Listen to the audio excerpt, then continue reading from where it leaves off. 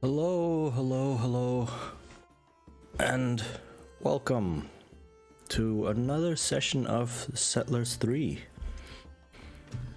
Last session went relatively well.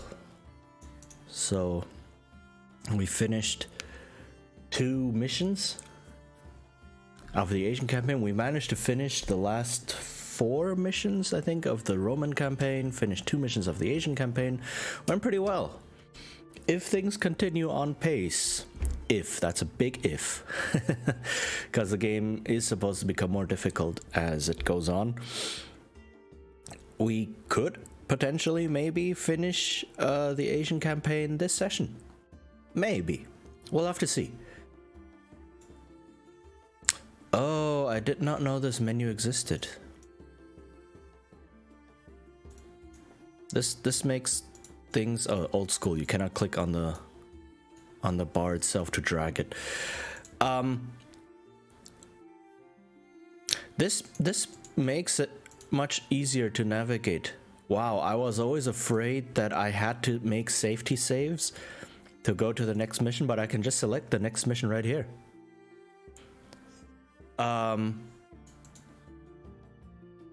Okay, let's try that. I just discovered this. Wow. Learn something new every day.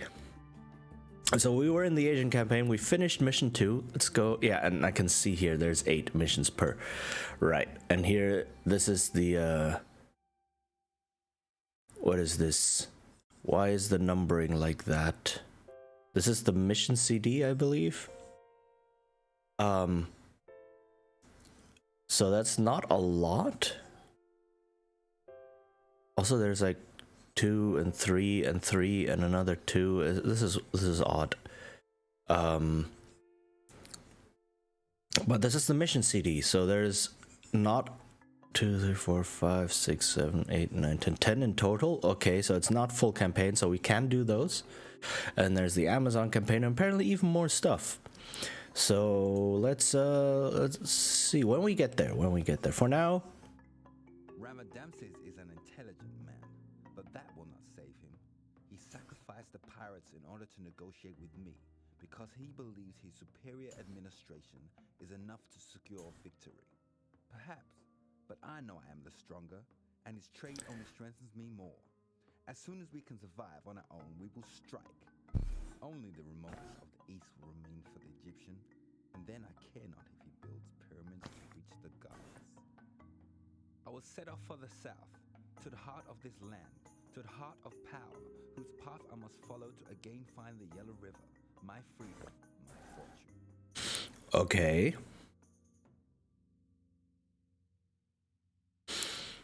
So, conquer the entire island, you lose all your buildings, very standard. So, by landing on one of Ramadamses' main islands... Okay, I don't know what music I added. I just randomly added a whole bunch of music. Some of it might be inappropriate. But, you know, we'll keep it in for now, because... game. Also, now I know what kind of music I have. Like, I literally have... several hundred, if not like a couple thousand tracks of fantasy DMCA free music, so I don't know what all of it is. In any case,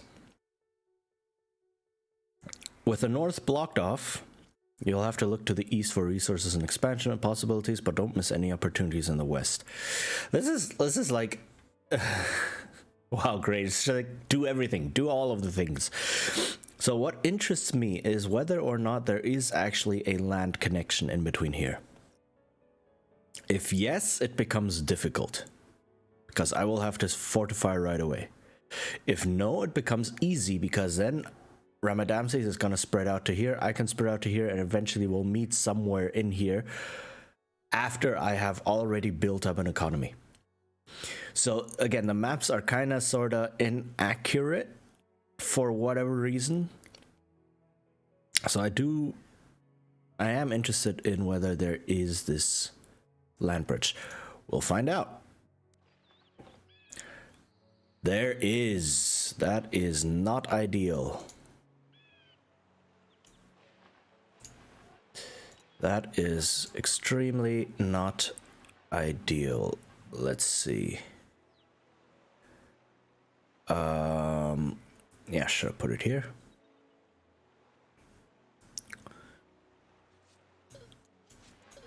Do I have any spies? I don't. Alright, grab a...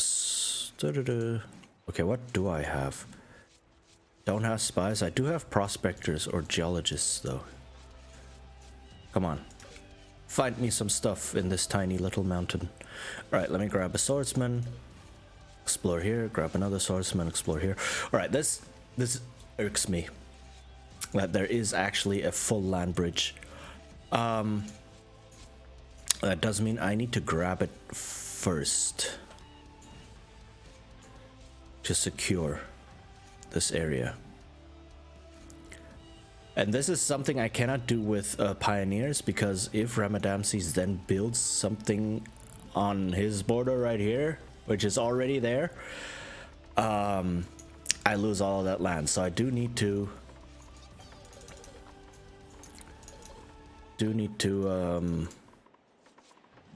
make sure I secure this one.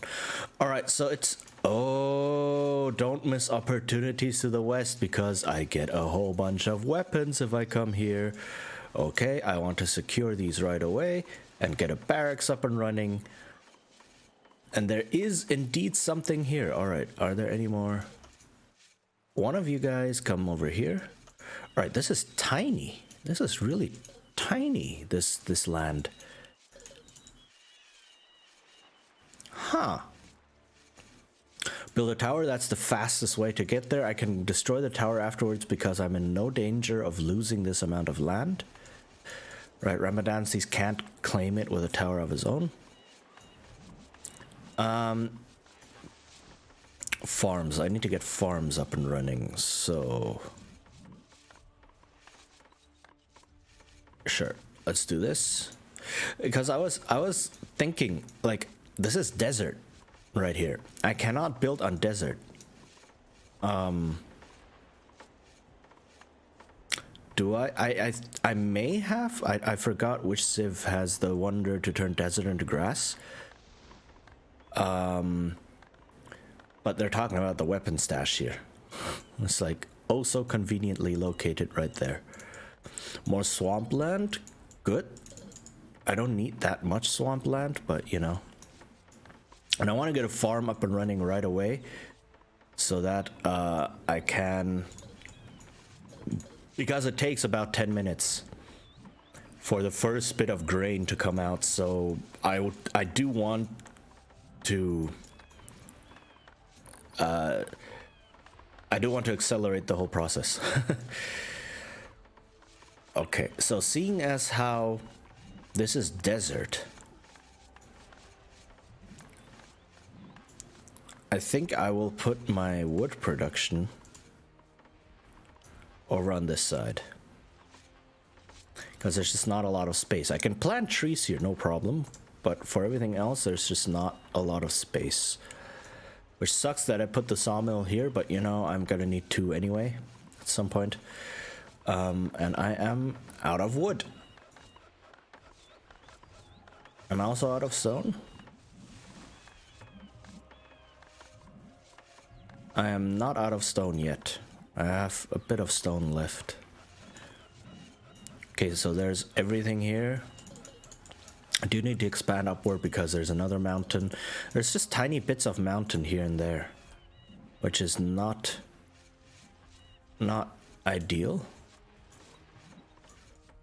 But you know, all right, that was not enough to grab this.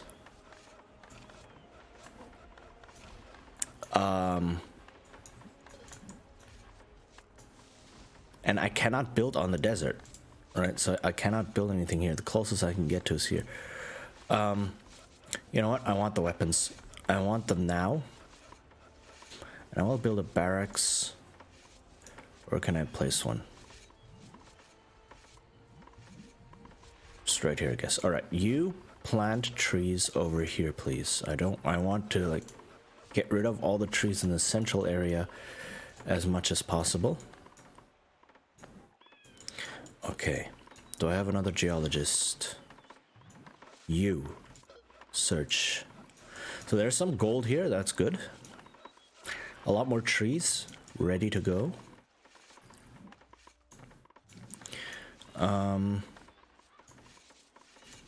Where's my swordsman? Where's my swordsman? Where's the swordsman who was in the tower? Hello. Dude? Did I send you off somewhere? Did I send you back? Okay. I don't know. I could theoretically delete this, but I don't feel quite safe doing so right now. Not until I have like a large tower up here or so, right, to secure this border. And this is a waste of resources, slightly, but it is much faster than using pioneers, especially because I need my villagers right now to do their actual job of transporting goods, right? Let's see. Medium residence. Where can I build a good medium residence? Actually, let me build another woodcutter's hut. Oof, this is where I wanted to build the large tower. Let me get rid of the trees. It's more important right now. And then another sawmill. I would like to place one right here somewhere. Plant trees as far over as you possibly can, please. I want the trees out of the way. Alright, this needs 3 wood. I am beginning to slowly hit the bottleneck of not enough sawmills.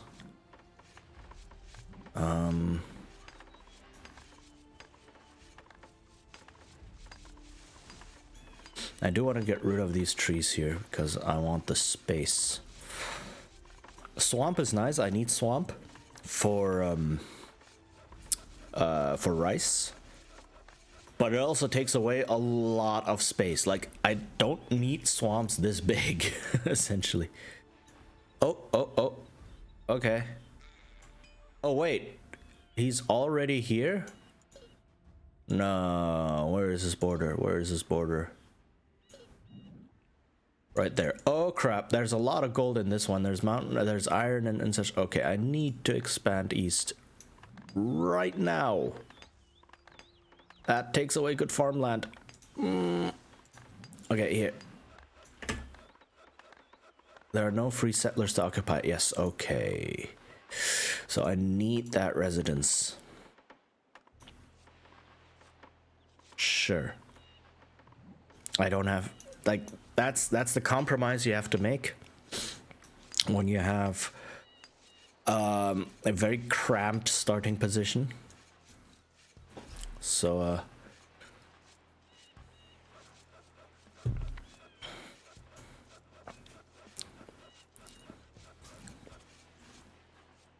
yeah, is he planting trees on the desert? Or in between all of the stuff in the desert? If so, that's amazing. Using this as terrain as best as I can. Right. But I need to make my way up. This is now a race.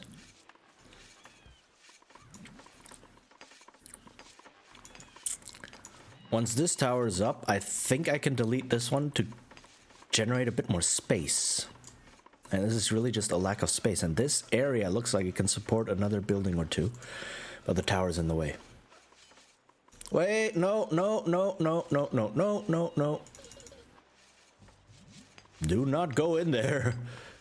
I am not ready to fight. Oh my goodness, hold position. There. I know there are thieves. But you can deal with them by sitting at the border. Alright, now this is done. Now I can get rid of it. Get a bit of resources back. And grab the weapons once I have enough settlers. So I need more settlers. Highest priority, please.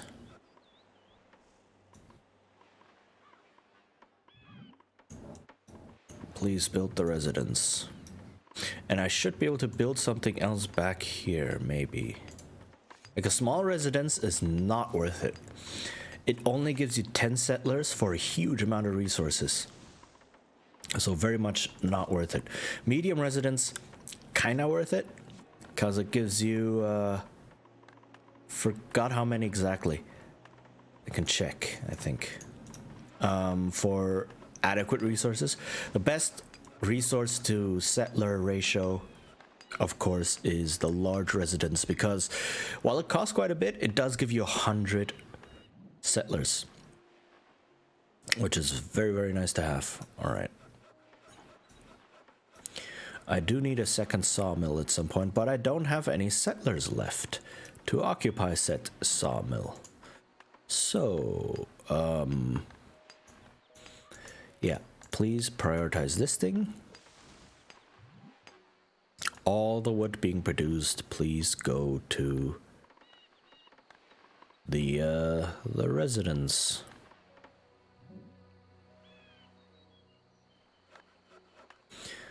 Okay, so this is slow because I only have a single sawmill. I have 3 woodcutters, right? And this is clearing out a lot of the trees. That's very nice. No, I have 2 woodcutters because this one's not built yet. Haha. Anyway, move up here. I want you to clear these trees.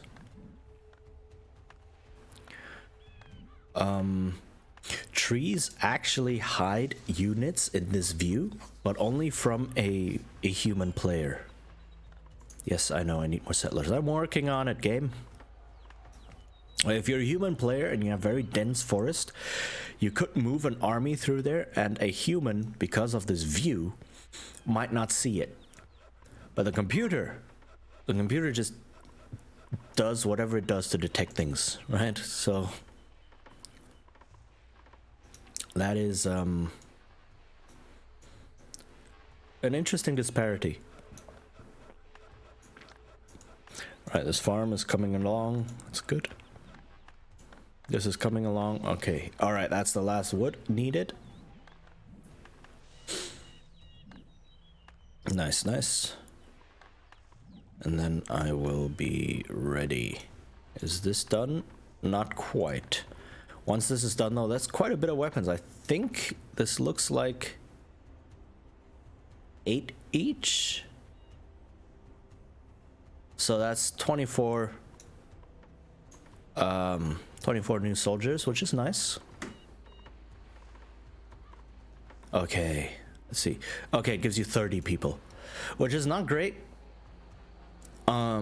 But it's okay. And given that I don't have space or the like, building a large residence now would have cost so much time, so many resources, that just not worth it. That would have just lagged everything behind. So building a medium residence one now is essentially a stopgap. What happened? Okay. Murdered a thief, I think. Alright, next up, I need this, please, to be built. I need this to be built so that I can expand. And I am going to grab a couple of pioneers. Please start taking land down here. All right. This is working. This is working. Like this game, and I figured out what I wanted to say like a session or two ago about what this game does. So it or how this game kind of functions compared to other real-time strategy games, and why this is really a management game. So in a game like Age of Empires or StarCraft, you can react very, very quickly to things, because things like building times and training times are relatively short. Right? I say relatively, it takes maybe a minute to build buildings. Right? It takes a couple seconds to train units, right? A couple seconds being like, I don't know, 10 seconds to 30 or 40 seconds, which is, yes, it's not negligible, but it is manageable. Why is my internet dying randomly? Anyway. Right, but in this game, training a unit is essentially you need to build up an entire industry for it, and that takes several minutes to, like, I don't know, 15-20 minutes. So if you have to react to something, it's already too late. All right, I do not need this woodcutter anymore because all the trees here are gone. So this one dude has done all the job. I guess, okay, I save some resources, I save some space, I can place a large tower up here now. And there are people picking up the weapons. Nice. Alright. Now, get a rice farm going. Because, yeah, okay. Because again, I do need rice for rice wine to get my soldiers stronger.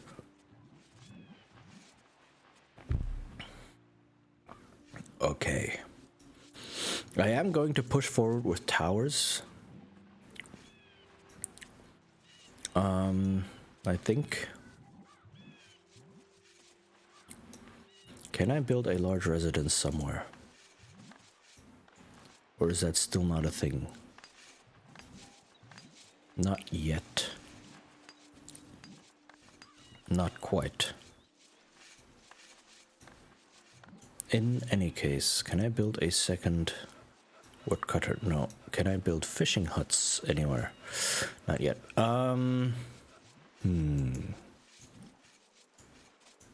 Let's see, what's the best position for a tower? Right here, so I can grab this mountain with the gold. Alright. It doesn't look to be expanding too far right now, which is okay. And there's gunpowder here, right? Or sulfur. You don't mine gunpowder, you mine the sulfur, mix it with coal, and then you get gunpowder. So only the Asians can use gunpowder because which does lead me to believe that it's not Asians, it's Chinese, you know, because but they call them Asians. It's, I don't know. It's the 90s. People were less knowledgeable. The world was bigger and more mysterious back then. And I do see that I'm dropping frames every now and then. If the connection is doing badly, please let me know. Let's see. I need a smelter and a weaponsmith, which I cannot build over here. Where can I build the weaponsmith? I can build it over here. Can I then build a smelter over there? Yes. Ha! This is where you fit. This is how you fit two buildings into this spot. Alright, because I have a lot of coal and iron, so I need to get this started.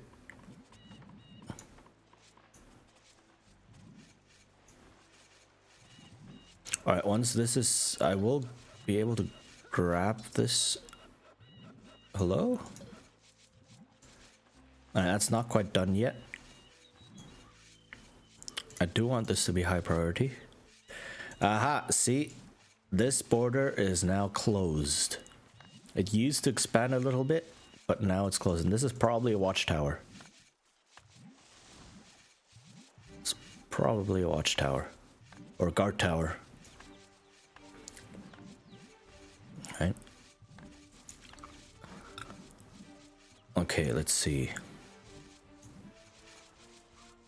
This will be almost done. Then the reason I want that is so I can put archers on there,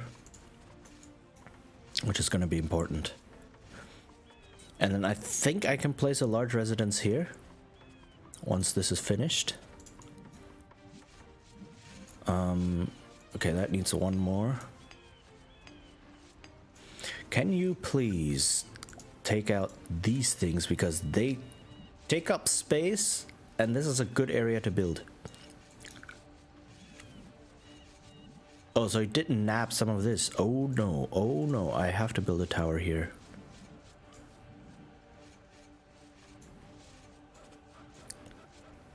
If this is indeed a guard tower, he might be able to grab all of this land, which is not good.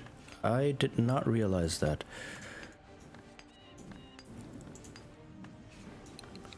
I need a second sawmill. I can only build here, which is which sucks.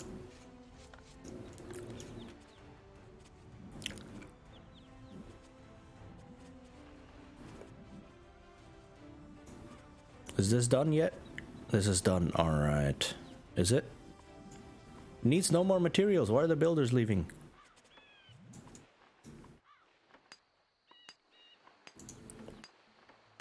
Well, I guess this one's important as well. That one is only the tower up there is only to secure the border. Well, this one here is secure territory, which is much more important.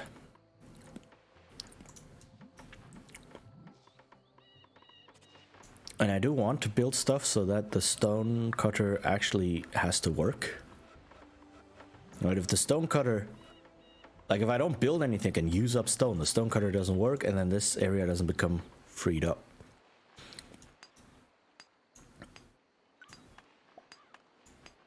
I go, oh, I keep making this mistake. I keep assigning work area and it doesn't tell me if the work area, like if the dude cannot find any more resources in the work area.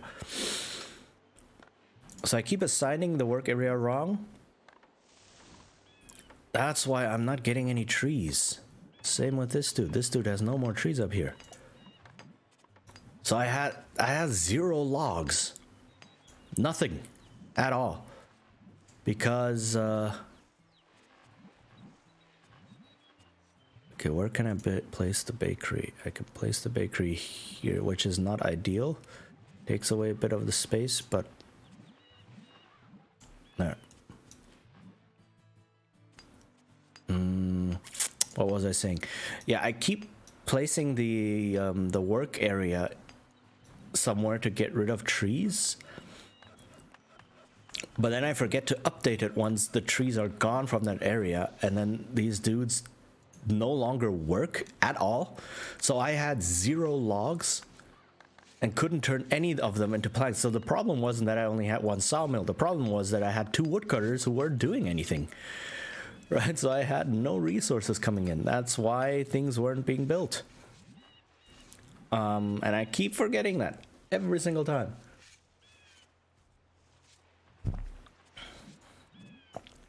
Okay, this has expanded. That's not good. It's very not good. So I do need to speed up with the towers.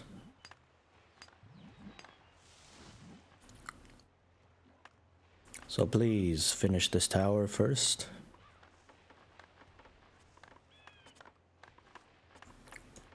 Right, because if he decides to build towers here or so, it can grab away this area, which is not nice. Anyway, all right. Finish this thing then. Go over there and build it. And then finish this thing so that I get more territory and can hopefully get some, get a large residence down.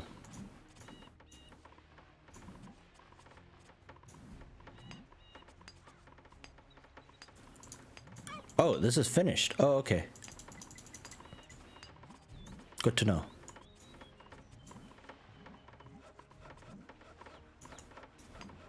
Okay, they're building this. So these choke points of wood are all of my own making. All of them. Because I keep assigning the woodcutters work areas where there are no more trees. Or forget to reassign them afterwards, and then it's just like the woodcutter just sits there. It's like, yo, sup, no trees. He doesn't even tell me. And that's the worst part. Doesn't tell me. He's like, oh, there are no more resources in this area.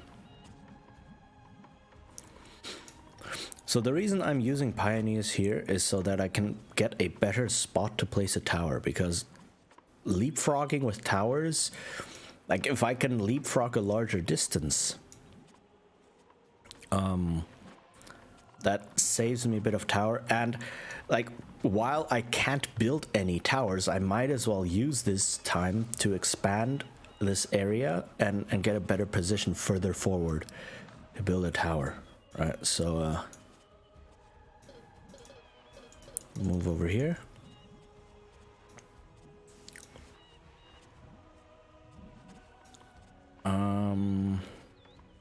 This dude has 8 full wheat, so the wheat is starting to rot in the field, which is why I need a mill.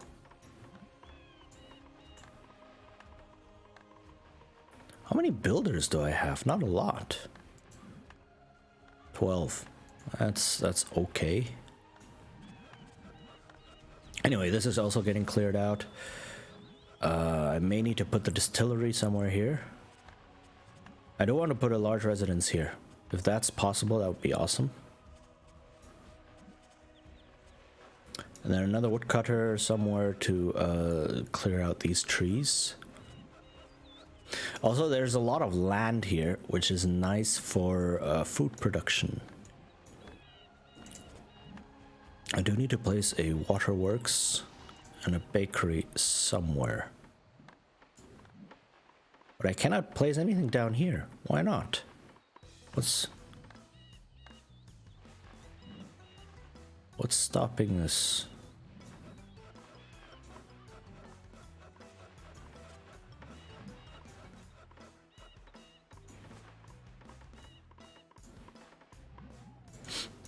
Okay, well, there's a lot of trees. That's nice.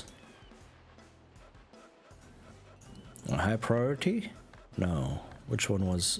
this one does need high priority.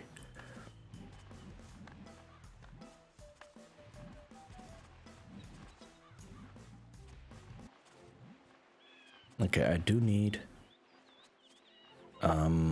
What else is here? These distances are relatively long, right? But my loggers have 0 wood, like 0 trees sitting there. So they need to catch up, essentially. It's not the sawmill's fault that I'm low on wood.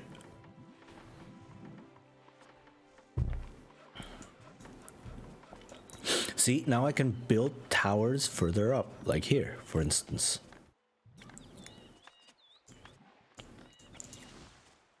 Well, no, not quite, because that area somehow, for some reason, is not quite big enough. I think I'm seeing the structure. Like, it needs a full hexagon, and this hexagon is disrupted by the swamp, I think. Like, you can tell the map is built out of hexagons. You can kind of see them. But unlike Settlers 2, the game is not explicit in how big every building is and how many hexagons things take and so on. Like, that's can I? Okay, it'll take a while, but I want the large residence. I need yep.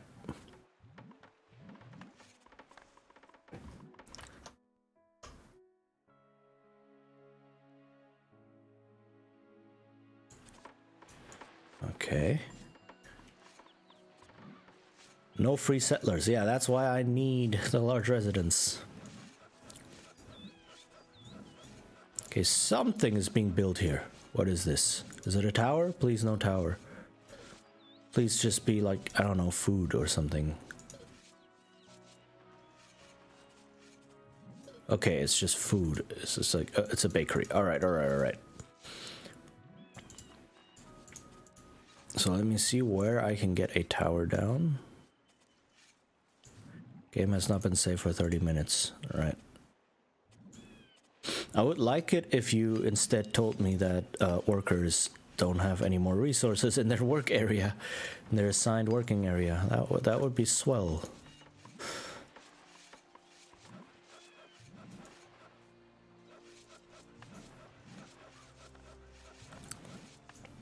So there's a single tree sitting here. Please get rid of that tree. And then I need to remember to reassign the area to here.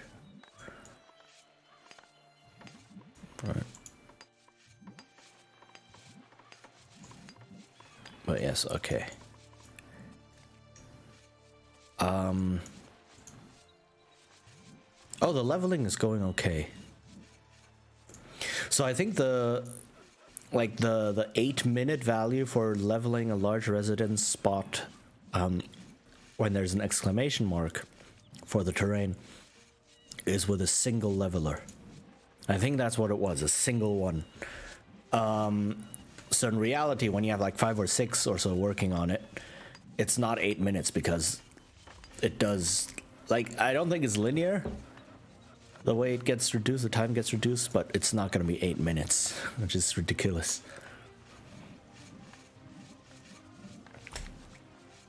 It's probably like 1 or so. Which is still a while, but better than 8. And, like, I'm not going to use this spot for anything else. Might as well plonk down the residents and get my settlers out.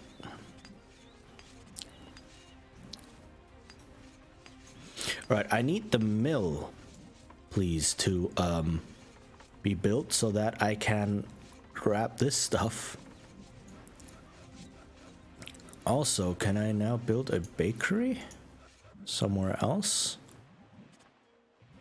No, can I have this dude grow stuff over here?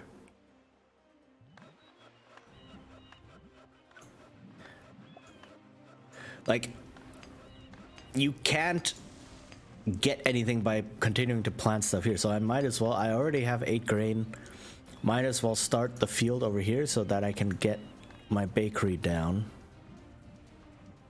and the waterworks down, right?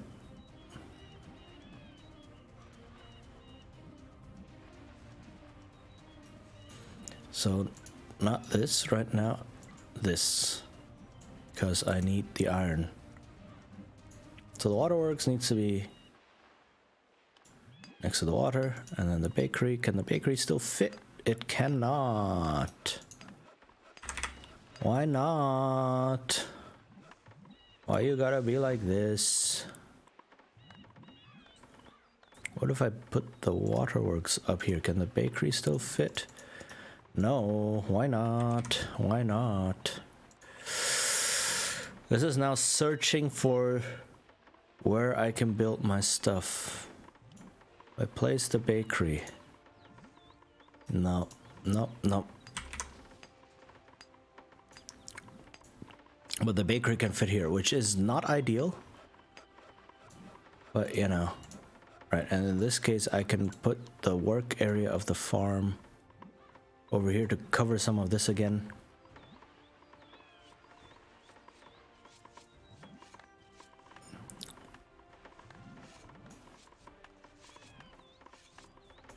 Okay, finish this, please. Grab a soldier to move over here. Unless I already have a soldier. I have a soldier over here. Oh no, that's it.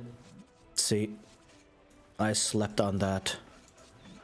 And now I wasn't fast enough. Now this is taken over.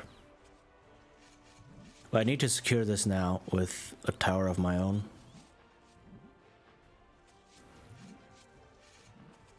Yeah. It's a race, and it's a race I'm not very adept at.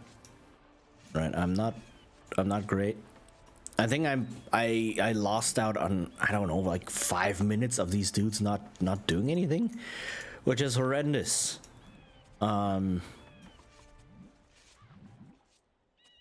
So that's not ideal. Yeah, there's 2 soldiers here. Let me just load this up with more people so that I can grab these dudes and move over here.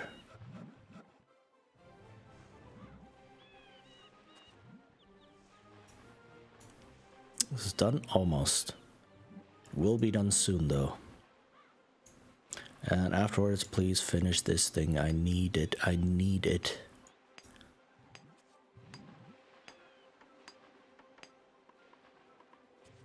Maybe I can conquer the tower out there.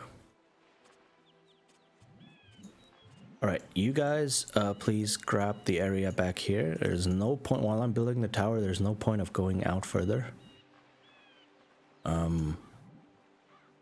Where are all of my pioneers? I have 2 here. I have 1 here. I have another one walking here. Where's the last one? Where's the final pioneer? Hello?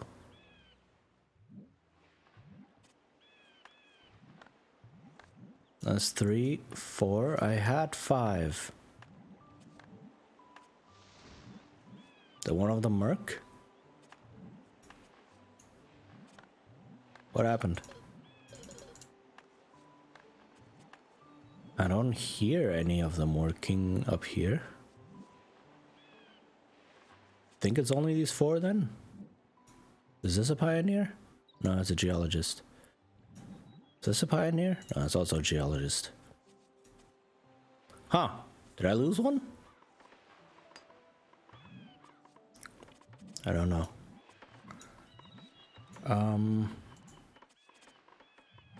Yeah, but I need this area for farms.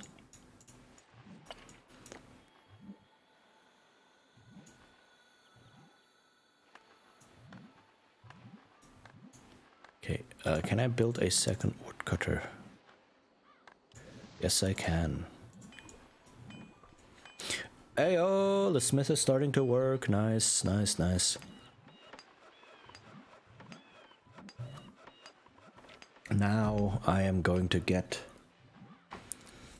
like, all the coal and such is going to be used. Instead of my mines just sitting there uselessly. That's good. It's very good. And I can start with the construction of more mines. Let's see. I need to place these carefully. Iron mine all the way out here.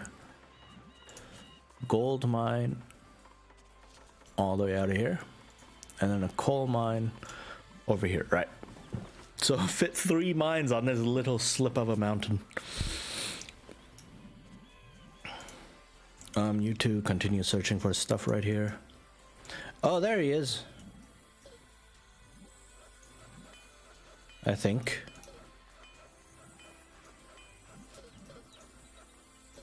Maybe? I don't know. Ah, yeah. That's 5. Okay, I found all 5 of them. Let's see.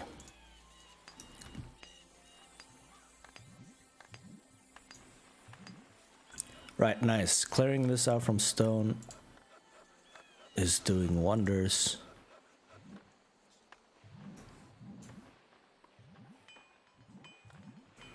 Right, so I am getting more stuff done, more build stuff done.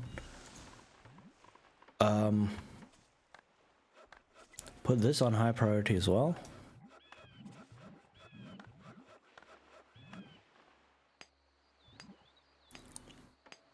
Seriously, I need to learn to have these workers, like, that is the #1 thing I need to learn. I think I have the basics down, but the #1 thing I need to learn is really not forgetting to reassign working areas.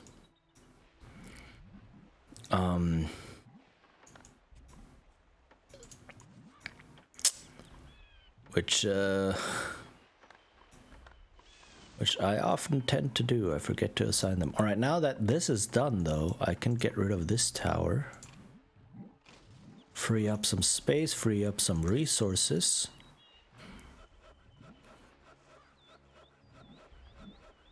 And free up that soldier. And I think I can get rid of this tower as well. Not yet. When this tower is done, I can.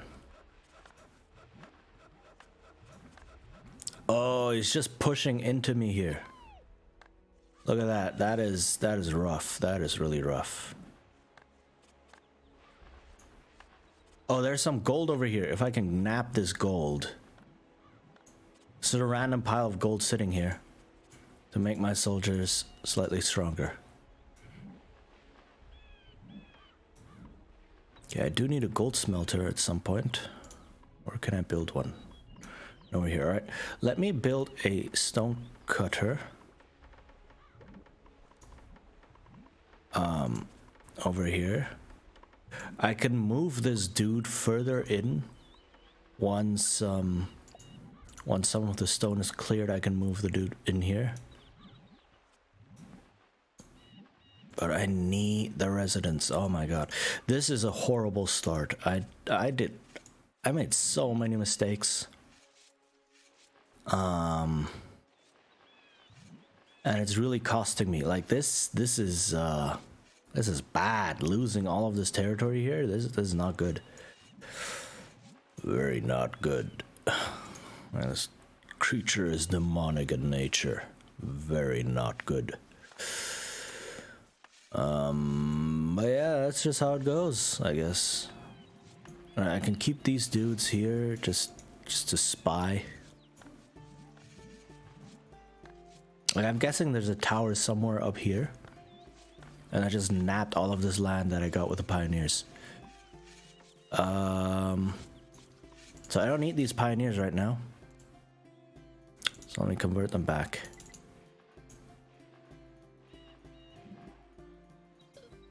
Oh, you're outside the territory, which is why you cannot be converted.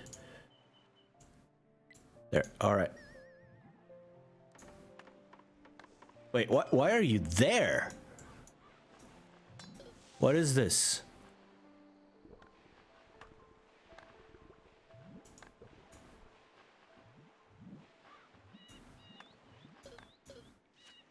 Yeah, please shoot all of them. Archers.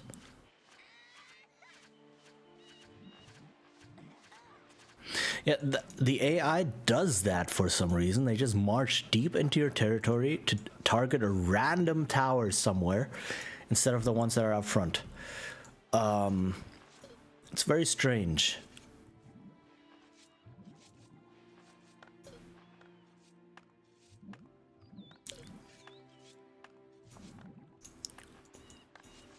But yeah, I do want to march in. I'm just gonna see, you know, YOLO. I'm just gonna march in. There's a tower over there. Yep. If I can nap this one, it's gonna save me a heap of trouble.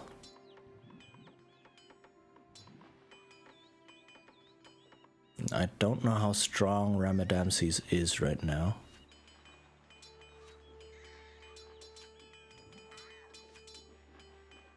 It's not much of a response. It's like 3 soldiers. Alright, don't go any further for now. Actually, if I nab this tower, I disrupt the food production. And that's huge. That's really huge. I can do that.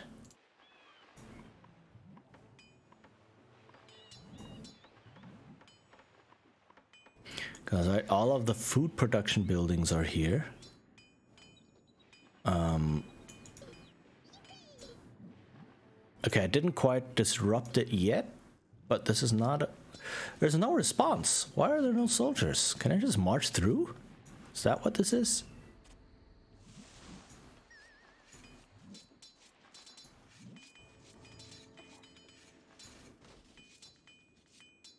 Okay, that destroyed the bakery. Or can I seriously just march through? Is that a thing? It's like, yo, all you have to do is nap those handful of weapons to the east. No, sorry, to the west, and you're good to go. You can just walk through. That seems a bit cheap.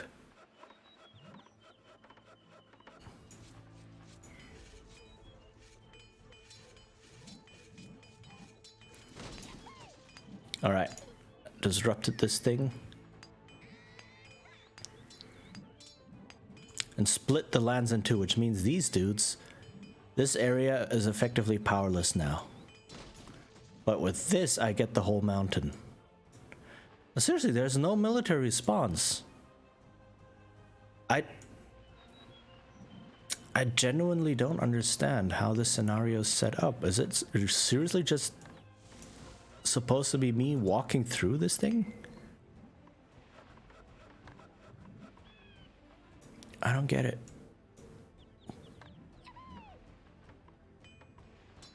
I don't know if I'm supposed to feel a bit cheated or not.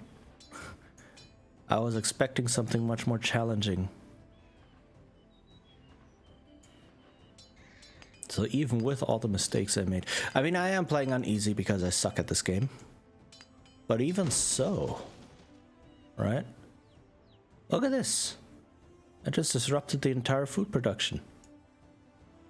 Basically. And got a lot of resources. So, yeah.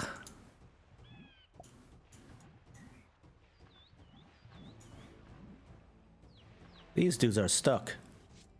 They're completely stuck.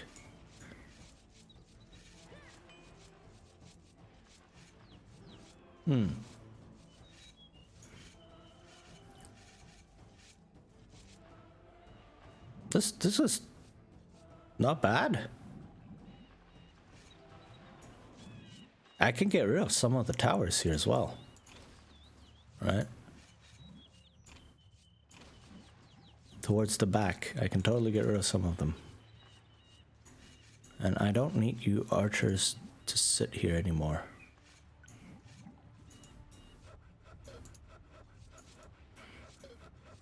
And none of these dudes are higher rank. They're just all basic soldiers. So this is very easy.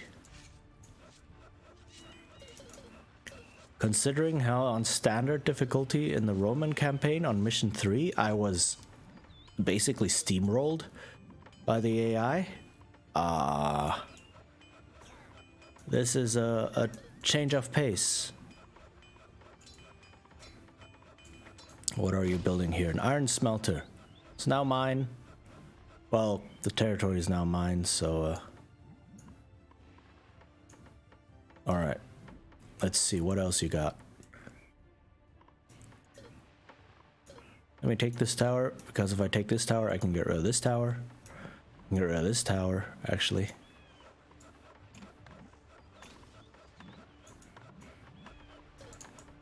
Like, I don't...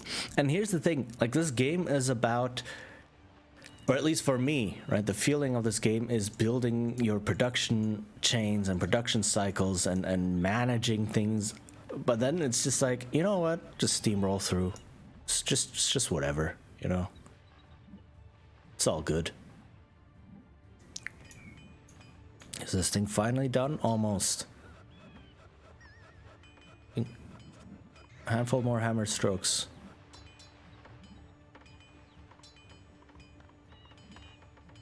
Come on, come on. Yes, alright.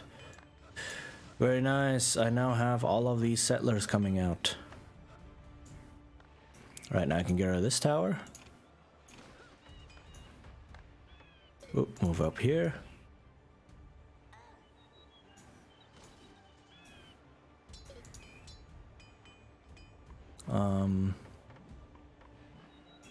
Okay.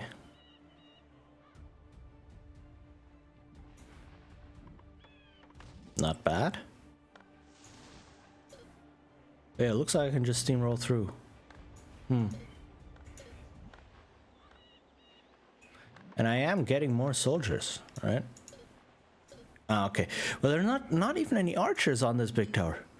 Charge! Yes, indeed. Hi, Seal. How are you doing? Like seriously, this map, I don't know. I don't know if easy mode just makes it too easy. I just basically found a stash of weapons, and then the game is like, yo, just take all of these dudes and run through. You win. No actual production needed. Right? All of this stuff I've been setting up here.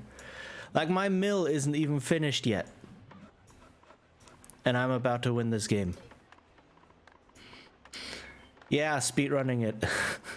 Exactly. Which is not bad. I guess I get through it. You know?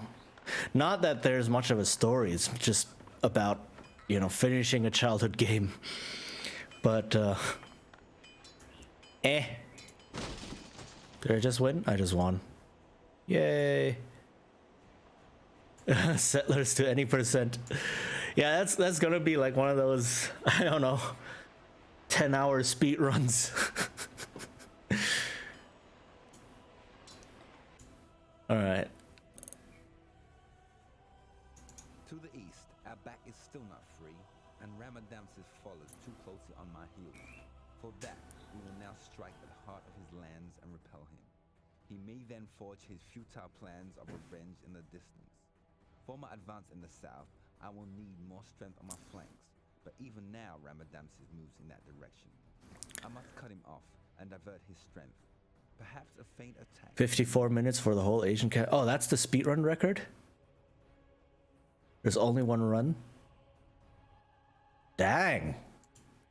I mean, I guess if you know what you're doing, and if you know what to expect on the map, right, you can do very precise maneuvering. Like in this game, in this map, all I really had to build was like a tower, and a barracks. That's basically all I would have had to build, and then I had enough dudes to win everything. Right? All of the other stuff I built, what woodcutters and stuff, no, none of that. I don't need any of that. I don't need any resource production. All I need is a single tower to gain the territory, a barracks because I get the stash of weapons, and then I grab all of the weapons, get all of the soldiers, and just march through. It's basically all that was necessary. So I can see how, like, and if you know that, then you can save a lot of time, right? So I can see how that might totally be possible. But I am speeding up, actually. This is nice. Like this map, or the last one, map 3 of this campaign, I did in less than an hour, compared to like the 2 hours or so I needed to take on previous tries. So I'm guessing this speedrun is probably a lot like the Warcraft 3 speedruns, like where you have to know exactly where to position your units, attack things in the fog of war, skip triggers and such. Take control of the isthmus and drive a wedge in the heart of your enemy, but don't neglect your defenses. So I'm supposed to, march? Oh, this map is messy. So I'm supposed to separate the Egyptians, but I have some territory possible here. All right, let's just go with this. All right, what is my territory? I have a castle. I have a woodcutter. Do I have a sawmill? I do not have a sawmill.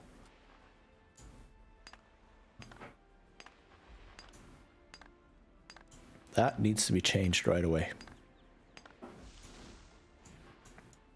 Also, one thing I'm really bad at is I keep forgetting to reassign working areas.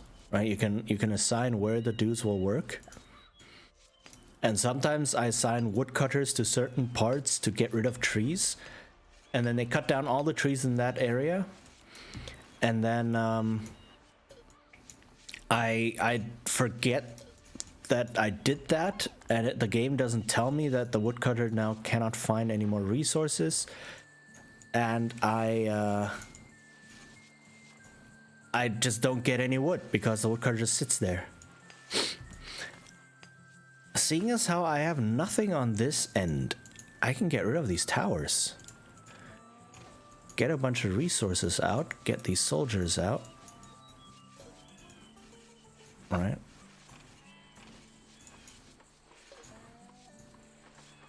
Like, it doesn't matter if I don't have vision of this area.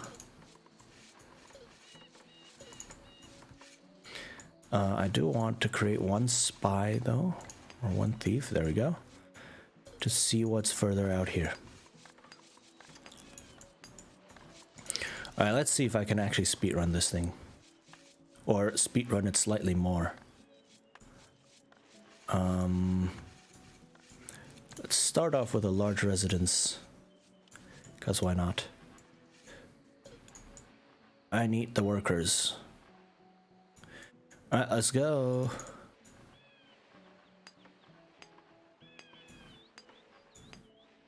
Oh, that's a watchtower. Ah. Okay.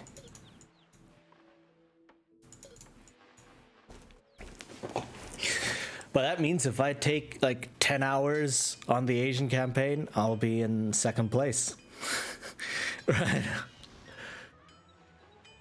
So that's not bad. I can say like, yeah, Settlers 3 Asian campaign, I'm in second place on the speedrun. Alright, I can probably take out the northern part right away.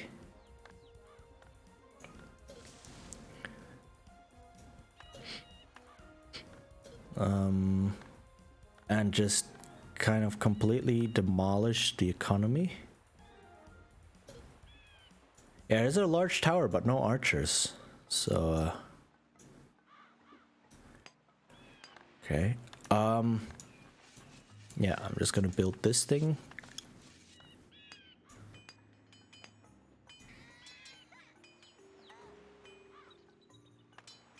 Let's see. Let's see how I'm gonna do.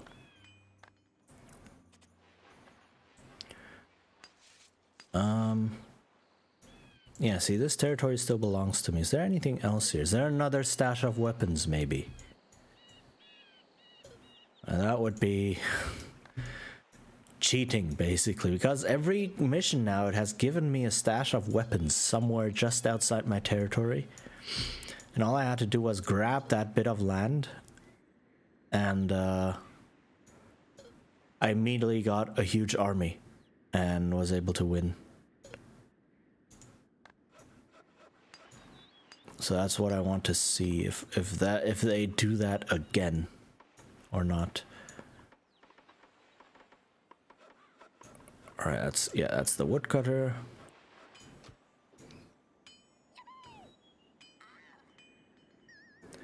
Hey, look, I'm just destroying this thing.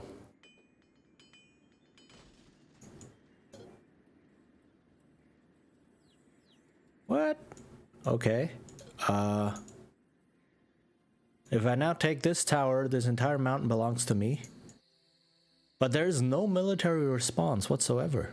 So I'm guessing I can just run through. Which is, again, but then I beat this game in like, I don't know, 10 minutes? So, I guess that's cool. Maybe? Let's see.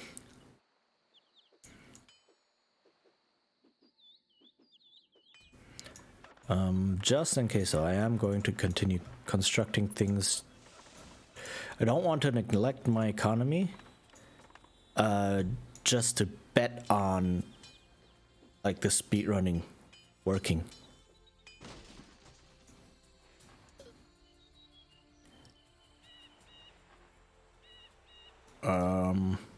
But there was a single swordsman. All your base are belong to us? Yes, indeed. There was a single swordsman who came up to defend. Oh, okay, so there are a bunch of dudes here. Okay.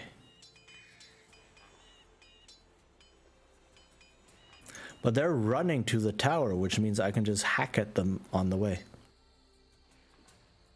Huh. Or I don't know where they're going. But okay, I'll just let them be. I have more dudes. Right, so I do need to build up a bit of an economy. Do I have 4 geologists. Alright, let's see. Secondary wood production. 1 here, 1 here, and 1 here. There.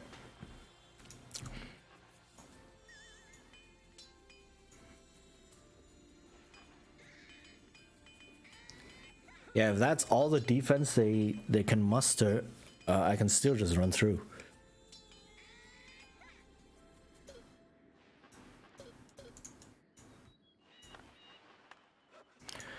Okay.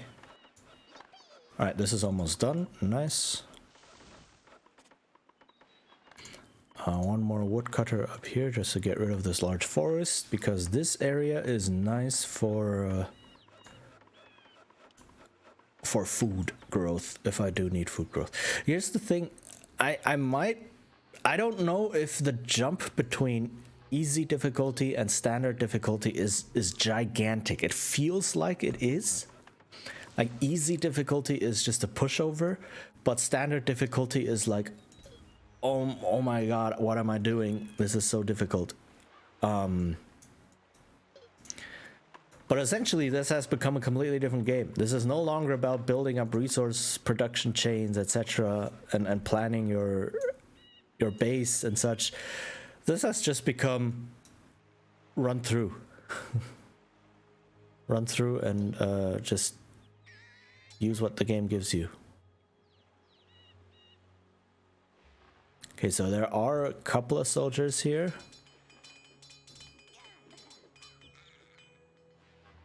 But even so, I was able to conquer like the entire northern bit.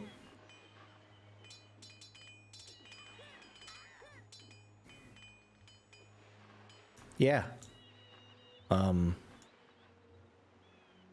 Okay.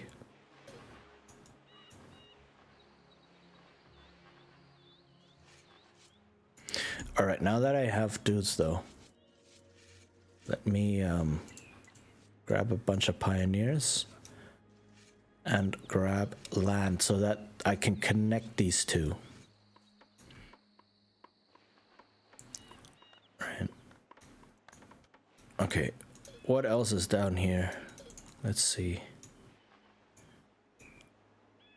I still have 17 soldiers. That's quite a bit.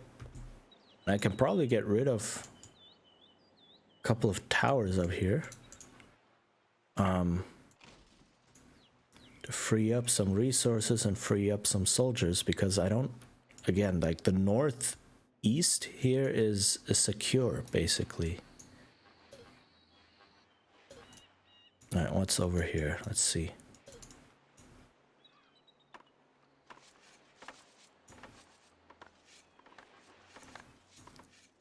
All right, let's start some food production just in case.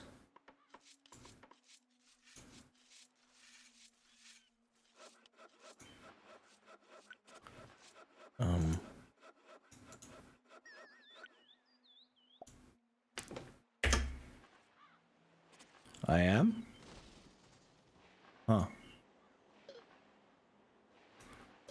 Well, it looks like I am just going to win this, like so.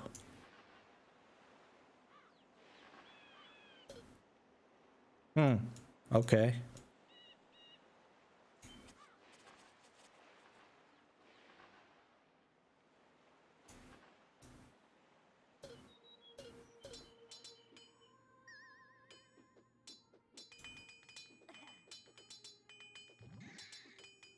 All right. I mean, I still have 14 people here. And there's like 2 in the towers. So, do I just win? I guess this would be the quickest win ever. Because apparently these speedrun strats are totally viable.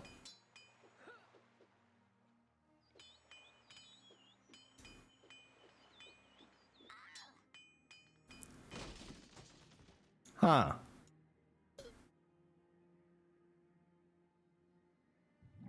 Okay. Not quite yet, but getting there. There's 2 towers here. I don't know how far this extends. This map is huge. Like, look at this. This map is gigantic. Right? So it would have been an absolute joy to just build and optimize production chains and use this land area. But then the game just says, you know what? You don't need to.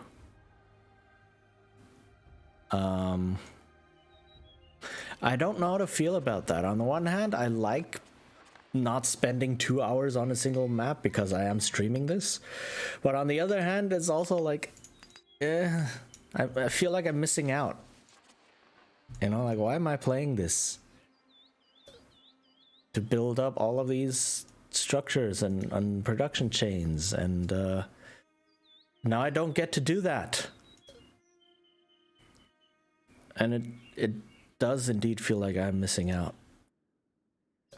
Especially with a map as huge as this, where you finally have space to really expand and really just build, right? And optimize, where you can finally place things together. Like all of the production buildings that belong together, place them all together and such. And now,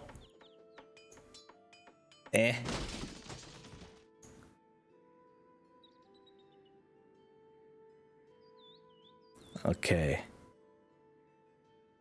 I don't have enough soldiers left to take over any towers, I think, but I do think I've suitably destroyed this dude's economy enough that I don't have to worry about it. And he lost all of the mountains, a lot of other resources, etc. So yeah, I don't think I have to worry about it.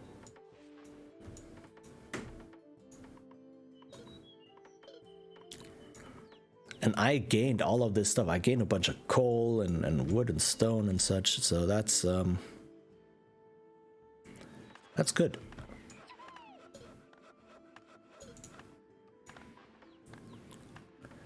Okay, I want more woodcutters because I want to get rid of all of these trees.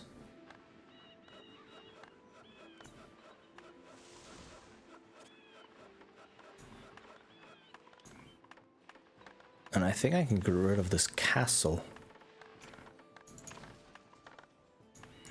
And free up a lot of resources and space. Okay.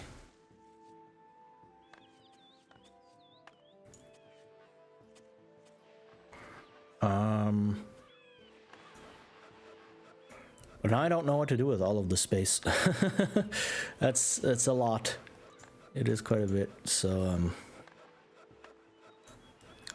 built more farms and such, I guess. Do I have a swamp anywhere? Down here.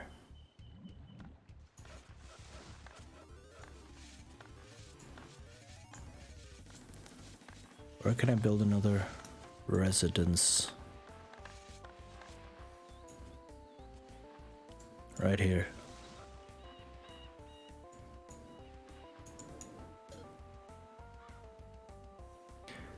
Okay.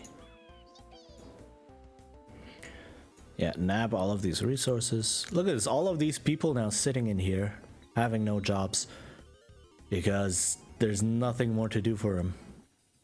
Right. There's just not enough stuff going on, essentially.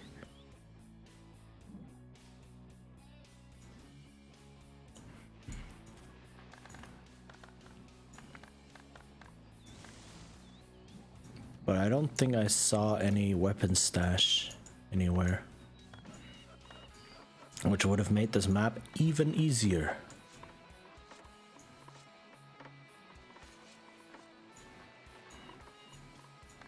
Okay, I still have a bunch of free settlers just standing around, so come down here.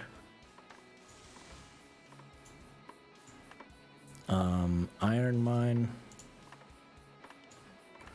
I could build a second coal mine. Hello? Over here.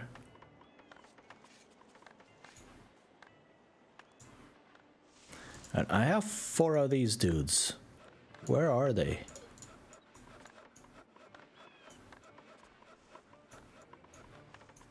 Oh, I just found 2. Oh, that's a pioneer.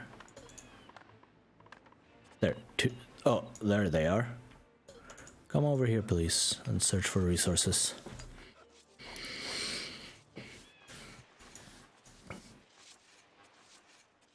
Okay, large residence.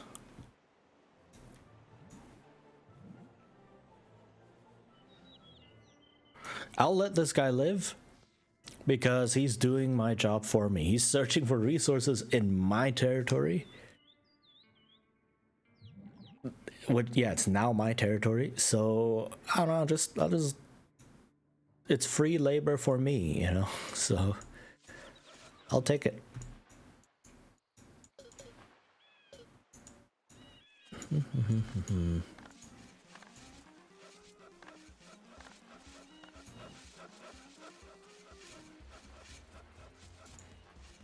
Okay.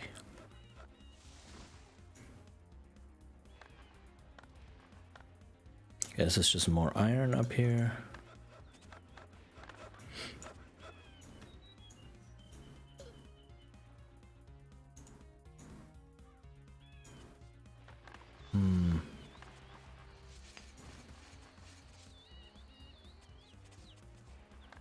Okay, slowly expanding everything. That's nice.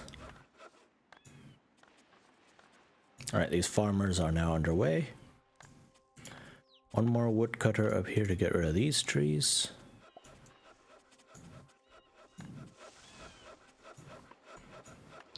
Like, and having a lot of woodcutters and sawmills as the Asians is never a bad thing because you need a lot of wood to build things.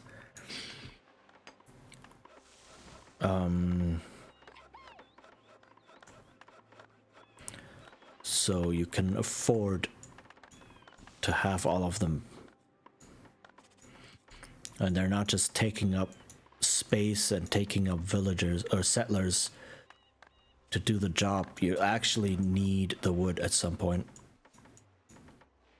At least that's what I tell myself. Alright, let's see. I mean, the game description or scenario description was like, drive a wedge between those two. I was like, wedge? What do you mean wedge? I think I'm just gonna take over the entire thing.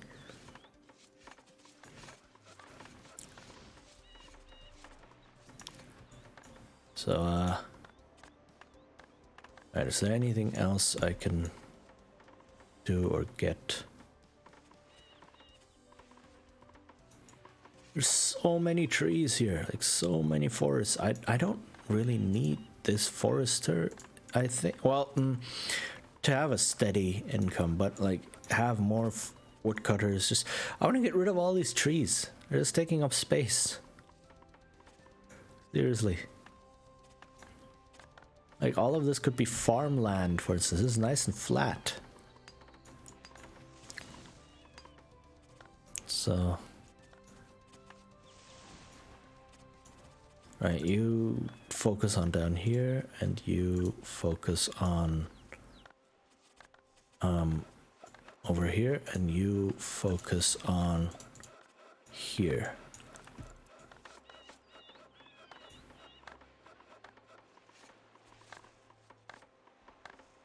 Okay. Need to go full orc. Yeah, chop them all down, exactly. Go full orc.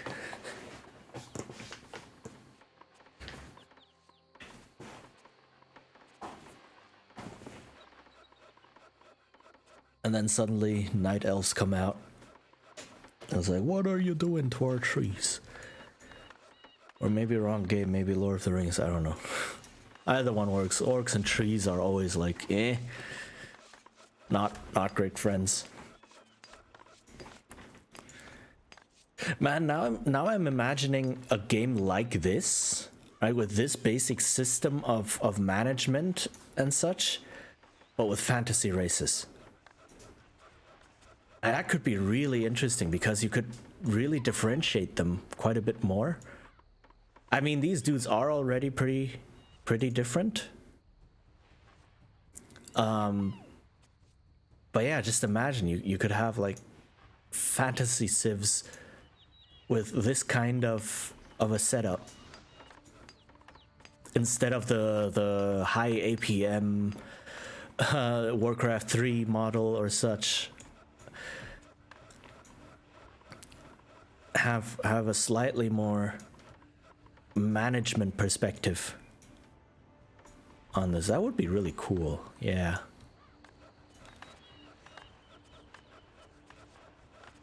Ah, dang, now I want a game like that.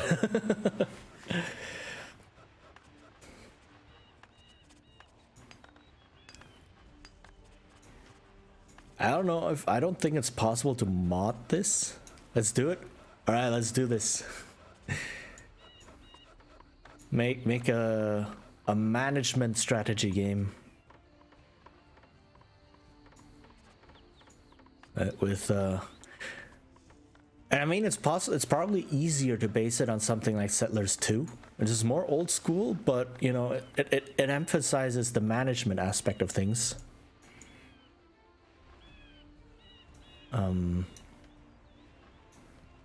But yeah, that does sound like, actually, yeah.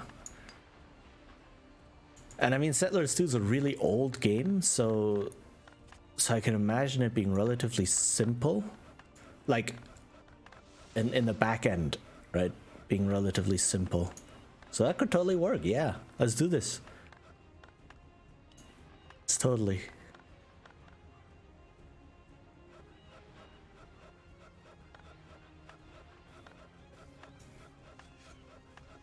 It's like, I don't know, commission various V artists for assets or so. A lot of them will probably be very happy to work on something like this.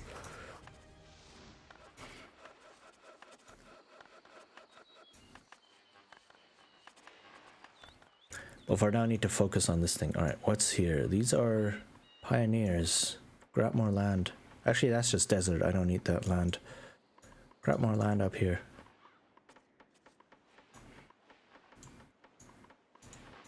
Okay. More pioneers. Grab land.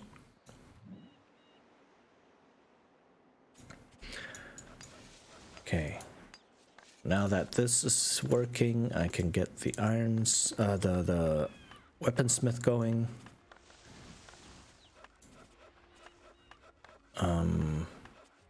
Farm. More farm. Actually, there's a river here. I want the farms to be over here and over here instead. So more woodcutter.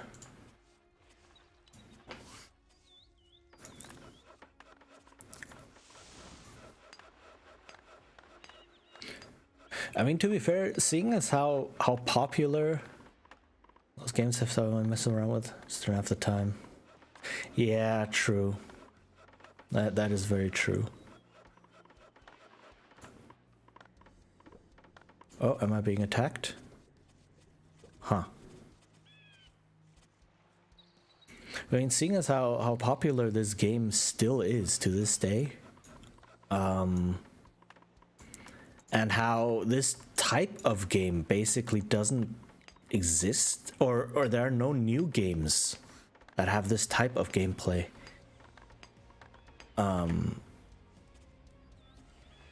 It could totally work.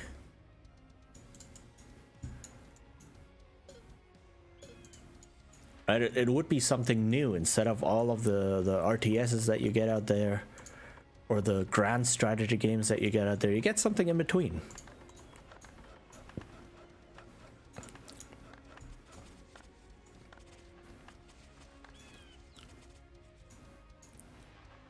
Okay, let's see.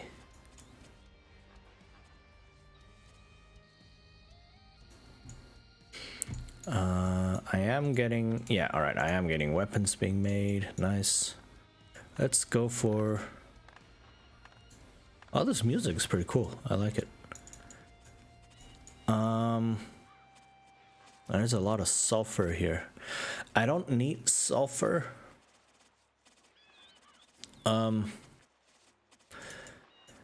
Because sulfur is used for siege weapons. Specifically, it's used for the cannon. And only the Asians can make the cannon. And you have the where is it? Cannon hall. It's just called the cannon hall. So you can make cannons in this. But siege weapons in this game in general suck pretty bad. That's one thing that was just kind of added in, but not really fleshed out enough. Because the way siege weapons work in this game is they can only attack enemy buildings, so you use them to like destroy. Should have added the trebuchet. It's too early for the trebuchet. I think maybe. But yeah, each civ gets their own siege weapon. But the way siege weapons work, you can only target enemy like towers with them. And they essentially kill soldiers in the tower without you needing to attack it with your own soldiers. But the siege weapons are horribly inaccurate. The cannon is the best, but the other two are just really bad. And every single shot requires ammo, and you need to build the ammo out of actual resources. And you need to move the siege weapon all the way back to a siege workshop to reload it, and then move it all the way back to the front line, which is very, very tiresome. And since siege weapons are very slow and cannot move through trees and such, it's very restrictive. No one really uses them. So sulfur is only used in the construction of cannons, and that's it. So technically, sulfur is useful for the Asians, but seeing as how siege weapons are pretty useless overall, it's useless for everyone, right? So it just takes up space. The only siege weapon that is usable to some extent is the one from the Amazons, because it doesn't need to reload, and it has very good accuracy, right? Which is pretty OP. But there you go. That's the Amazons. The Amazons in general are very interesting, actually, with the type of stuff they can get. Like, they get a lot of quite overtly magical stuff. Like, they get an alchemist.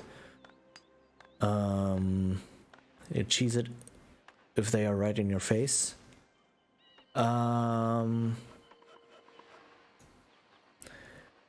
What, with the siege weapons? Like, yeah, if you move the siege weapon right up to the tower, I guess, yeah. I don't know if that works. If the like the Romans get the catapult, for instance, and I'm not sure if it has like a minimum distance before the stone that you shoot becomes active, so to speak. I guess. I guess you could, but I mean, with the amount of resources and time you would pump into a siege weapon, you might as well use that to train a whole bunch more soldiers, right? And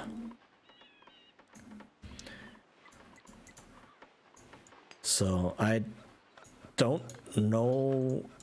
Like, all the guides I've read on how the civs work and how the units work and buildings and such, they all say siege weapons are generally not worth it because they're just bad. Like, really bad.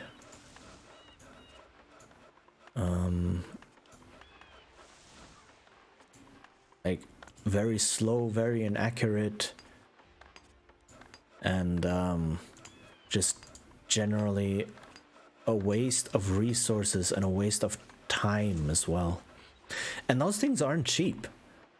Right? They take up a lot of resources, and the ammo especially. Right? The catapult from the Romans takes a lot of stone. The cannon, I think it requires sulfur and iron for the ammunition. And then the Egyptians have the ballista, which requires wood.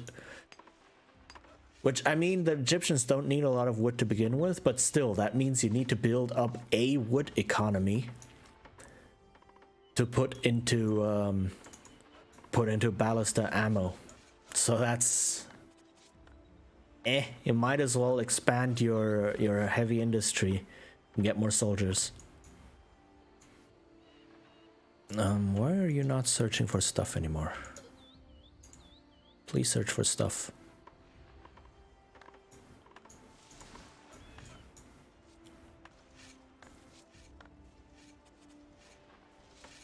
I mean, I can eventually, I think, just build one just to see, but like it requires a lot of extra industry to build up, right? And it costs a lot of time to do that.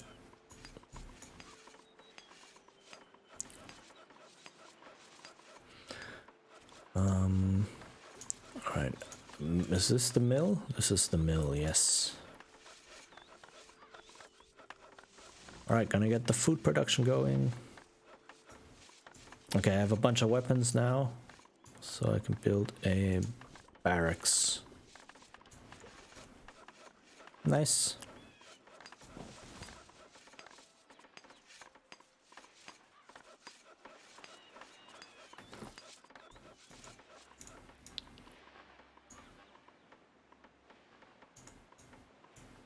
Alright.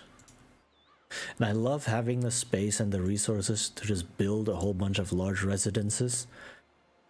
Because you get so many dudes out of that. Right? Like these 3 large residences that I have are just 300 dudes. Just like that.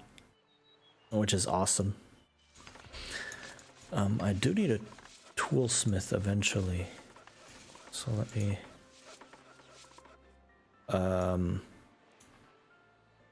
we get an iron smelter here. Get rid of the trees. Okay, let's see.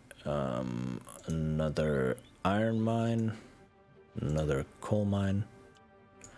So I need gold. Gold is like... Well, I don't need gold because, again, I can just steamroll these people. But... you know, none of these mountains have gold, which is a bit sus.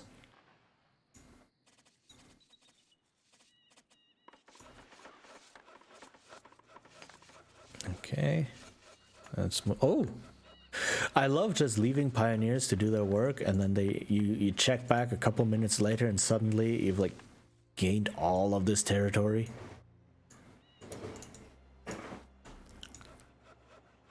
Yeah, they just do their job, and if you have enough of them, it goes really quickly, which is awesome.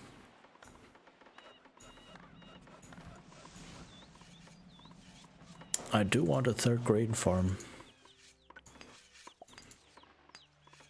Somewhere close by.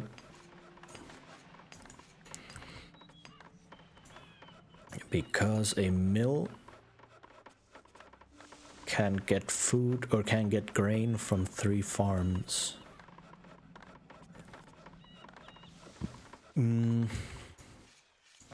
Oh, I can build it up there. Nice.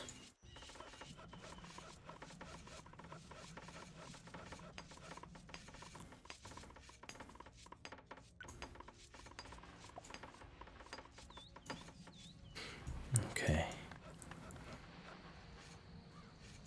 Yeah, look at all of these people.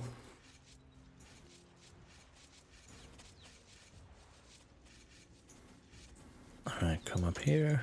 Okay, there's some gold here, that's nice. Alright, this has slowed down considerably, but I'm still at 35 minutes played. There is a timer in the bottom right corner. I'm covering it up, but it's saying 36 minutes now, which is still not bad, considering how long it took me previously.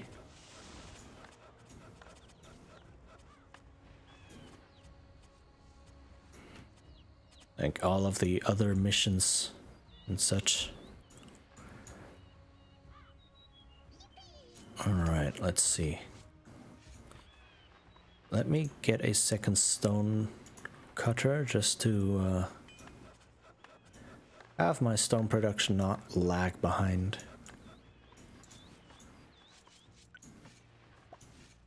Okay.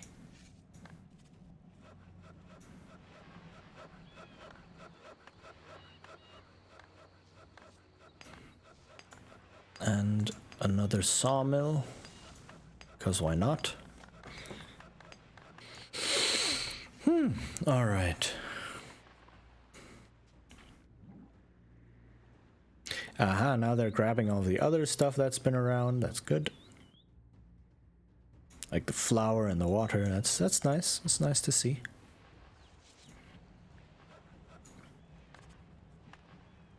Ah, there we go. More soldiers. How many is this? 9? 9 soldiers. Very good.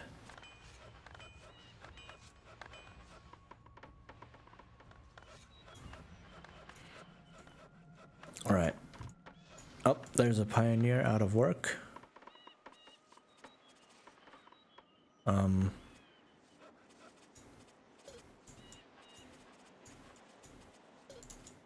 Sure.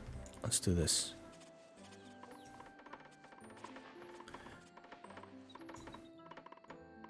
This music is pretty jarring because I just took a whole bunch of different albums, all from the same studio, but you know, I just put them all together, so I don't know what music to expect.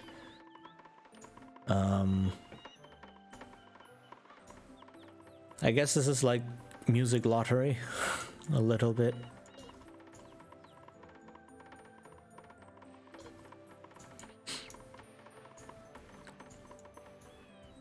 All right, nice. Getting some dudes. I need an axe to occupy this building. All right, so now I do need the toolsmith.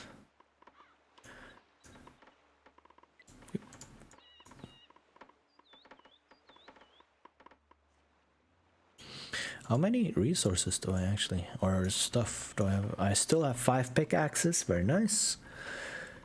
No more hammers, shovels, or axes, yeah. A single scythe, that's for this one. And I have a bunch of fishing rods, so let me do this.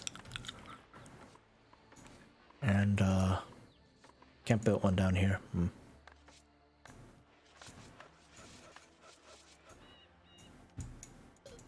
Like, I'm not even producing any alcohol to sacrifice to the gods because I don't see the need for that right now. And I was able to just steamroll my way into here, and like, this dude basically has no more real economy. So I doubt I'll be able to really come up with a lot of soldiers.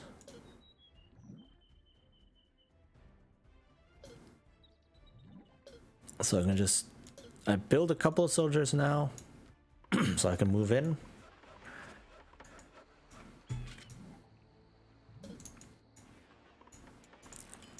Right, by taking away all of the iron and coal production, there's a smith down here, a toolsmith, right? But that doesn't help him in any way.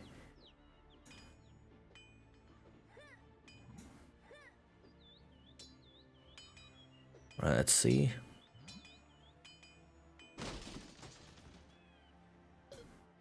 yeah, I think this is it. I just walk in. Yeah, see, none of these buildings are getting built. That means this dude has no more economy. Right? These buildings are all half finished. That means no more basic resources. Nothing. Oh, this castle looks cool. I've never actually... Or I don't remember ever seeing an Egyptian castle. It has 2 small watchtowers integrated here. That's very cool. Or guard towers, rather.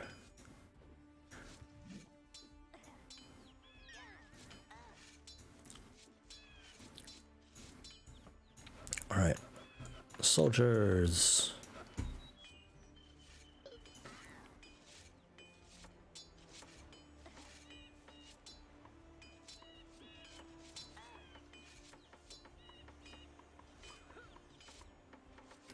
Okay. Also, my connection keeps dipping into the red, so I don't know. Whoop. There we go.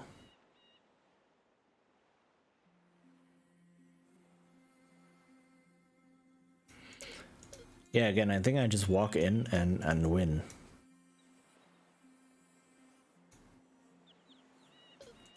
I need enough melee fighters in order to actually conquer the buildings. But that should be doable. That's why I'm still training some soldiers.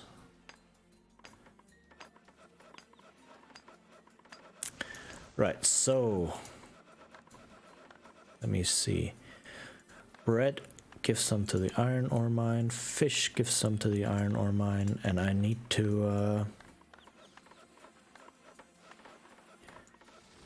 start up a meat economy.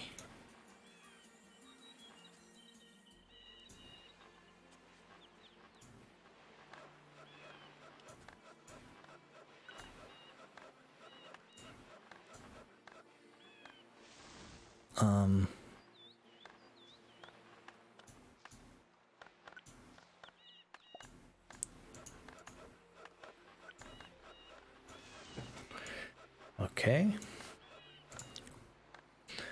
Pig farms.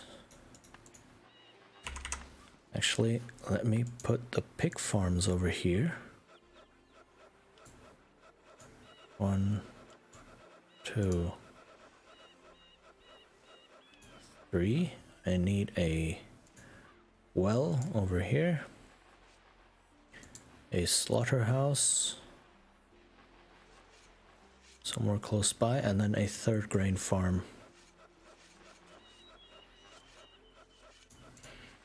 Over here.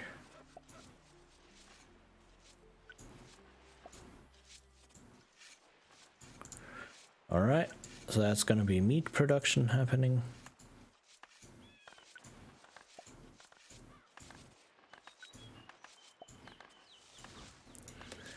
Okay.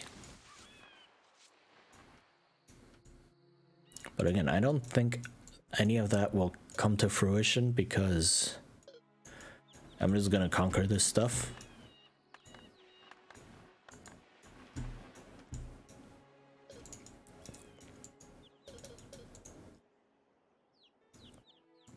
I don't actually need any archers, so please do not make any more bows. Archers are useless for me right now.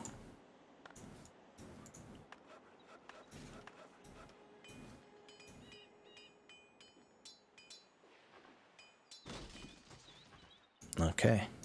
I think there's like 1 or 2 more towers over here, and then I will have won the game.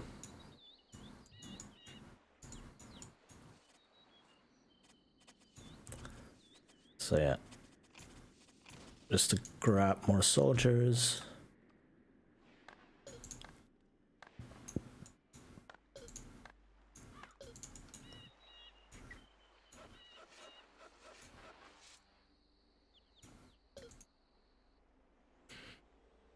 This should be good enough. Let's see.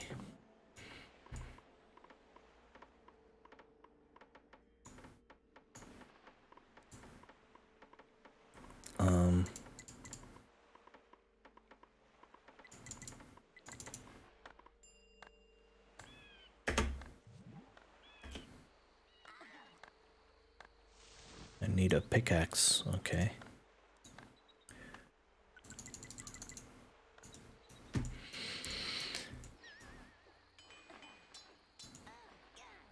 Oh, these dudes are not quick enough to return to their homeland, so they're just dying off right now. Okay. Yeah, if ordinary settlers don't make it to their homeland or their home territory, they just kind of die off. Oh, I have won the game. Hooray. So again, I didn't need all of this space. Look at this. Look at this map. Look at how huge it is. Was there a weapon stash anywhere? Just to make sure, to see how the game developers thought. I don't see anything. Doesn't look like it. No. Okay.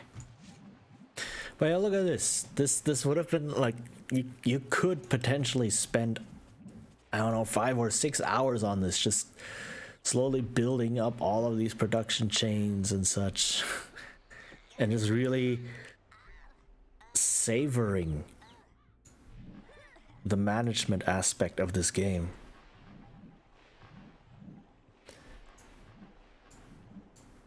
Or maybe I'm just understanding the game wrong. I don't know. Anyway, next mission.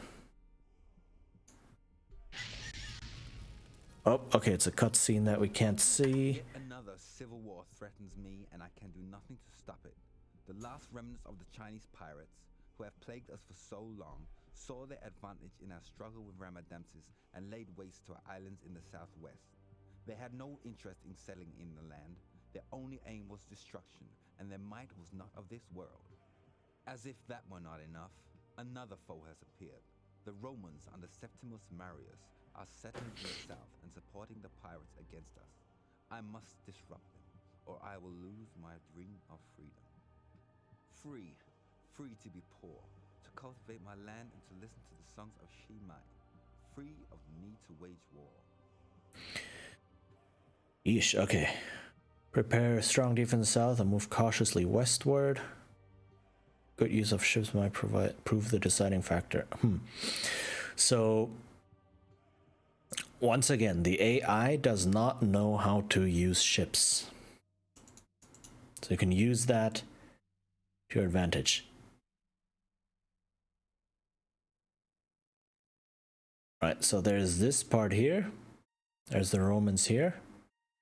So really, there are a whole bunch of choke points that I can advance to. There's this choke point. More ideal would be this choke point, because then I get this patch of land. And the best choke point, of course, is here, because then I get the whole piece here to myself. There's a very narrow choke point, good to defend. And this piece is mine either way at this portion. All right, let's see. And there's a small island here. Maybe they have some stuff hidden on there, like, I don't know, gold or whatever.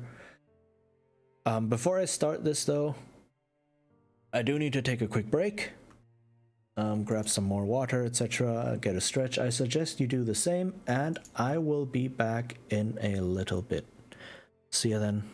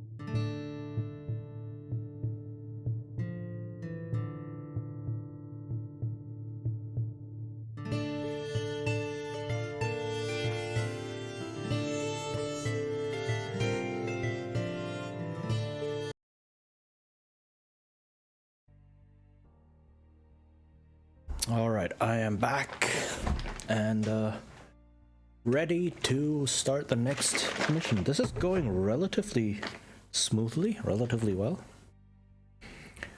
So let's just see. All right, what do we have here? Okay, I need to expand south. Right. Build a tower right away. So I do have resource production happening. Hold on, my chair's a bit...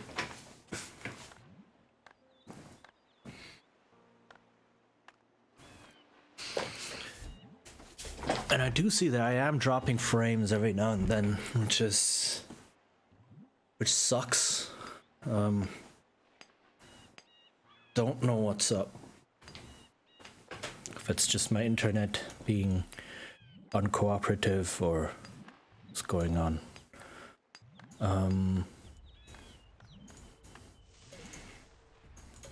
Well, no. There's a desert that's useless for me. I have more wood production going on up here, but let me put 2 more woodcutters down. Do I have any? There we go. I do have some geologists. These dudes, by the way, are miners, so they do give you a whole bunch of specialist workers ready to go.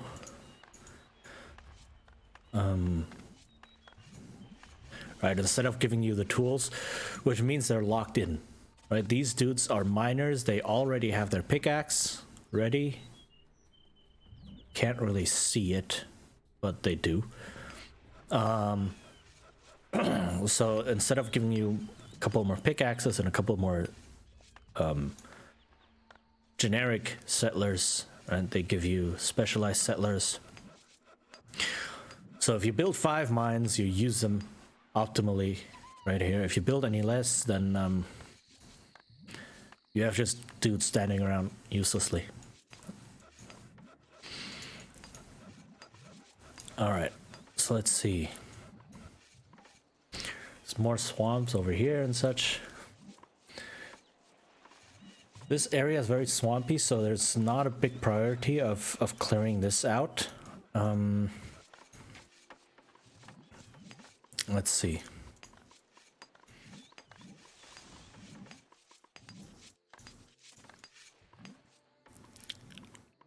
So I don't need to expand here very quickly. Do need to expand south. South is the important way. And I need to go south as quickly as I can to grab as much land as I can and to find a good choke point. Okay.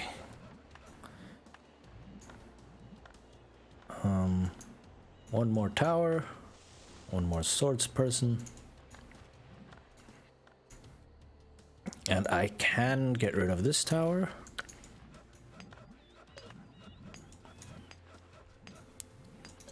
Alright, clear up some space, get some resources, which is always nice. Okay, I am seeing some iron and some coal.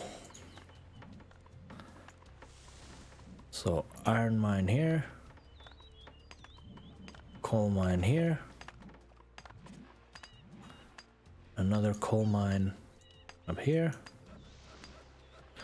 And a gold mine over here. Alright, what do I have over here? There are no free settlers to occupy that building. Well then. Where is a good spot for a residence? Let's go over here.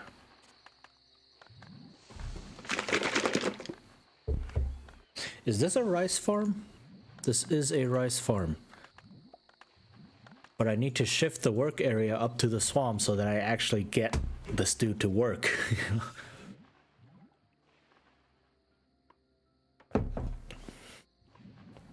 Okay, but that's good that I start out with a rice farm like this.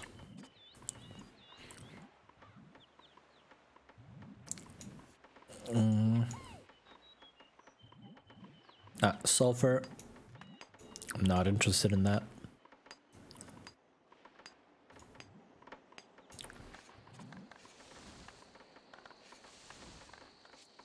And I can build more wood production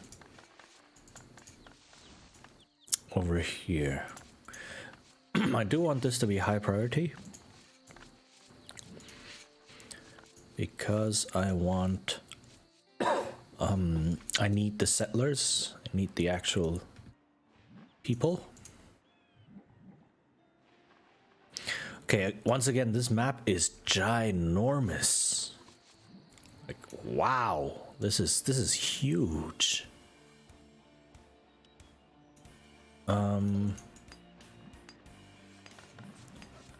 You can tell just by the mini map alone, right? I've uncovered this area and it's just like what, a sixth, a seventh or so of the total map up on the mini map. So that's gigantic.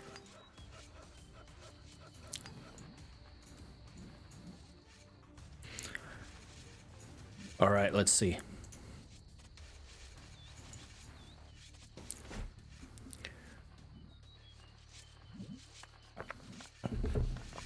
And also, like because I have these specialists standing around instead of generic settlers, these specialists cannot just drop their tool, pick up a different tool, and become a different profession, right? They're locked in. So I need another woodcutter. But I have all of these specialists here standing around not doing anything because they already have their jobs. But I just don't have the job sites for them yet.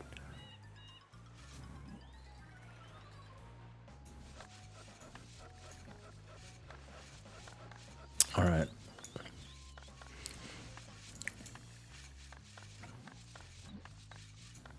So that's going okay.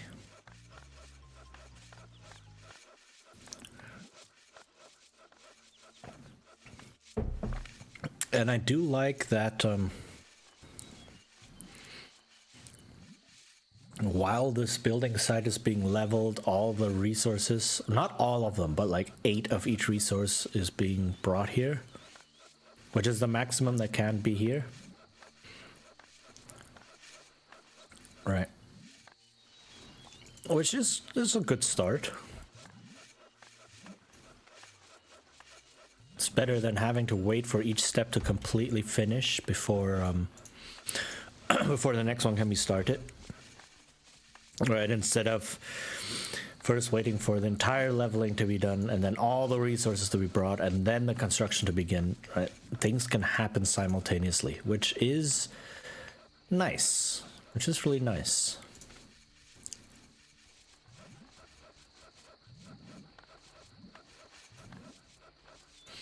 Okay, can you please plant trees up here instead?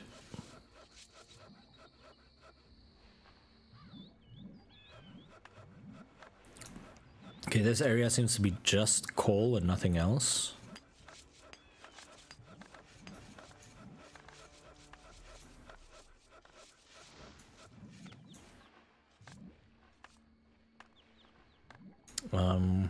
Okay, I do have 2 stone cutters, which is probably more than I'll ever need. And there is some extra stone here where I can get a stone cutter to just remove these because it's nice and central. All right.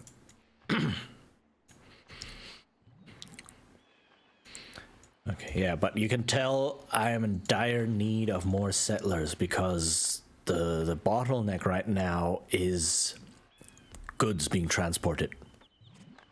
Not enough goods are being or the goods are not being transported quickly enough from A to B. Like, there are not enough carriers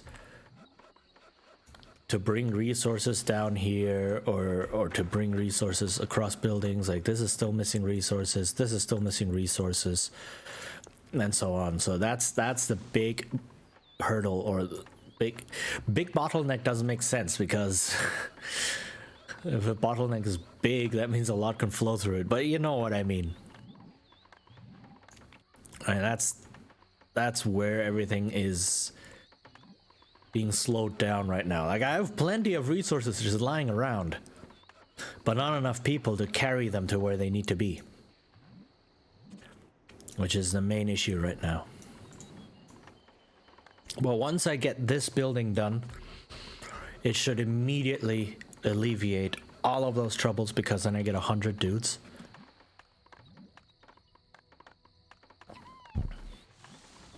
Which is going to be very helpful.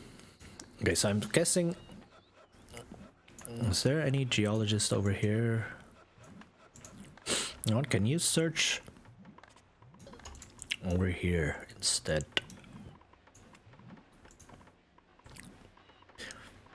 I mean, rice is really only just for for alcohol. Like the sulfur miner, if you do build a sulfur mine, does want rice as his most favored food. Right, the sulfur miner can take rice or bread, nothing else. Sorry about that.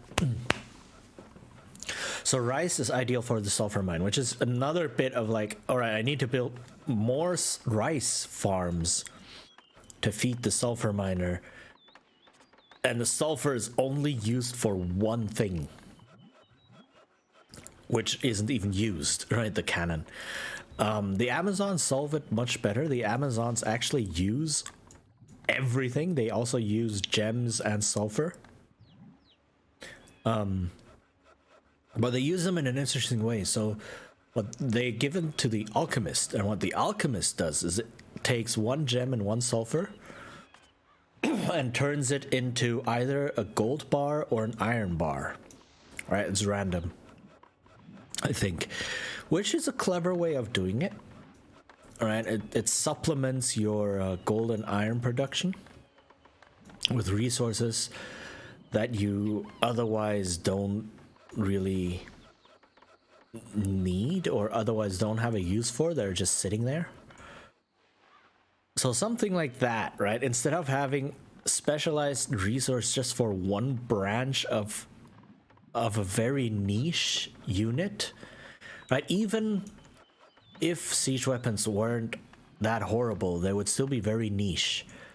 Whereas alcoholic beverages is very basic. Like that's how you get stronger soldiers, right? So having the rice farm for alcoholic beverage is like, okay, fair. Every civ is different in that way, fine. But then having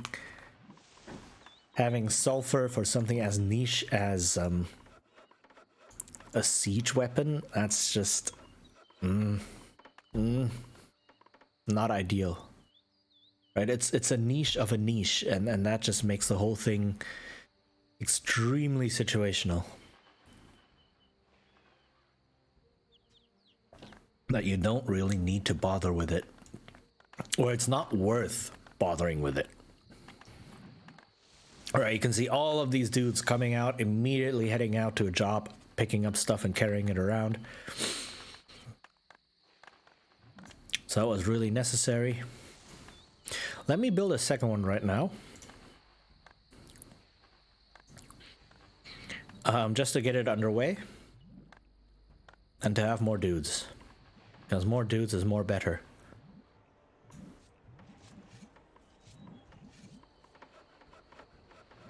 Right, now I have the settlers to actually work all of these buildings.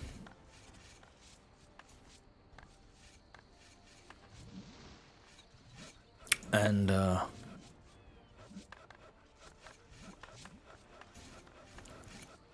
once I have enough, like if settlers are standing in front of you, that means they don't have a job right away. Which means I can take them, convert them into pioneers, and start grabbing some land. Alright, next up, this needs to be high priority. Which it is, it's getting all the resources now. Nice.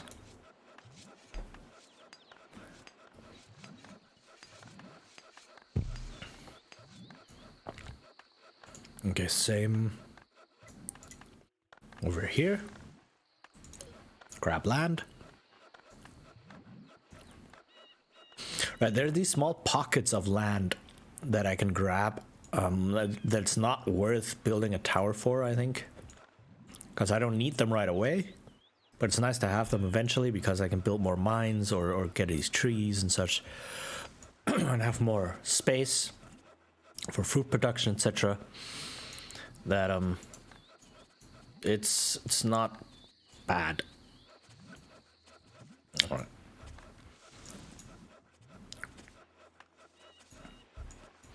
But seeing as how I have so many dudes sitting here now,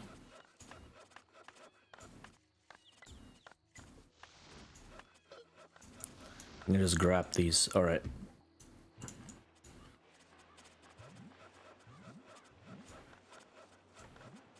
Okay, rice is actually coming along. Nice. Distillery. So this is extremely uneven, which means there's no point getting any grain farms on here. Grain farms want flat land, like up here, for instance, which is also why I'm clearing these trees out, because this is not a bad area for grain farms. Which is also why I don't really want you working here. You know what? Stop working. I want to shift this wood production over to here. Oh my god, what's happening in my throat?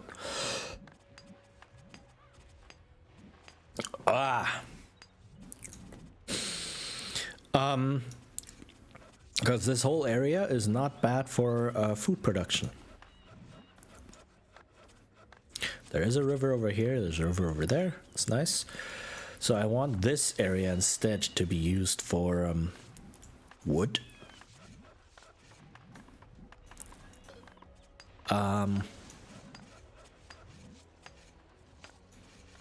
Because it's very steep and full of swamps and such, and I'd rather have this area. So let me get rid of this forester's hut right now. And let me build a second woodcutter's hut, or yet another woodcutter's hut in here. Right, distillery is on its way. I can build another rice farm. I can have a rice farm in here. Right, with one of the swamps. That's not a problem. I can have the rice, because the rice farm just builds on the swamp, and then the forest can be around it. It's perfectly okay. Right? All of the woodcutters' huts. Go full orc. Alright, let's see. I need to move south even further to hit the next checkpoint, or choke point, not checkpoint.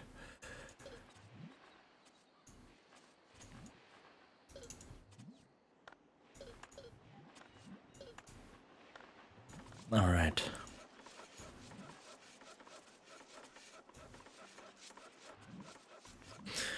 Okay, smelter. Also, this area is where my heavy industry can go. It's about smelters and smiths over here. Can't forget a small temple at some point.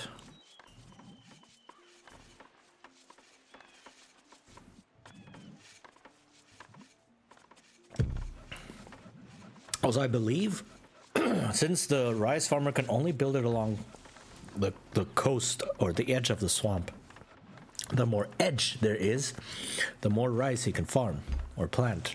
So if I build it here, so it can grab both of these swamps, that's a lot more coast, swamp edge available for rice farming. Right? It's like volume versus area versus perimeter and all that, you know. So that's good to have. All right, nice. The distillery is up and almost running, which means it's time to build a temple.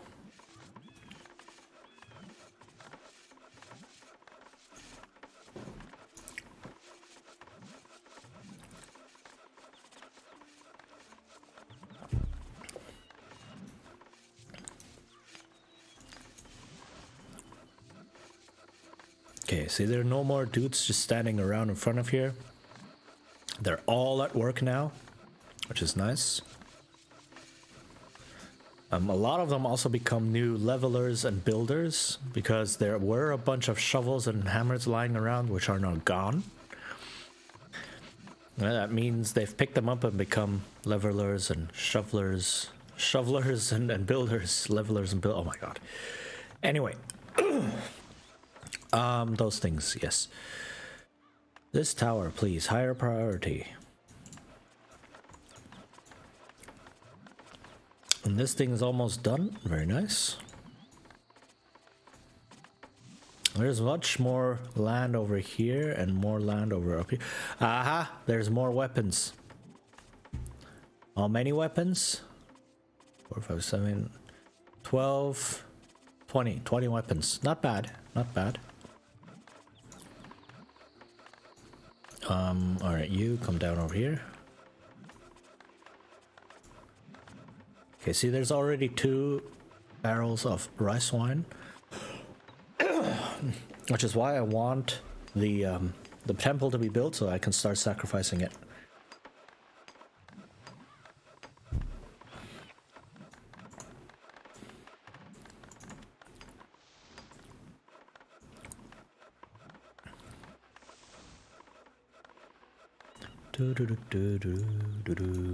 I don't have bread. Yeah, so that should be the first. Oh, come on, need 1 stone. There it is. There, it's on the way. Right, you, yeah, sure. Okay, you guys, move over here. And some of you move over here, start this. And then, yeah, once the tower is built, I am hoping to hit the choke point that is somewhere down here. Because then this piece of land that stretches in can also be mine. Most importantly, mountains, because mountains mean ores, and ores are important.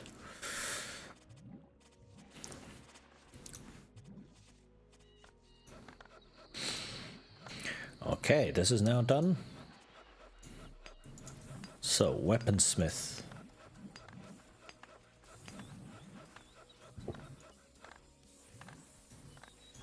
Actually, no, let me move south with these buildings. Like, if I can fit a bakery in here, for instance, I'd rather have the bakery here to have all the food production in one place, rather than have to move the bakery somewhere completely else, right? So while I can, I want to move I want to keep all of the heavy industry down south in this area so that the food production can move up here. And I will remove all of these woodworking buildings once, or move them further in once I need this area. But I do want the stone cutter in here to get rid of the stone.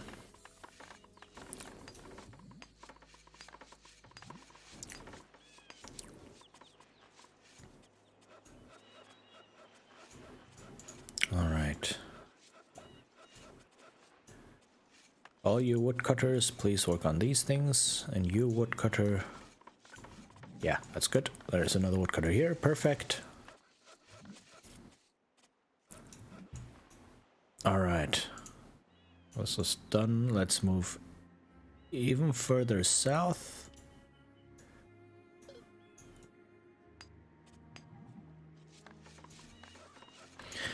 to nab the choke point.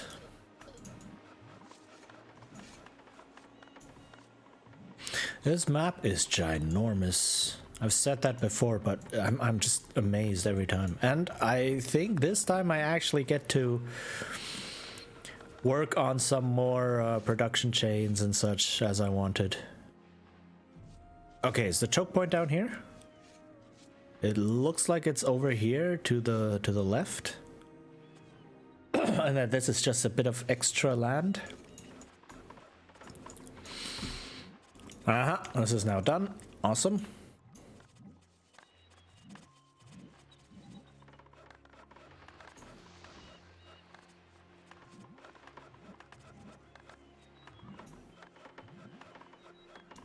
Okay, let's see. Let me grab more pioneers because I don't need that many idle settlers right now. Put them on here.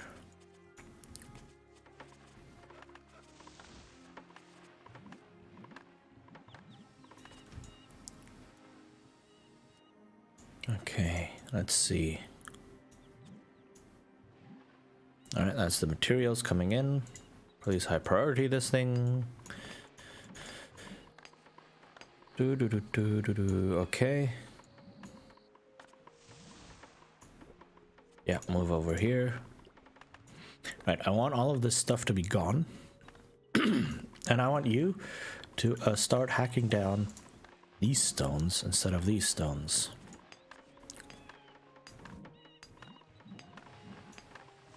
I want you to start hacking from this end in. And this is also, like, you can tell how many pieces of stone are in here, which is pretty cool. This is the maximum. And this has 8 pieces of stone. And as you move further down, as stone is being taken off, right, this one I think has 7 because it's missing this tip. And then this I think has 5 because 5 or 4. Now this one I think has 5 because it's missing these 2 bits up here, right?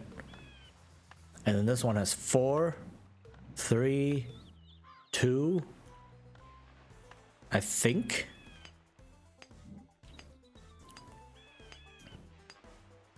Let's see. It takes that one away. Yeah, and then this looks like there's only 1 left here. Yeah. No, okay, apparently there's still these. So this is... Okay. Getting a bit confused. This is 1 left. This is 2 left.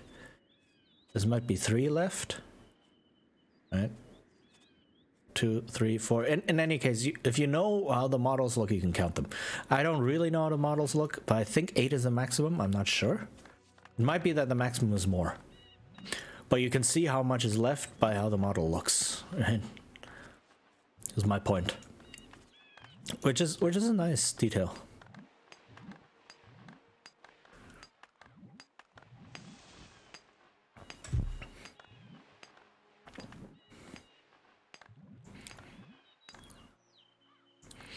And apparently it takes exactly 8 strikes.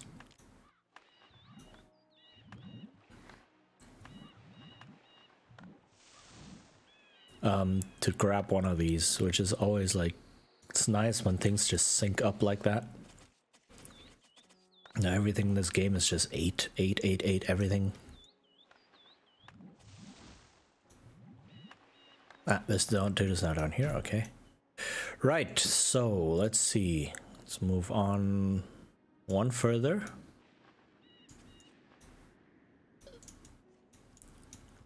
It's just like a chain of towers moving south. Okay, this is a weaponsmith. This is a weaponsmith, but no coal. Because I don't have the food production for it.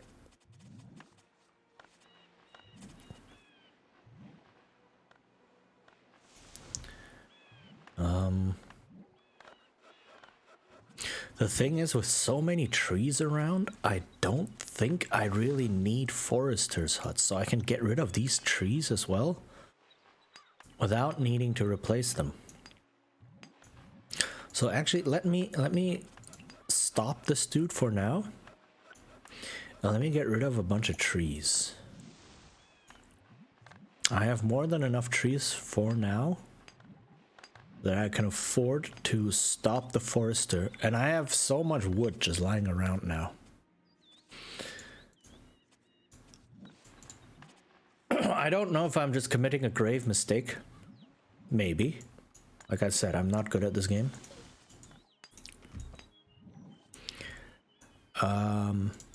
But you know what? I learn, live and learn, you know. Because I do want to get rid of this stuff in due time. Alright, the small temple is done. Nice. And I can already promote. Very good. Let's build more stuff. Let's build a gold smelter.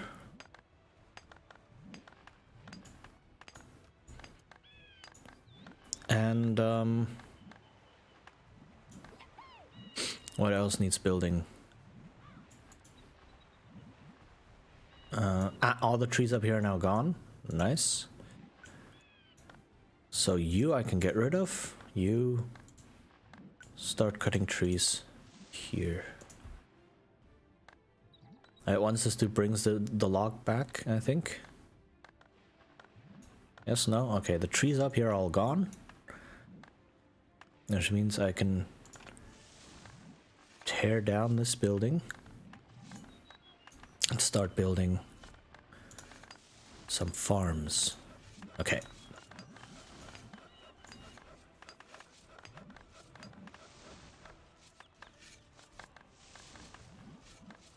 Does this work? Maybe?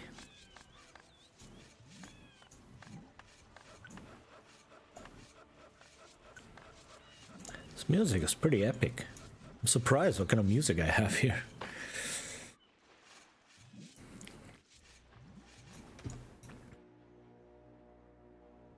Okay, this looks to be the choke point. Yes, okay, so this is the second choke point, which I can now start to fortify. So, castle. I don't think I'm gonna move much further south. This is already pretty good.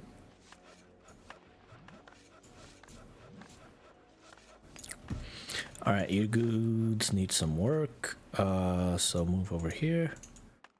You dudes also need some work, so let's see. Sure, move over here. Okay. See, there's so many trees here. So much. I don't really need foresters' huts right now, especially since the foresters' huts are taking up a lot of space with all the trees they're planting. Which is not ideal. Alright. I need more coal. So I need fish to go to coal mines. And I will use this opportunity to build fishing huts. There's another area. Alright, once this is done, I can build a fishing hut here because there's a lot of fish up here. And I do want to keep building stuff because that's what uses up wood.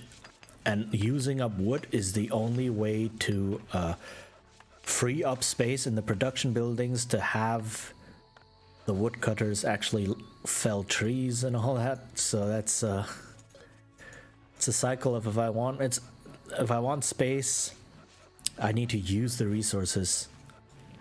Now, this is not like Age of Empires or so where I can just stockpile 50,000 wood or something in Nirvana and worry about it later just to clear land.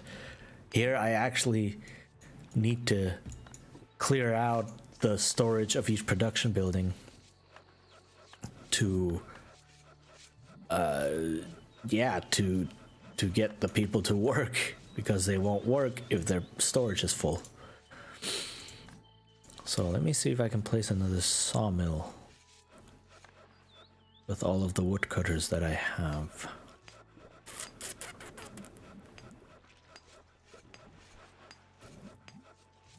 think I can. So I place another sawmill.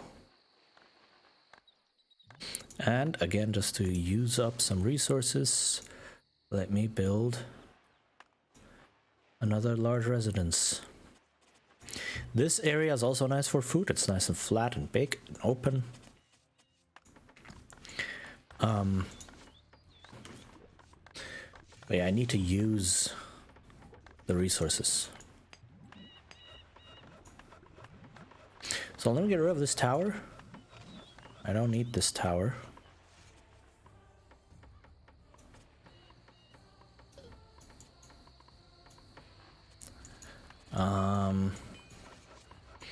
Which frees up some space over here. Hopefully enough space for a grain farm. Or if not, then at least for where the grain farm can grow some stuff, right? If I place the grain farm all the way here and have it grow stuff over here, maybe that will work. What?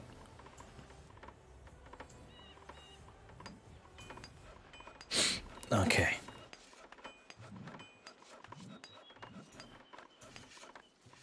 Okay.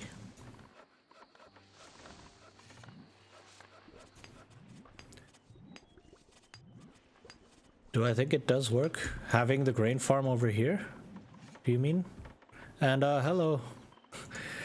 Hello, Damine. Welcome. Nice to have you. Maybe? No, the field? Yeah. Having the field? Maybe?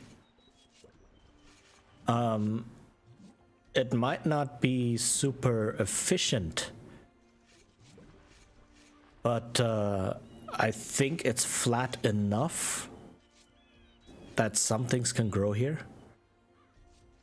And I can eventually move this thing away, like get rid of this thing, and maybe move the field up here. So, possibly. Right now, I'm just looking to build farms around here.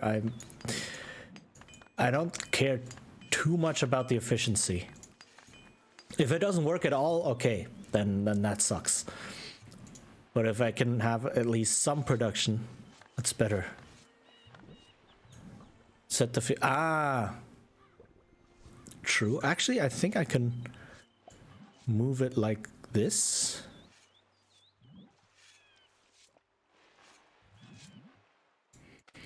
I'll have to see. Yeah.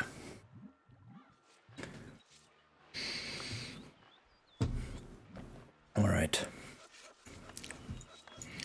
Let's see. It's getting rid of these trees, getting rid of these trees. That works. Nice.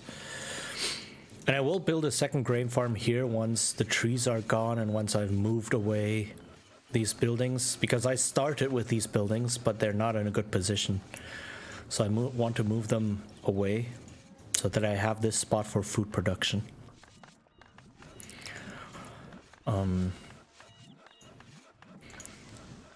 Yeah. Let's see. I am full on rice. I need more coal. This is getting a bit strenuous. All right, fishing, some more fishing. And then move up here.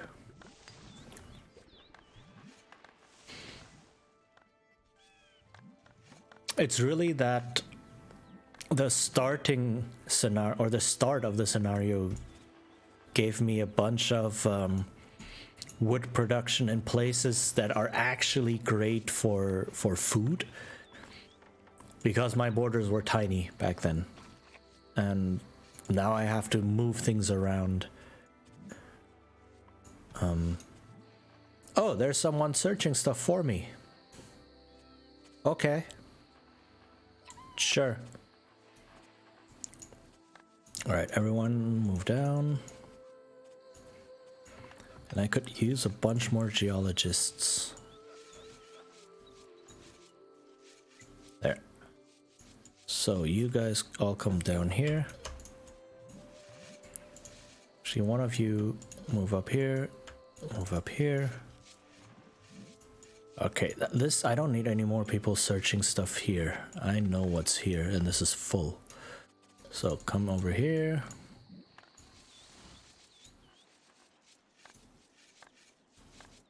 Are you moving down? Yeah, okay, good.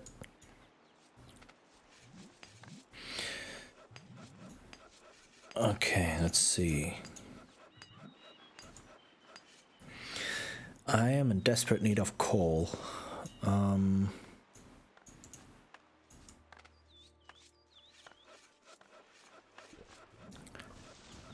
So do I have fish to give to the coal miners? Maybe?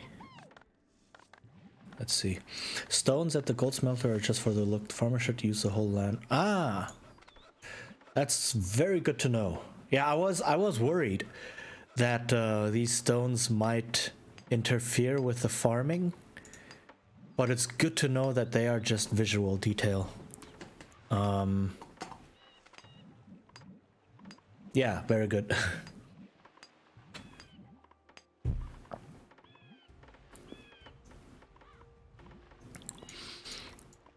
I mean, I was able to build over these stones, but I wasn't sure if farming would also work. Well, it sounds like it does. That's very good. All right. All right, there's some gold over here, some iron. Spread out a little bit.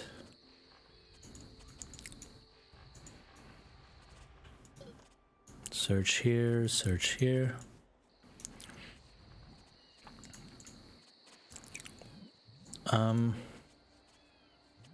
This, and then gold. All right, what's over here? Yeah, this is huge. This area is so huge.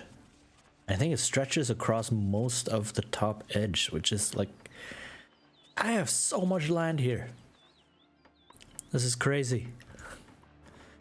This is crazy. All right.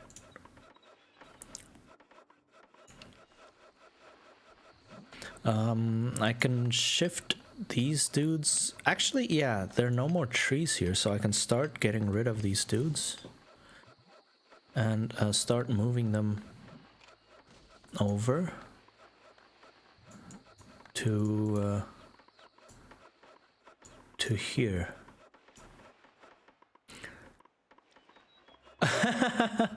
Hi, ja, hi, ich bin Deutscher, ja.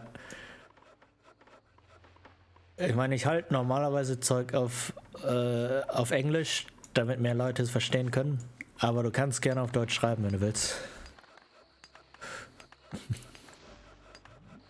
Let me test it real quick, give you exact information. Oh, wow. Yeah, thank you for testing.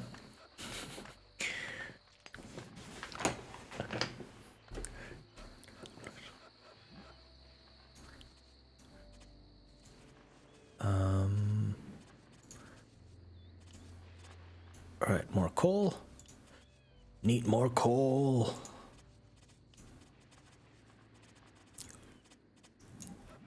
Okay.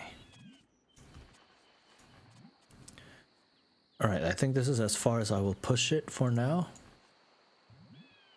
I could try and go further south, because I don't think the Romans have come up here yet, but that's gonna spread me very thin. And that will just put too many of my soldiers into towers. Speaking of which, I don't need all of these. All right.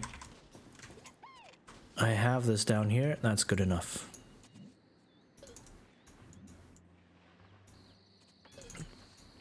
But yeah, having too huge a territory, I think, means that carrying stuff from A to B will just take ages. Ah, there's more coal and more iron here. Very nice.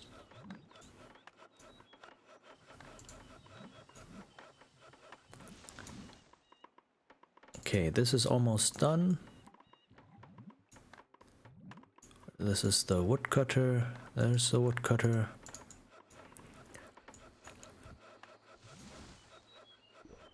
Okay, so this does seem to work. We'll see. Alright, another grain farm. Over here.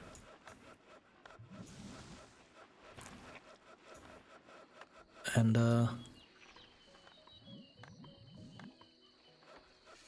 think, yeah. Oops. Here,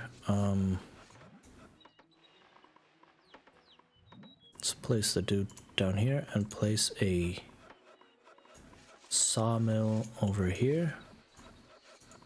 So I can start getting rid of this one. I mean, this one is pretty central. I could move it down to here, which is like, nah, I can move a bakery down there, so it's not worth. Actual person American, because your voice sounds like. Yeah, I know. I have a very American accent in my English. But no, I am actually German. So I do allow, I allow languages I understand in the chat because it's mostly a moderation issue. Like if someone comes in here with, I don't know, whatever language I don't speak, like Russian or something, and then throws around insults or whatever, I don't know, right? I cannot moderate it. So it's mainly that. And also so that everyone in chat can understand what's going on. So those are the main two reasons. Like I'm fine with people using different languages, but this is public facing in a way, and I do have to be careful about Twitch getting unhappy with what is being said on this channel and such.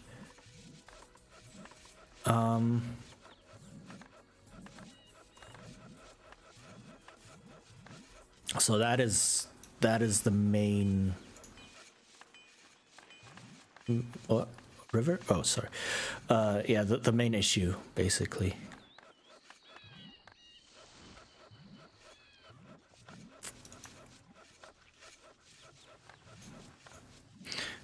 Actually, I can spread out a little more now that I look at it. Because I can put this over here. This is better land, and then bakeries. Like place a bakery.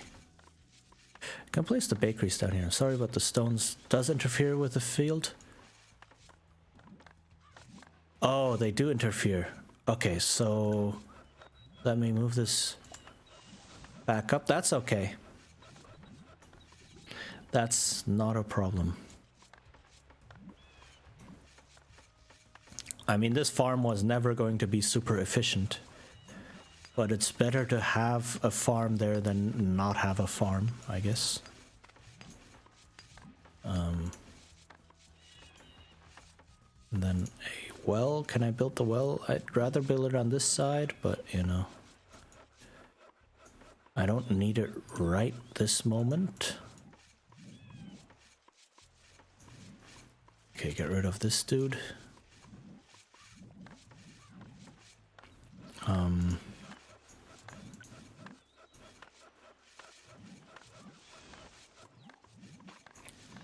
Okay, I have several weapons here now.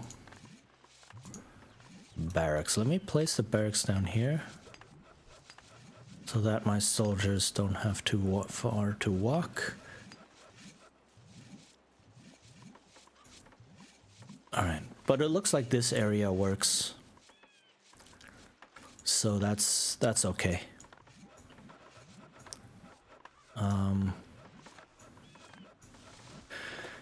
But yeah, coal is going to be a problem for now. I'm at the coal bottleneck. Hooray.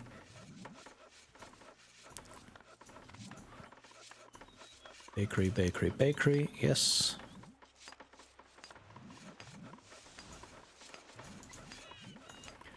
Right, I'm getting a bit of coal every now and then, but not a lot.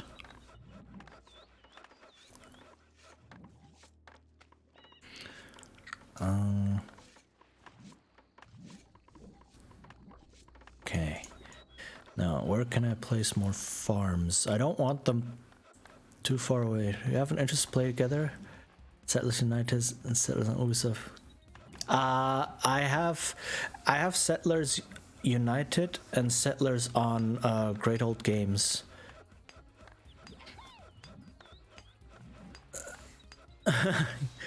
That's.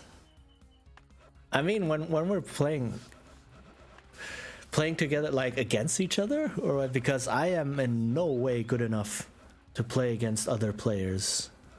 I'm not even good enough to play against the computer. I've tried.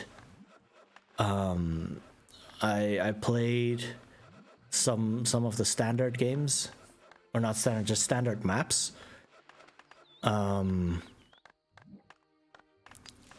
Against computer, and I did so badly. We don't need to play against each other. Okay, that's good. But yeah, essentially the computer had a whole army of tier 3 units, and I was just sitting there with just enough units so that the AI would not attack me. And so I'm not good at this game. If that's okay with you, then yeah, we can try and find some time. But be warned, I suck. I really suck. Oh my goodness, this is huge. Actually, I can have more food production down here because I do need someone who can get you to a higher level. Yeah, maybe, actually. Like, I did read some of the guides and such, but it's one thing to see how the game works and another to put it into practice. Play online against other players? Well, respect. I don't think I would be able to do that at all.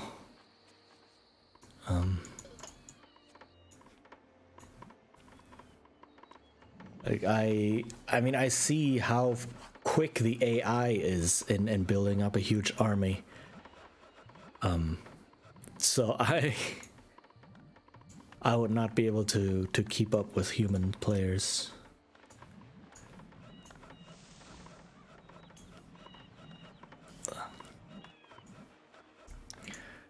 Okay, is something happening? Something is happening.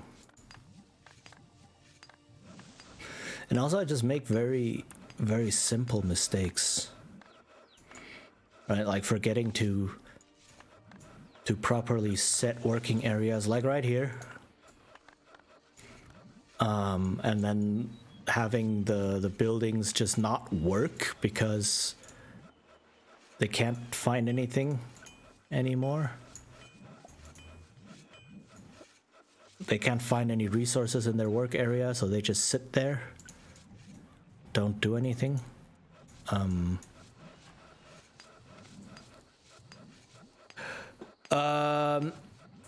don't know if it is different. But I mean, I am playing the campaign on easy, right? I will admit that. I will openly say that I am playing the campaign on easy. And because on standard difficulty, like even in mission 3 and such, I just get completely run over by the AI. I'm just not good enough at this game. So I think the AI on the maps may be even more difficult. Seen plays and tutorials. That's a relief, I guess. And you've played with them? Okay. Okay, then if you're willing to do that, then sure. You're willing to put up with that, then I have no problem with playing with other people.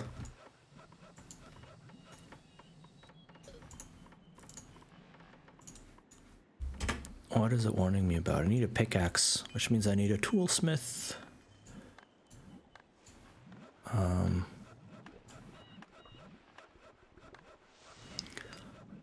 Do I have enough coal now? My coal production is back up. Actually, let me put smelters and such down here. Because there's a lot of stuff down here now.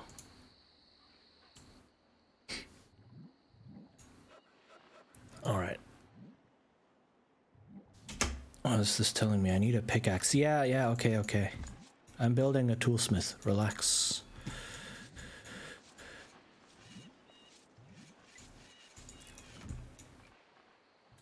Okay. Oh, these dudes are done.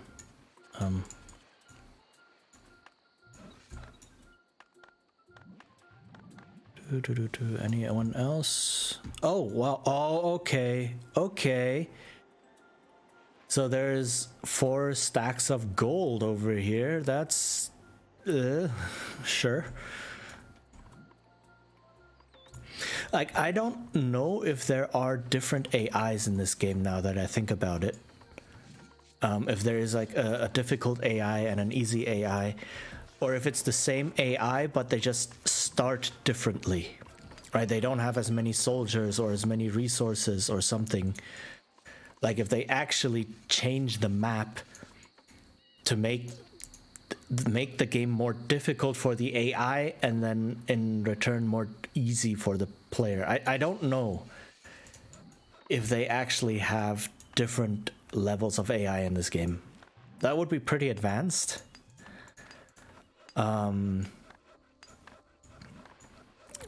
So my guess is instead that, for instance, on the easy mode campaign, the AI just starts with fewer soldiers, which I can imagine to be the case. All right. Which is much easier to do than just programming different levels of AI.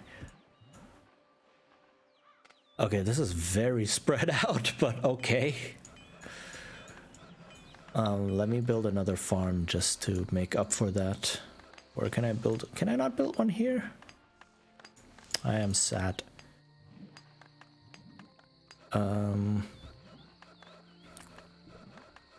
What if I do move this building? What if I do move the sawmill down into here? And then just delete this. Okay.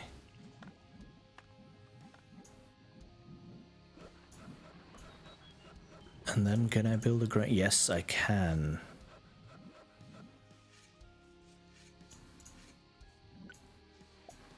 All right, that's much better. Okay, let me see what this is like now.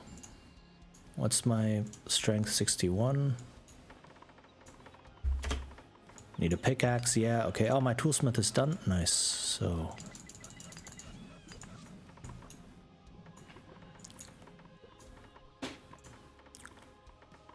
Alright. More smelting. So let's see what's down here. See if I run into the Romans at some point.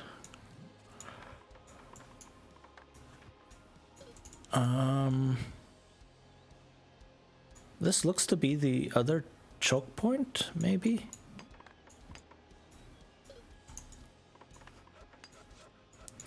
How's this thing going? Not too well. Still needs a bunch of coal. But the bakeries are working now. That's awesome to see.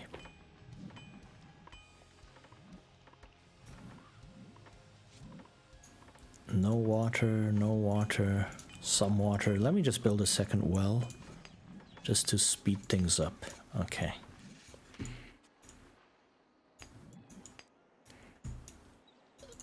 Da-da-da.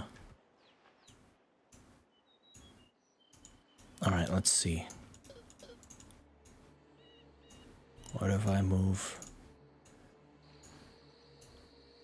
Okay, 80%.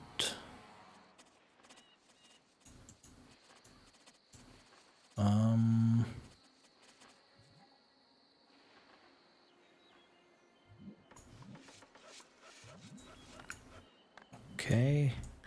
There's much more over here, but this is so far away that just the transport is going to be super inefficient.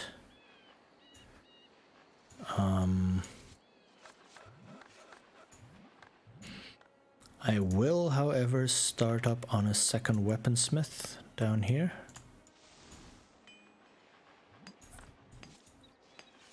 Okay, this area is now cleared out, more or less.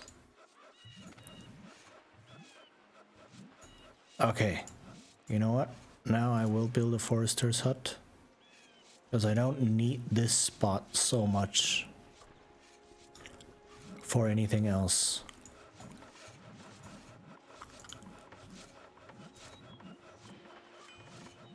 All right. Let's see. Oh, hi, Nomadic Lander. Hello. Thank you. Thank you. How are you doing? Nice to see you here. I hope you had a good day. And I'm glad you enjoyed the game design stream. I do plan on continuing the series for, I don't know, 2 or 3 sessions, depending on how much discussion there is, how much content I can think of that's relevant. But yeah, it's been a long week. Yeah, I feel that. I'm doing okay. I'm also glad that it's weekend now. I get to relax a little bit and just play some chill settlers, and maybe finish the Asian campaign in this session. I am on mission. What mission am I on? Mission 5. Wow. Okay, I'm on mission 5 of 8. And I've only been going 3 hours. So yeah, looking good to be on track to finish this campaign, at least. Don't run off, please. Here, grab these dudes. Okay, all of these people come here.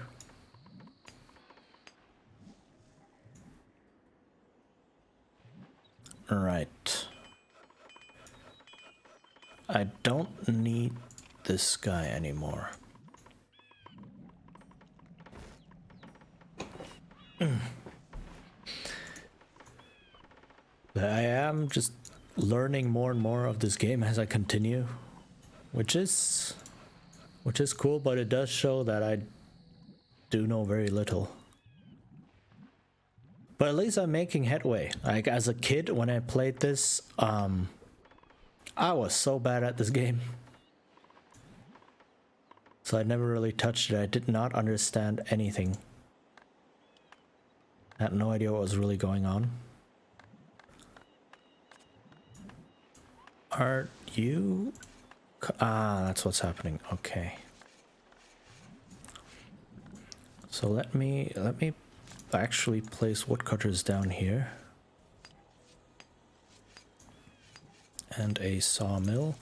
And then I want some food production going on over here.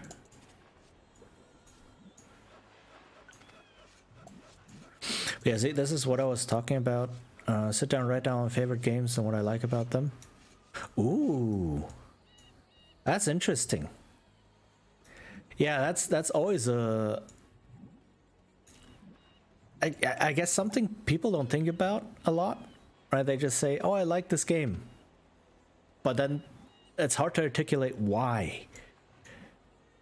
And yeah, if you are looking to do this as like a game design exercise, it's probably going to be very, very interesting. And like you can probably say, oh, I like this genre of game, right? Or this type of gameplay, but specific games and seeing what they do right or wrong, that is indeed a very good exercise.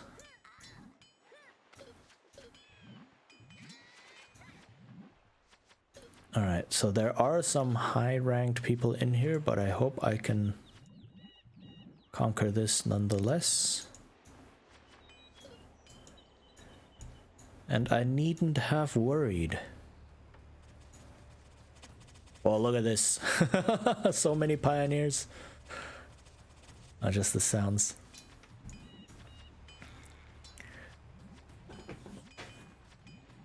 So I am pretty excited to continue with my game design series. And maybe see what other people have to think about their favorite games and such. And get some good discussion going, because oh, this is not good. This is okay. That's where all the journals are. Know thyself. I don't know. Yeah, so what games? Favorite games? What's that? I don't even know what my favorite games are. Okay, this is where all the generals are. If I keep going in there, I will get completely slaughtered. So, get out!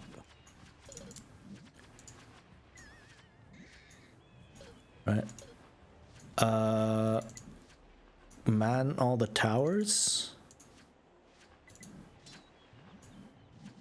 Okay. No, don't chase after them, seriously. Alright.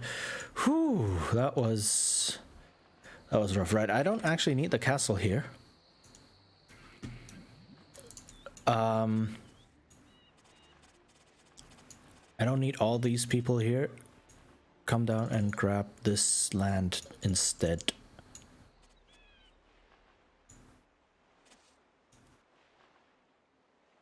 And I think I need to build another residence. Or 3. Okay.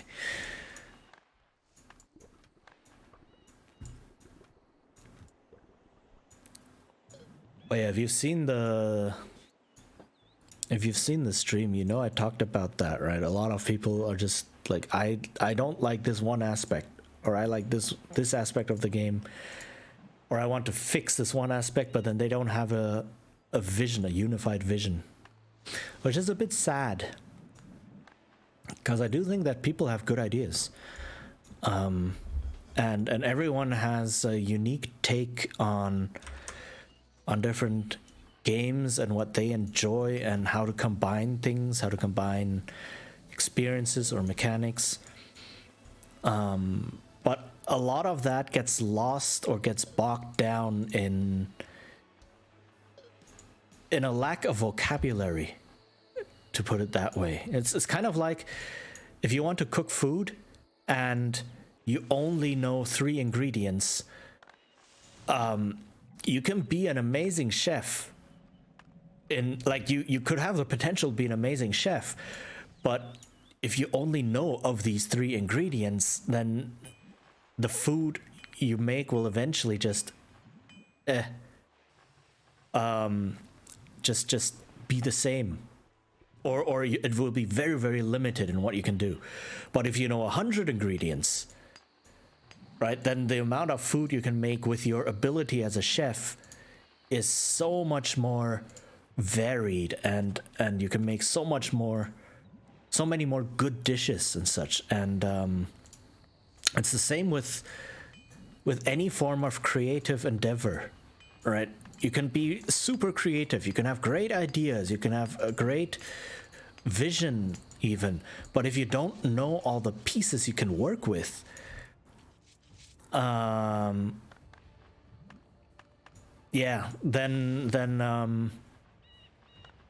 the game's essentially you will run out of things to build with, right? And that's pretty sad.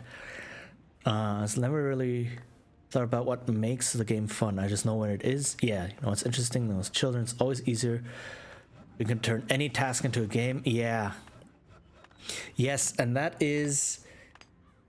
It is really amazing. Like, some of the best game ideas come from, teachers, especially like lower level, like lower grade teachers who just want to get the kids to have fun while learning or have fun while doing things. And there are some really, really amazing games that came out of that. And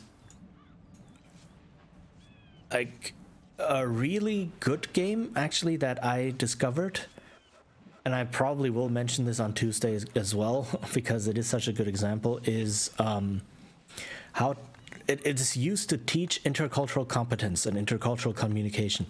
And because I taught that as well, I was introduced to the game during a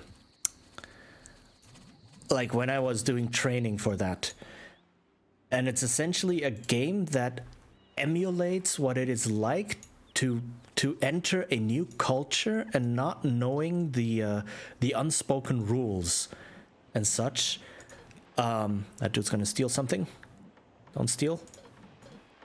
And but in a gamified manner, right? In a manner that that makes it enjoyable, but then afterwards you learn something as well. And that is really valuable, being able to do something like that.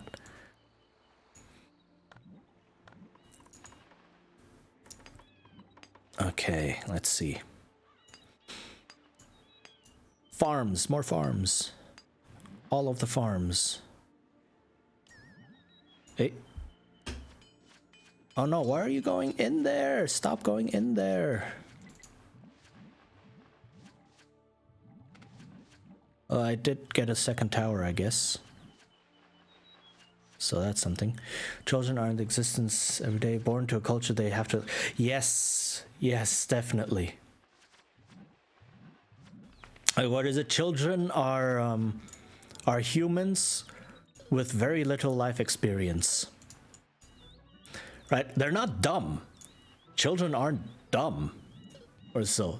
They just don't have life experience. Right? They just don't know how the adult world or how the world in general functions because they just haven't had enough time, literally enough time to experience and observe and learn, right? That's literally it. So yeah, that's completely different part of like a completely different topic, but game stimulates part of the adult mind we haven't used for a long time. Yes, the same. It's also very much, and this is specific to intercultural competence. The issue, I don't want to say problem, but the issue with anything intercultural is that intercultural is something we don't consciously know, we just do. And it's very difficult for ones to even describe their own culture in a way that is not surface level, like surface level observations that anyone could potentially make. Right? Like what kind of food we eat, what kind of festivals we have, what kind of clothes we tend to wear, or what kind of music we listen to and such. Right? Those are very surface level observations that anyone could make. But if you ask people to describe their culture, they tend to resort to those things. And a lot of the unspoken rules, like what counts as punctual, what counts as polite or rude, how do you address different people of different social classes, how do you define a social class, right? How do you recognize a social class? what are social roles of different people, of different gender or different age or whatever, right? All of these hidden things, people living in the culture know them instinctively, more or less, but are unable to articulate them because they don't know that they know these things. They just do them. And what then happens is when you get people from two different cultures coming together, is that they both try to function in their instinctual default, and that's where all the clashes then happen. That's where all the communication issues happen. Right? I need a hammer. Oh, I need a hammer.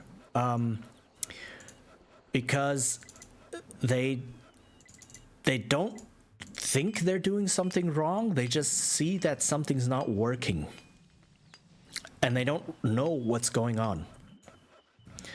And it takes a lot of self-reflection, or just making oneself aware that, hold on, culture is a lot deeper than all of this stuff that we've been talking about. A lot deeper than just all the surface level things that you can actually start learning about intercultural competence.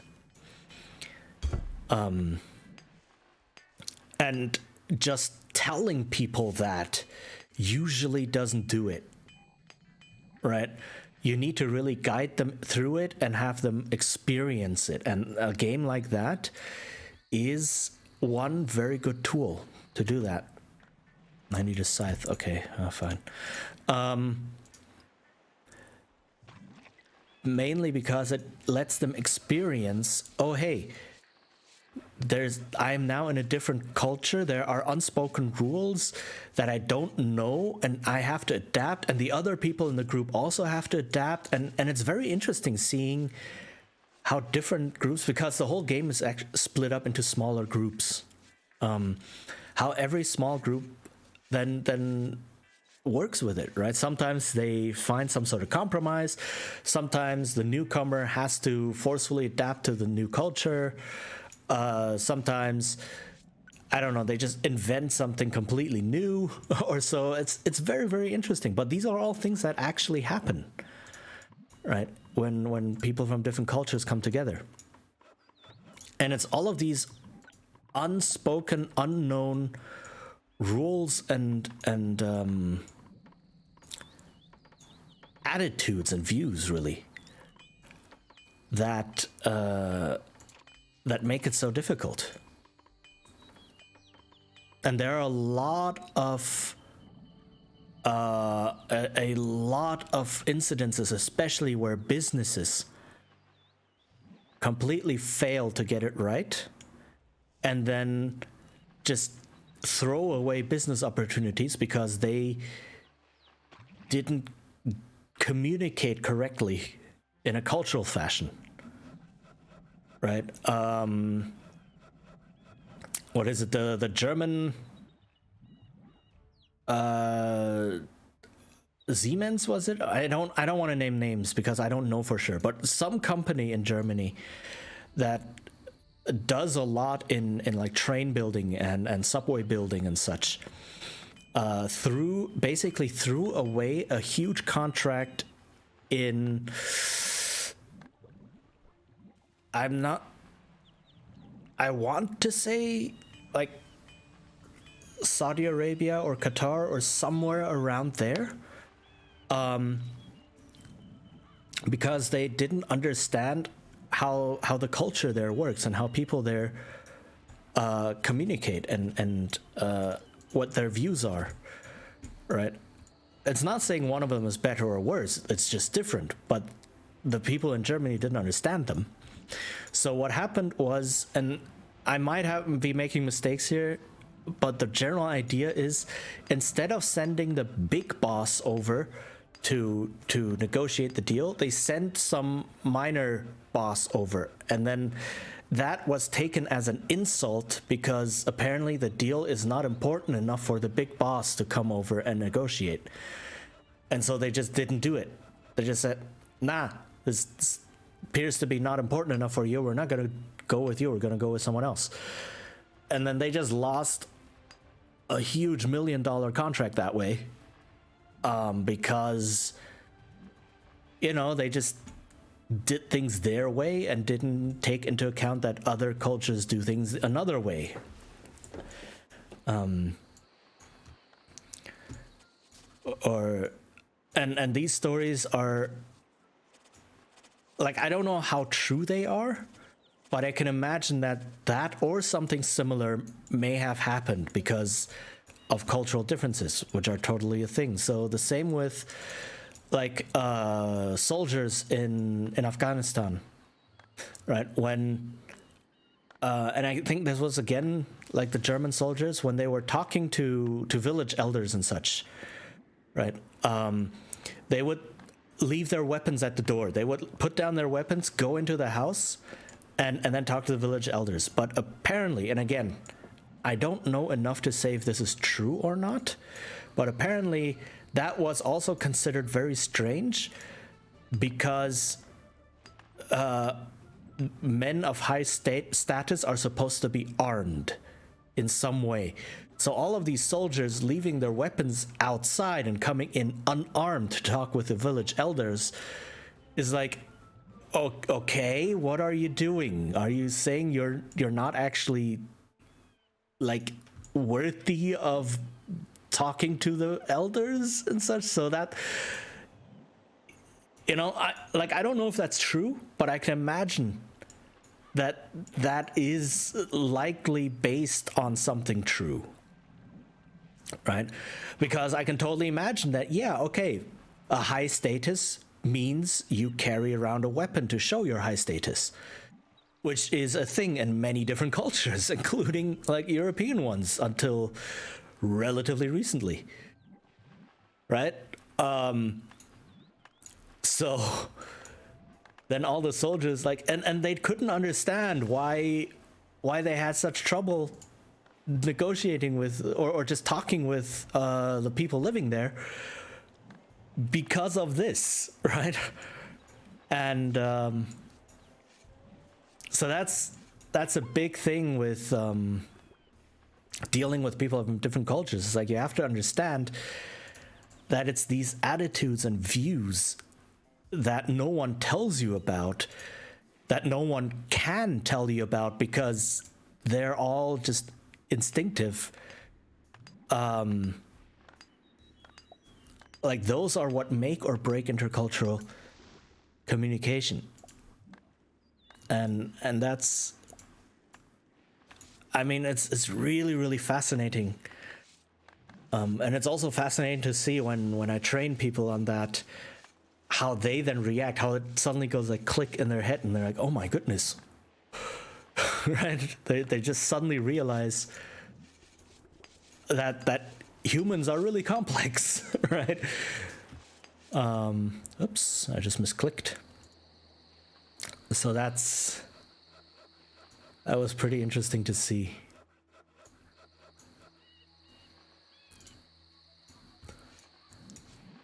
And there's just a load of different examples like that. Yeah. Yeah, definitely. Good open world games have intrinsic rules like that. And often you are a newcomer in the game as well, right? Because as a player, you are automatically a newcomer. And oops, let me do this.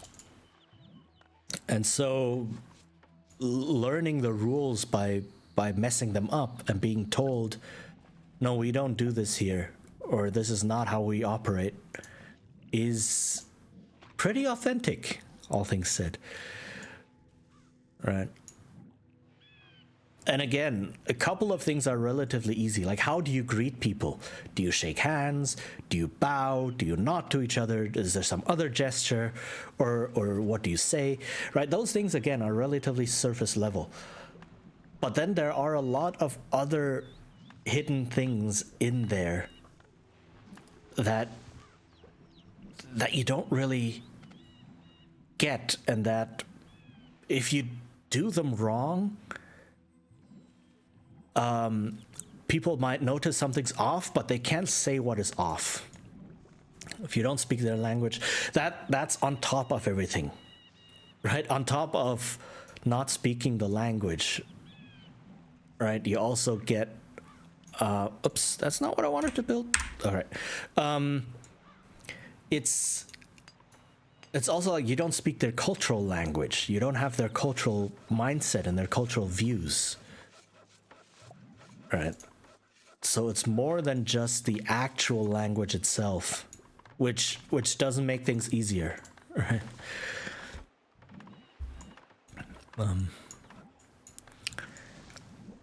How do we get to this topic? Through game design somehow. Children. And yeah. But yeah, so I do find educational games, or games that manage to teach you something, are fascinating, are really, really cool. And I had actually thought about making that a topic for my dissertation, my PhD, before the PhD was put on ice indefinitely. Like learning through games. That was a thing. It'll be the second game you stream. Oh, okay. I'm curious. Do you mind saying which one, or do you want to keep it? You'll have to wait and see. Okay, fair. But now I am curious.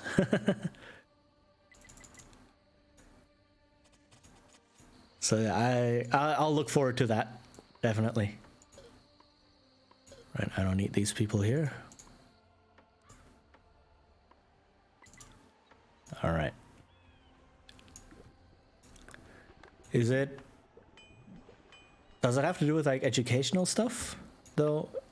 Because that is always, like, I have yet to find a good educational game, or educational video game, basically.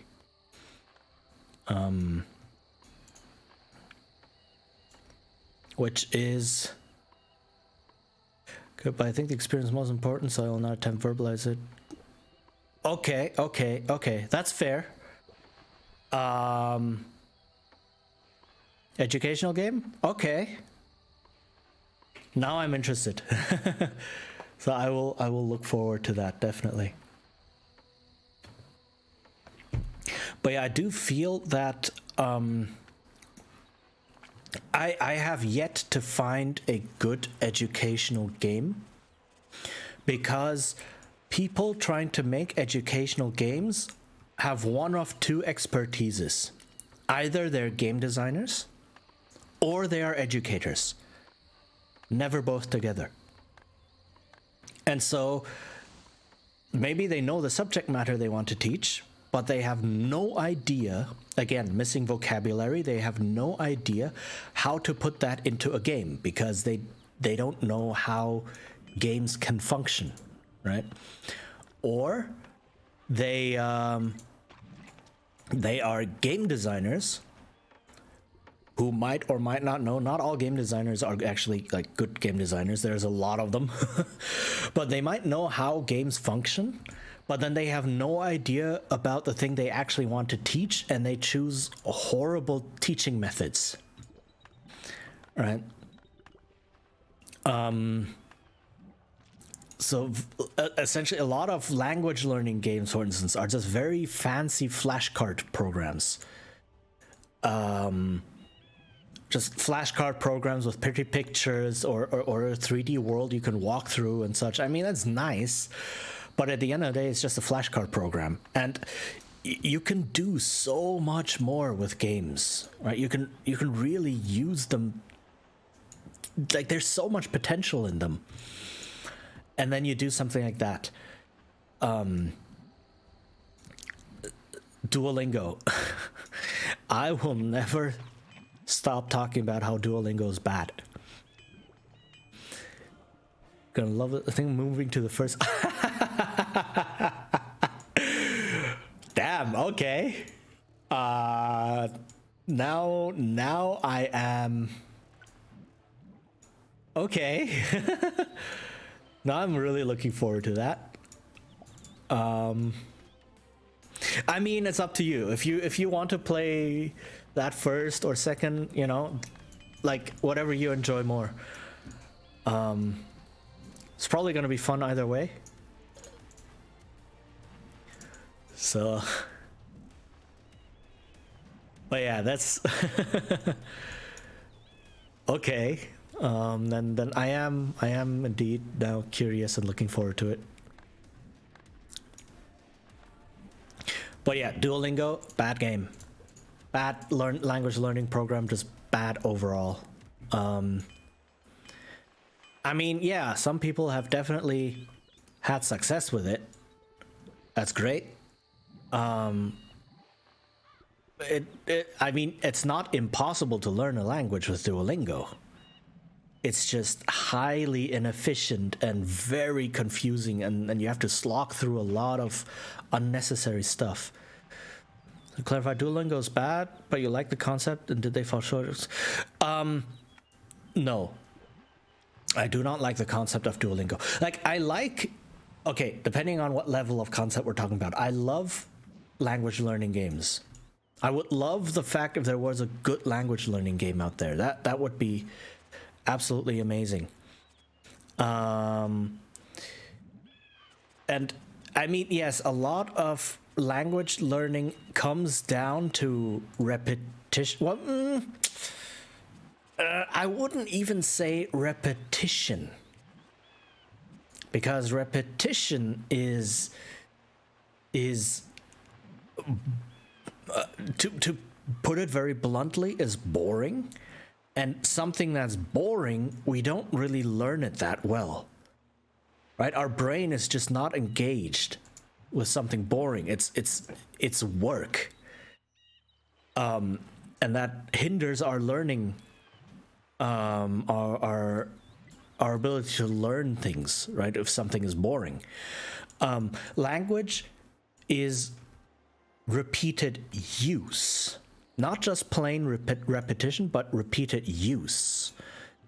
That allows us to properly learn a language. And of course, we need to learn vocabulary, and we need to learn the grammar and slang sometimes, or technical jargon, or whatever else, right? Whatever we might need. But language is repeated use and automation. And something like flashcards, okay, sure, they can help in the beginning when you have nothing to work on, even though there are methods that are more fun and yield the same kind of result for the same effort, I think.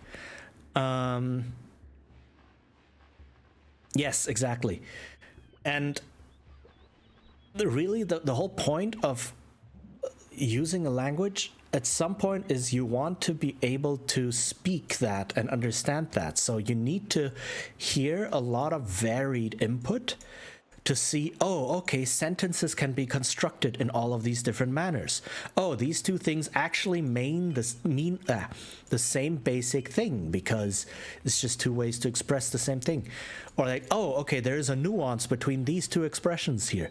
And you learn these things through usage, through listening to people talk, through listening to the radio or watching TV, to having conversations yourself or so, right? And just noticing these things, and then trying to form sentences yourself and being like, oh, okay, I don't know this one word. So then you remember that you don't know that word, And then you have a much stronger context for when you do learn that word to put it into somewhere, right? Because that's how our brains memorize things. It's all just context and networks. It's not lists. So memorizing the dictionary is basically futile. And like Duolingo, what that does is it gives you, it basically only has one type of exercise, a single type of exercise, and that is translating back and forth. That's it. On the word level or on the sentence level or so, nothing else. It's only just translating back and forth, which is a way to learn. Yes, translating things on your own can be valuable. But if that's the only thing you do, then you're missing out on so much other stuff that you could use to learn the language as well. Like translating is to complement your language learning, right? Finding out, oh, okay, if I have a relatively complex sentence, like the dog ran into my garden yesterday, or something like that, right? Where you have past tense, where you have a direction, and so on. And then you translate that, then you can say, okay, I get how my target language functions in these contexts, and so on. But it's there to complement everything else that you're learning, right? And Duolingo only has that one type of exercise, translating back and forth. And it's like the sad thing is, it's digital. It's on the computer, and the computer can do so much more than just having you translate things, right? And it's so much wasted potential. Yeah, exactly.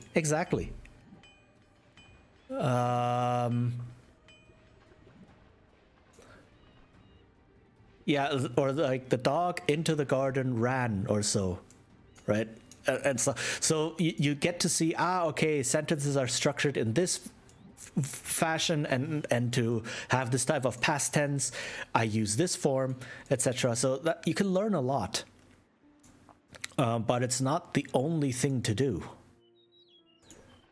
What is happening here? Okay. And like this all came to a head when I actually watched, like there are a bunch of streamers. Oh no, that's all stone. I can't build there. There are a bunch of streamers who do like Duolingo streams, right? Who do who are like, oh, I will now learn this language on Duolingo and come join me, etc., etc. And that's cool and all. But it came to a head. I watched. Hold on, I need to position these better. I watched Takanashi Kiara, try to learn Korean using Duolingo. And awesome, sure. She wants to learn a new language, that's cool. The problem is, just watching her learn or using Duolingo, she had never done any Korean before. And she was basically going in blind. And just watching her struggle through the first few lessons where they tried to teach you the alphabet was so painful. And I mean, Kiara is smart, right? If you watch her, she knows a lot. And she already speaks like 3 languages. So she's not a stranger to learning languages. But like Duolingo just completely messed up how to learn basically the simplest writing system in the entire world. Like seriously, Korean Hangul, that writing system, is probably the simplest writing system in the entire world. And Duolingo managed to completely mangle that and it took Kiara like 1.5 hours to learn a third of the letters, and not even like learn them all that well. Right? I mean, it is doable. And I do plan on doing a language learning series for Talk Tuesday after I'm done with game design, because that is another big topic that I'm interested in. And I think many others are interested in. So, but yeah, so that was like, you can learn the Korean writing system in an afternoon or two, right? That's how simple it is. You take one afternoon to look at all the letters and learn them, and then you take a second afternoon to solidify what you've learned, and done. You can write, well, not write, but read Hangul, done. And just seeing how Duolingo, because all they had was give you single letters and give you sounds, or not even sounds, the romanized versions of the letters, right? And it's just so painful. It was so painful to watch. What days are my usual schedule? Tuesday. So I do have my schedule on my Twitch and on Twitter, but yeah, do the Talk Tuesday every Tuesday. That's why it's called that. And I am going to finish the series on game design, and then after that I am going to start on language learning. Right. So that's the plan, and I am actually going to try and learn a language from scratch as the kind of sort of like the finale of that series. So I'm still deciding between two languages, which two I want to do. But I know nothing about those languages, basically. I've never learned them before. And essentially the idea is to go through language learning as a process, what a language, like how languages are built, how learning them works, and so on. And then at the end, do like a 12-hour marathon stream where I just go through and try to, like, not learn a language to conversational level, but just like apply everything I've talked about up to that point to a language and to demonstrate, so to speak. So that is the plan for what comes after game design. Yeah, so that's already fixed. So that's definitely going to happen.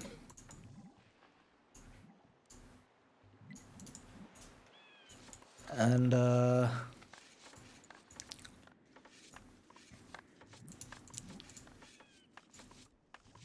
what was I thinking of? I was thinking of something. Brain, please.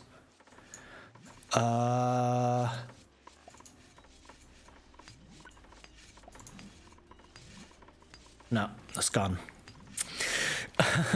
But yeah, Duolingo bad. That's the conclusion. So again, doesn't mean that it's not. It doesn't mean that it's not possible at all to learn a language with it. Just that it's super tedious and super inefficient. And not ideal. There are much better ways to learn languages for free, even. You just have to know what to look for and have to understand what it is you're looking at.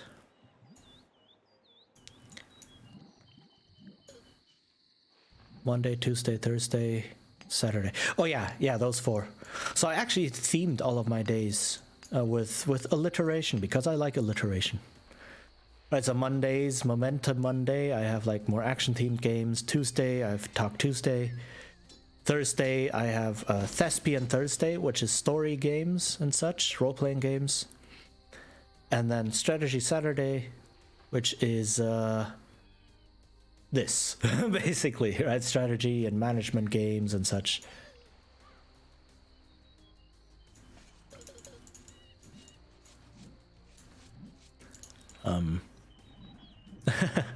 I'm glad you like it. I mean, I was thinking on what kind of a schedule to make, because I also know Momentum. Yeah, I was trying to like. There's no day that starts with A. So I was like, action. What can I do for action? And then I actually went to a thesaurus to try and find a good word. It's like momentum. Close enough. I'll take it.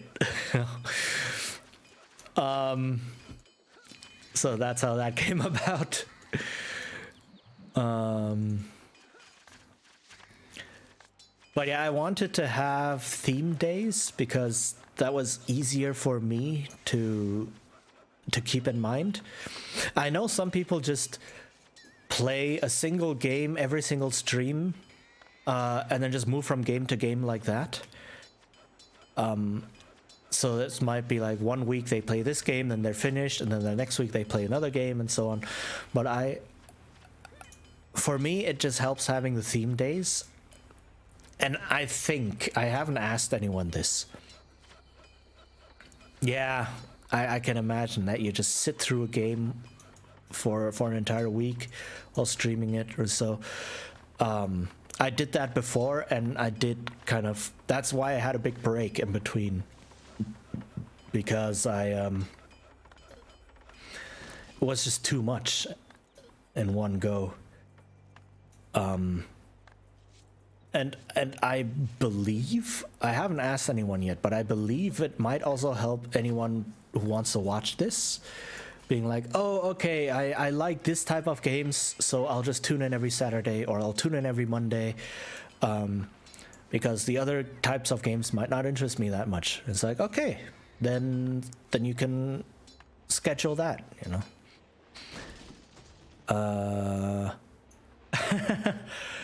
If you want, that is the big dilemma, though, as a streamer who also watches streamers.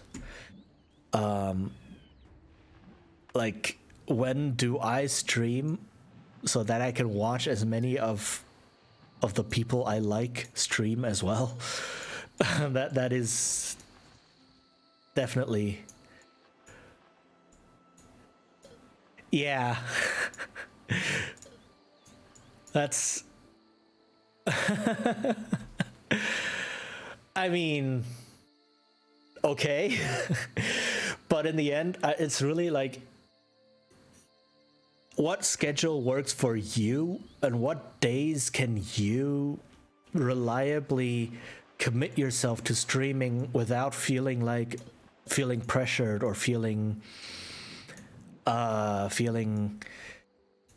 obligated to do so or such, right? That's I think another big thing. That was just why I picked the schedule I have.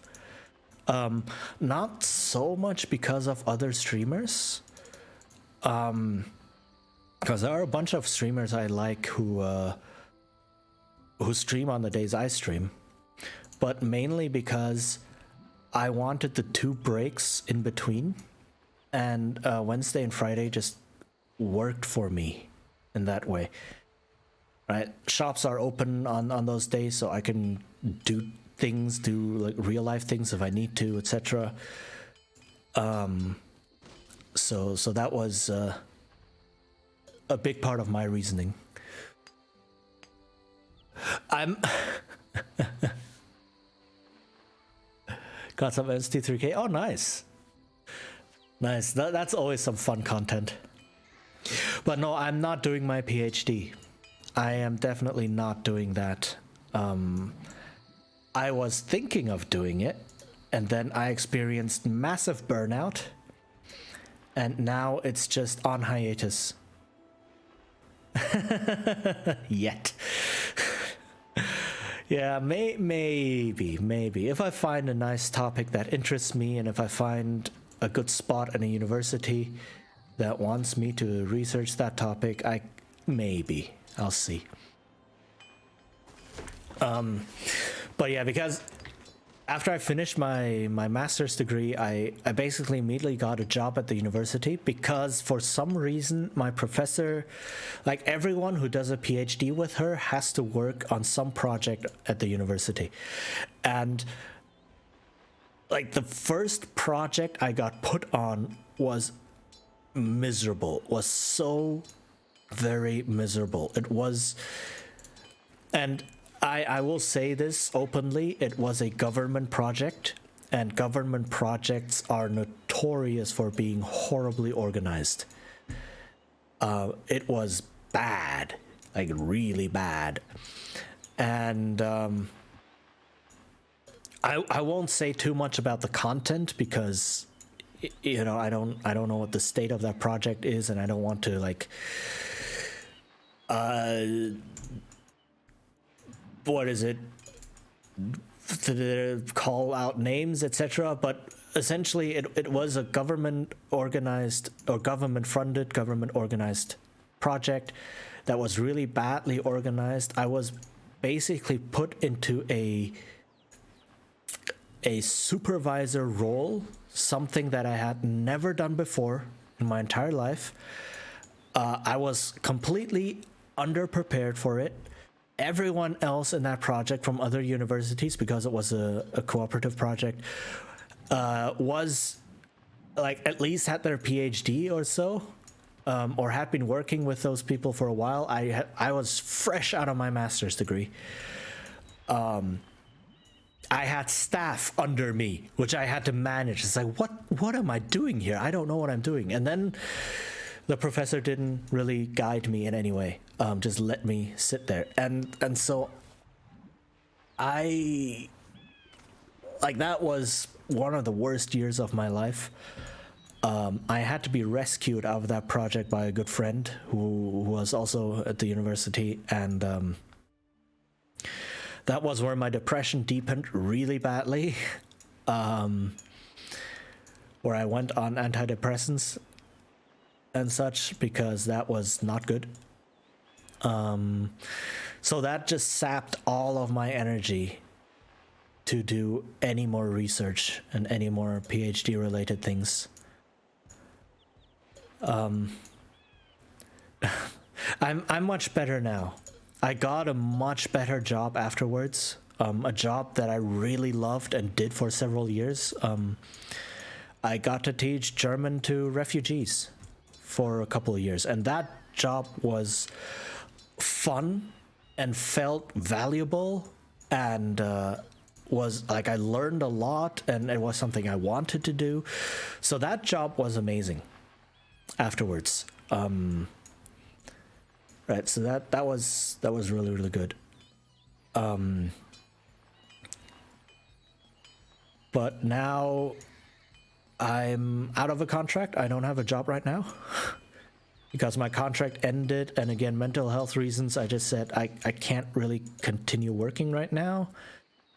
I need to take some time for myself, which is why I'm streaming now. Couldn't have done that if you hadn't left the previous project. Yeah, definitely.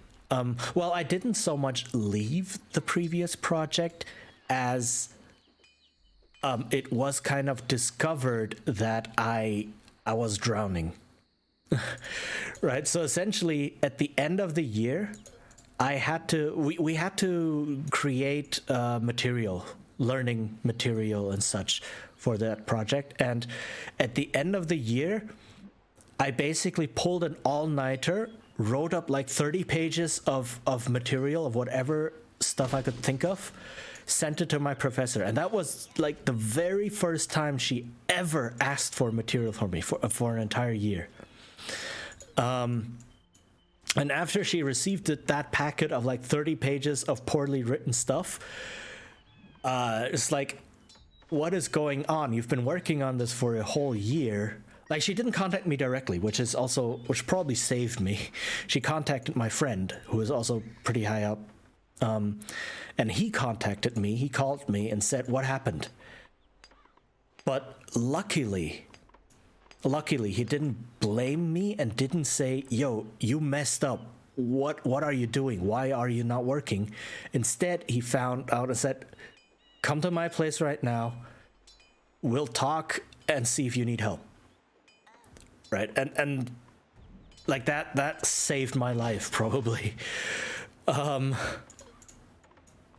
Like, he then called another friend and so on to come by, and we called like a suicide hotline and all that. So yeah, he very likely saved my life there. But he didn't accuse me of anything, which was super valuable, and I'm still very, very thankful for that. He basically just said, like, "I know you can produce good work, but this is not up to standard. What happened? Do you need help? What's going on?" Right? So that's basically what happened. And yeah, it was mismanagement, but it was mismanagement both from the central committee, the government thing that was overseeing the project, as well as from my professor, who just let me sit there and I don't know, browse Reddit until 2 a.m. in the morning in the office, because did not have the energy to get up and leave, and I did not have the energy to do work. Right? That's like, literally, I had no energy, no drive to do anything, and that's what depression really is, right? You cannot do anything, you cannot get yourself to do anything. So I got into the office, I did a bit of work, and then I just browsed Reddit and YouTube for 10 hours straight. And it's like, it was dark outside, the university was being closed down, I was the only one left in the building. And it's like, it's 2 a.m., I should probably leave. But I just sit there and go, but I don't have the energy to get up off my chair. Right? So that's basically what happened.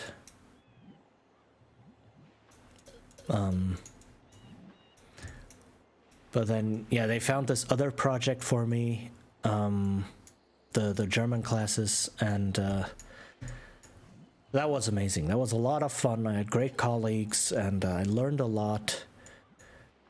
And I felt like I could really help people, right? And that made it really worthwhile. It's like, all of these refugees coming here, they're being handled like the government treats these refugees like crap.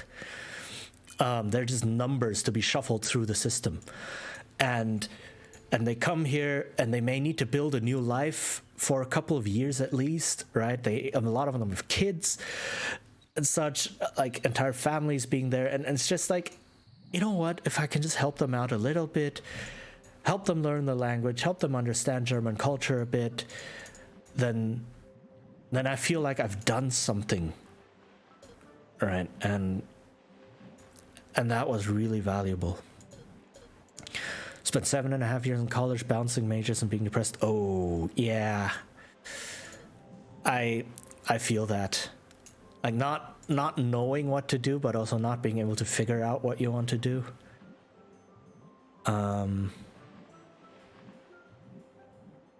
Yeah, definitely. Like, that was one of the big motivators. I mean, I love teaching, don't get me wrong. That's why I have Talk Tuesday, right? I love teaching.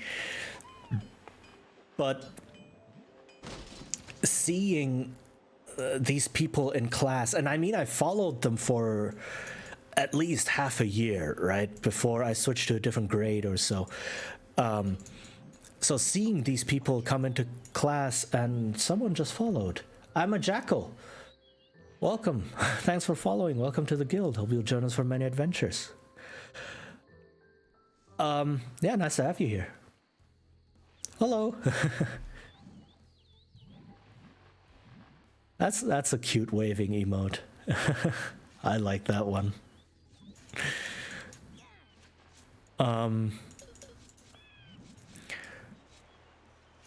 But yeah, seeing them come here and seeing their improvement, right, in speaking German, and also hearing their stories, right? Both how they came to Germany, like some of those stories were really heartbreaking. Or like hearing how they have, I don't know, successfully applied for a university course or found a job or whatever. It just felt good knowing that these people, even in their crappy life situation, are still getting ahead, right? Are not completely drowning, and that was amazing to see.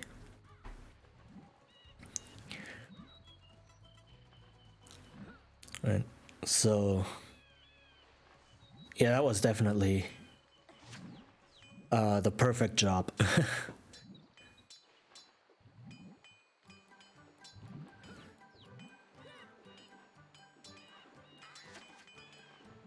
All right, I'm seeing that this map took 2 hours. Dang.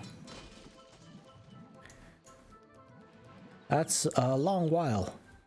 But then again, this map is huge, so that is kind of to be expected.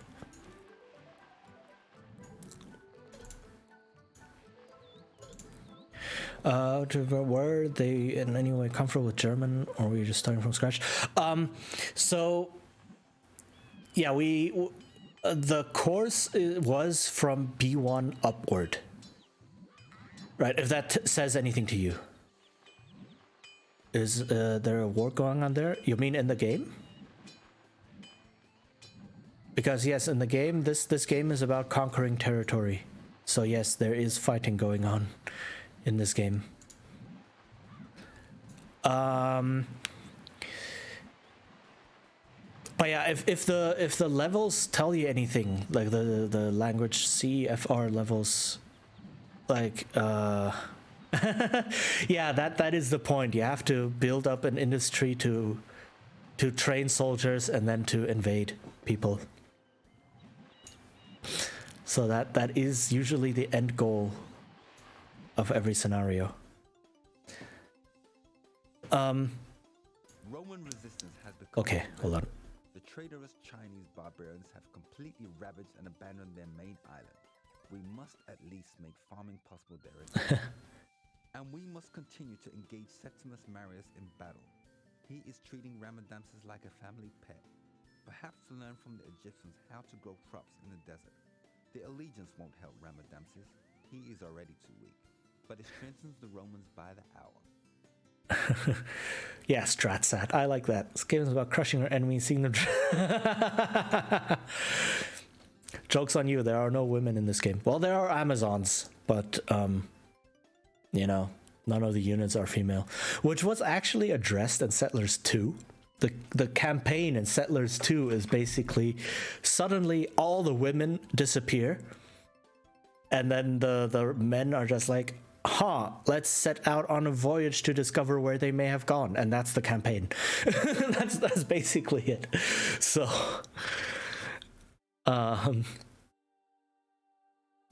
yeah, but this game, I mean, it is old. It's like in the 90s. This game is from the late 90s. But yeah, it's just building up production chains, building up industries, and then training units. So destroy the enemy settlements, or I lose my starting point. Like that's, again, it's all about just conquering. An island to the west will provide you with the food you need, but you'll have to bring along the tools. Okay, so this area is going to be safe, and there is a good choke point that I can cover here. Map dive from camera angle. Oh, yeah. The minimap is interestingly shaped, definitely. All right, let's see. What do I have? I have woodcutter. What is this? Forester. Okay. Let's start with more woodcutters. Because I'm playing the Chinese, and the Chinese rely a lot on wood.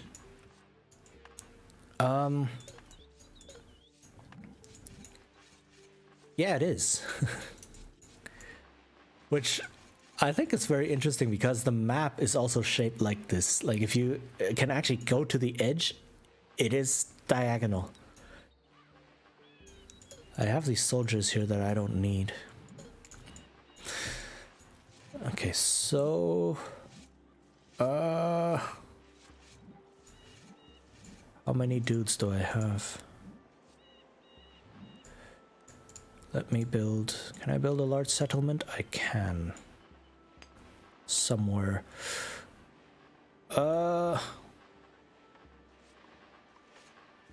Okay, this area is nice for farming. I want to get rid of all the trees here. Do you like play? Yes, I love playing Civ. I started all the way back with Civ 3. I think Civ 2 or Civ 3, I forget, one of those two. And played all the way, and I still play Civ 6 quite a bit. I absolutely love it. I've put hundreds of hours, like I have more than 1,000 hours in Civ 5. I mean, okay, what did you not like about it? Like, I'm not gonna judge, sure. Civ is not for everyone.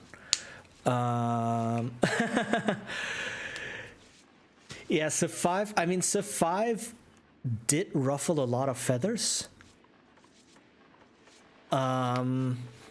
Because it unified a lot of systems from Civ 4, like made them simpler. Okay, yeah, that's probably also, yeah, I mean, a 4X game in general has a very steep learning curve for the beginning.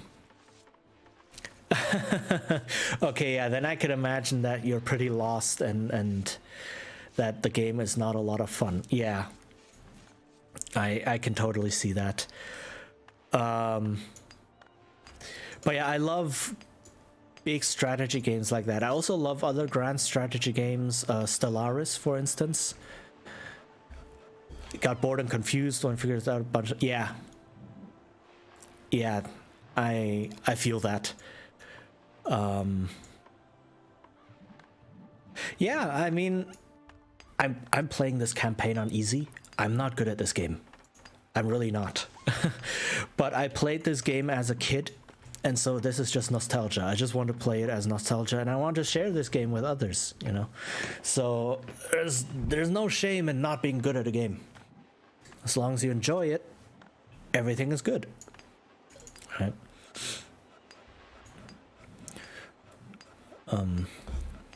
So, but yeah, Civ is a lot of fun. And I really enjoy it. And yeah, so I've put over 1,000 hours in Civ 5, and yeah. I mean, to be fair, no, you.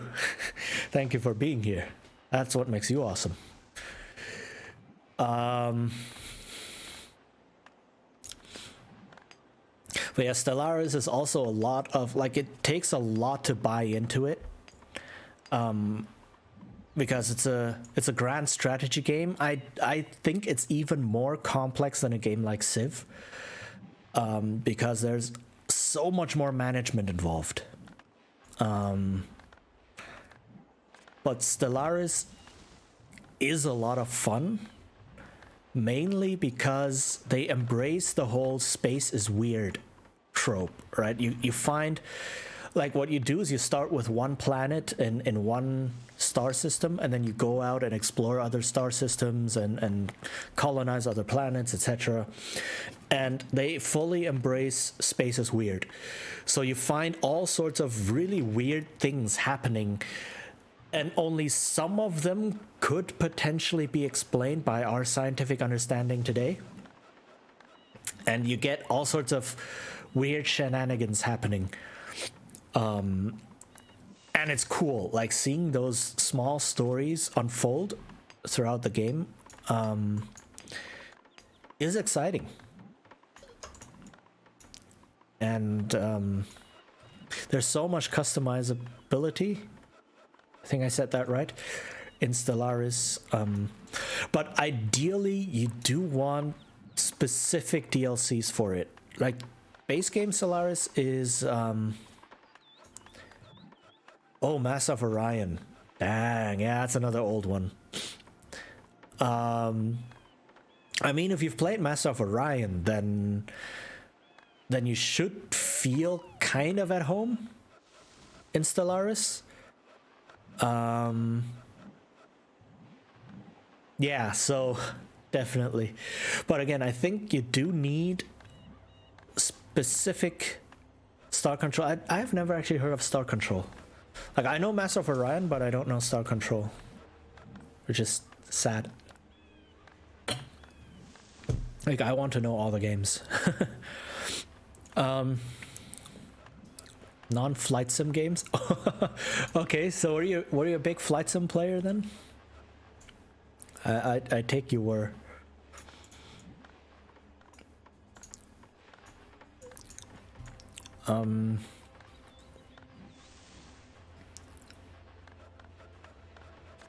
Still okay. That's, yes, flight sims are a genre I never got into because I was confounded by them. I remember playing one of the really old flight sims, and the game, like the play, just consisted of me standing on the runway and figuring out what buttons to press so that the plane would take off. And I never figured it out. The plane just stood on the runway for the entire time I played that game. And that was my one and only experience with flight simulators. So that's what I went through. Yeah, it's really arcane, right? It's like, okay, I have to do all of these actual flight control things to have the plane take off properly, but I don't know what buttons to press. Yeah, same. Let's just fly around and then crash into mountains or something.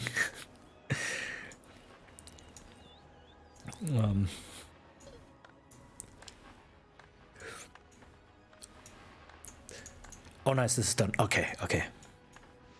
Sorry, I'm kind of also, because the game is a bit of a race, right? So I am kind of focusing on that a bit as well. Control flight surfaces with the mouse. What? Yeah, exactly. Hit things until something happened, because that was the only thing that did anything, right? It's like, oh, I hit the mountain. Something finally happened, and other than that, you just fly a plane. And back in the old days, like in the 90s and early 2000s, the graphics were plain, very plain. We had the Thrustmaster throttle. Oh, is that a specific controller? And then color monitors came out. Yeah. I mean, I'm not that old, I think. Like, our first PC was like Windows 98. That's fair. I mean, I am fairly old. I'm in my mid-30s. So I did catch a lot of the older games back then and such. But not the really old stuff. Yeah, sure. Have a good shower. But yeah, back then, graphics were relatively plain and controls were relatively plain, so it didn't look like much. Like the ground in Flight Simulator was just very patchy. Just like blocky patches of green and purple and such. It's like, what am I even flying over? What is this? Oh yeah, sure, no problem. Thanks for coming by. Oh, oof, yeah, then don't let me distract you. Have fun at work. And thanks for coming by and hanging out. And thank you for the follow again.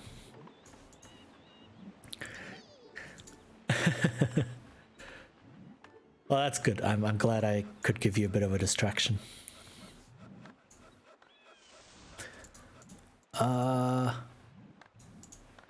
Okay, I don't want this guy working right now. Hey. And again, these maps are pretty huge. Yeah, see you later. It was nice having you here.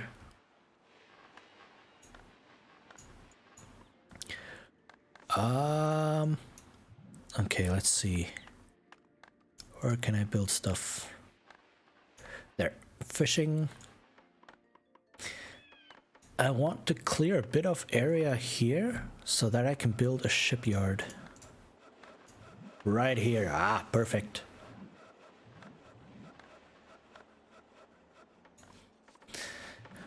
Okay.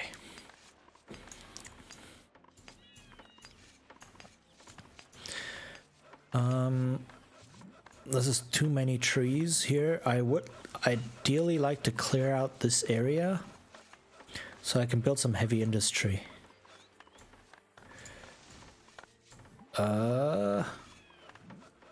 Okay, let's see.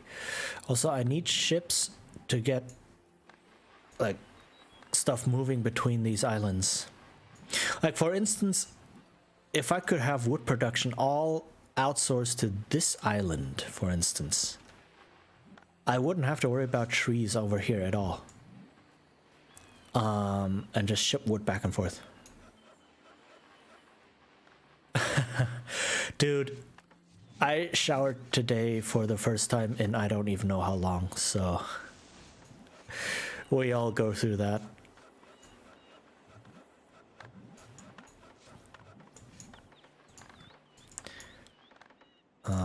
So you're definitely not alone.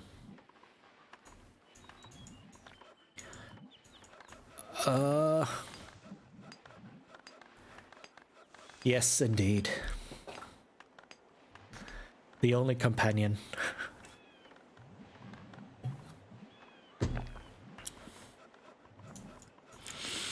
Okay. But yeah, go shower, seriously.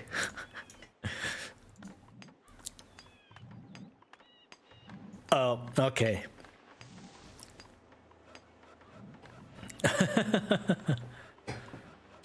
I mean, Patton Oswalt is pretty based, so yeah, I see that.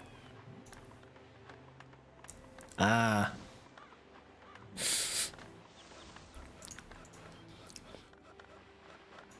Okay.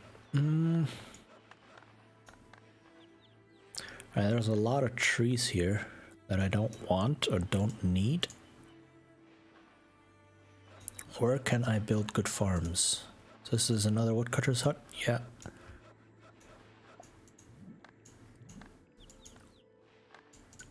Alright. Move this, remove these, and remove these as well. Alright.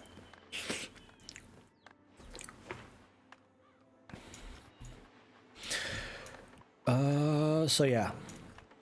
It's telling me there is an island to the west here that apparently has a lot of space for food production, which is very important because I really need food production.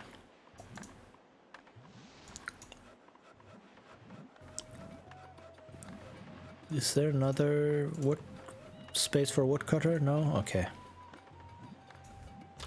What is this music? Huh.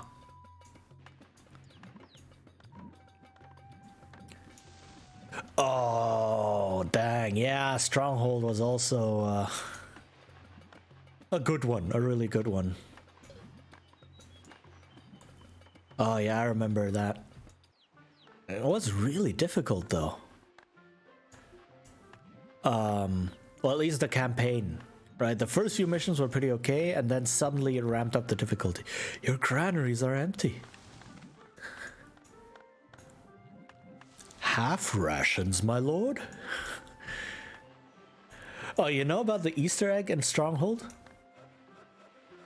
If you give yourself specific names, they actually included voice lines and such. Like if you name yourself Darth Vader, the game actually addresses you as like Lord Vader. which is really cool. Or if you put like, it actually checks the date on your computer, and if it's Christmas or if it's something is like, and you start up the game actually says like, "Merry Christmas, my lord," and such. It's like, what? But yeah, you should try. Like, name yourself. I think it's Darth Vader. You have to name yourself that, and then the game addresses you in that way, which is pretty cool.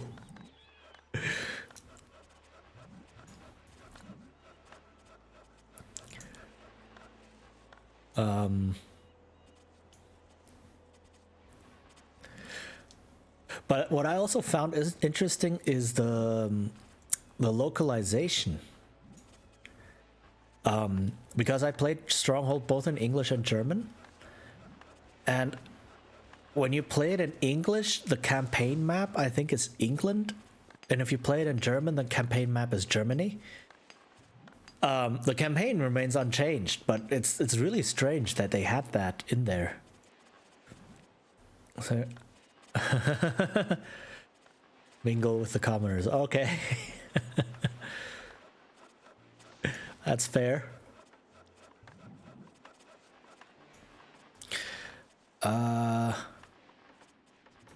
Is this thing done? This thing is done. All right, build me a ship.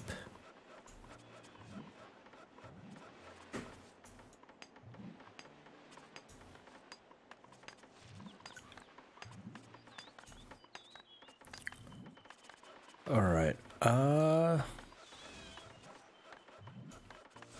Another. But yeah, I also like I started out with Stronghold Crusaders. A demo of the Stronghold Crusaders, in fact. That's how I found the series.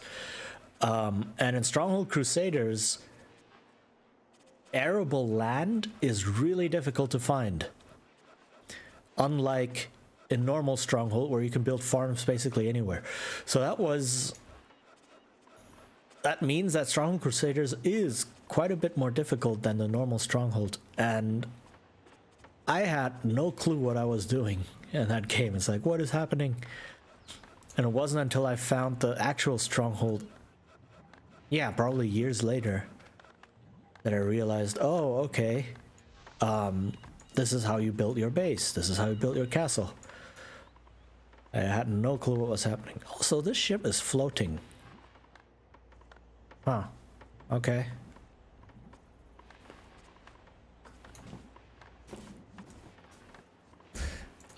Woodcutter? Not yet. But I think I can build a smelter now. Nope, I want to build it somewhere here because this is a hill. And a hill is useless for farming.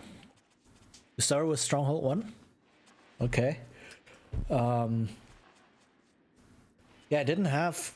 I don't know, I got the demo from some game magazine. Or so it was on the CD that was given along with the magazine.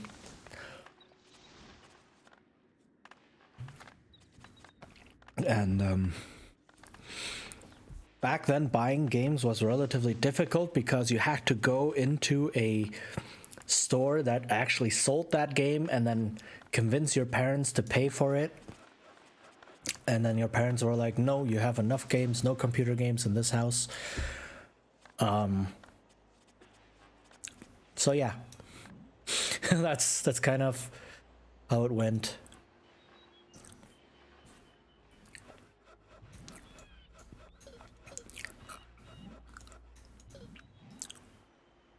Apparently there's also like Stronghold Crusaders Infinite or something like that, where you can have like 10,000 units on the map at once or some crazy amount. They basically just up the engine power, which is crazy to think about, right? Okay, I don't need this tower, I don't need this tower.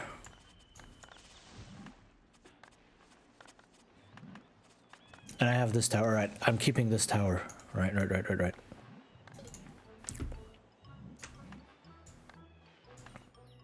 Let me see what happens if I delete these. You have lost the game? Okay. I have just lost the game. So I cannot delete those. Roman resistance. But I did save right before. Okay, now I know. It doesn't quite tell you what you can or cannot do. But okay. Why is this ship floating? This looks so odd. What is going on here? Do you need an iron? No. And then the ship just drops into the water. Okay. Dry dock, I guess. Let's put this a bit closer. Right, let's grab the soldiers from here.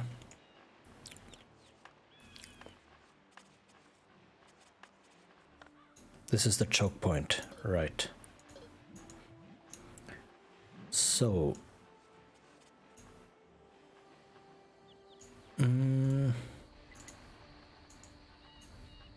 Here. Okay.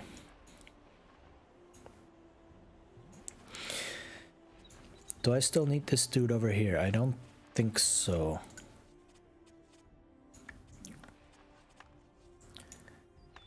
Right, time to build some farms. Some basic farming.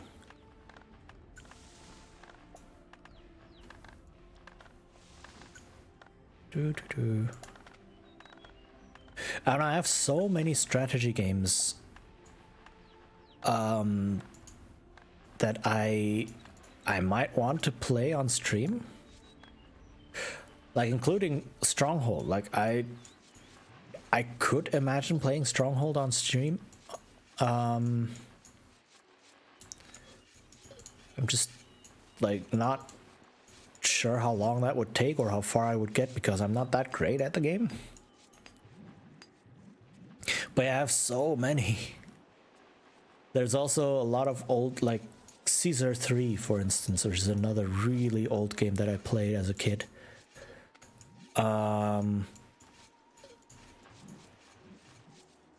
Which is also something I'm planning on streaming. And a bunch of others that I didn't play as a kid. So there's... And strategy games take a long time. And that's the thing. It's not like a puzzle game or an action game or so. Wait, don't tell me this ship can only carry 6 people. That would be not cool. That would make the ship worse. That do take some time, but not like an entire month or so of streaming. Right, so that's definitely a different scale.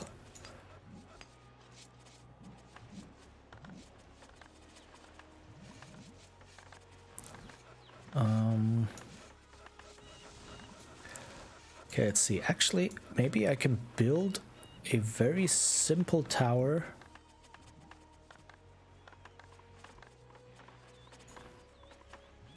What if I build a tower somewhere down here? Can I then delete this tower? Maybe, I'll have to see.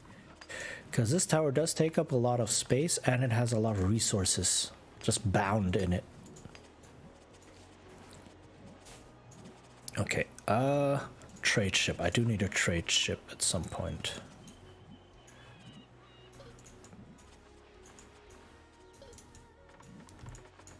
Okay.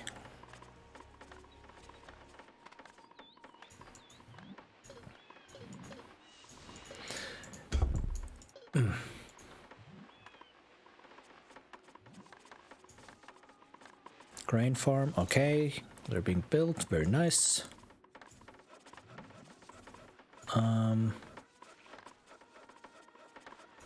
Where can I build all the other stuff? Oh, I can just move up here. Sure, okay. So build...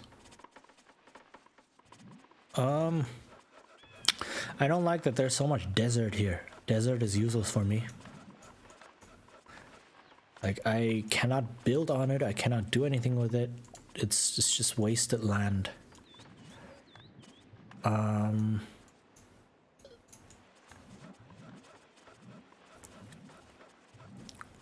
So I want to place a tower right here. And see if I can then delete this tower. Right. Okay, now this is a choke point, I guess.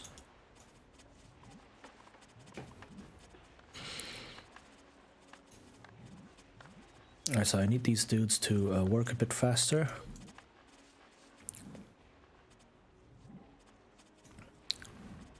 Also, with this tower gone, I can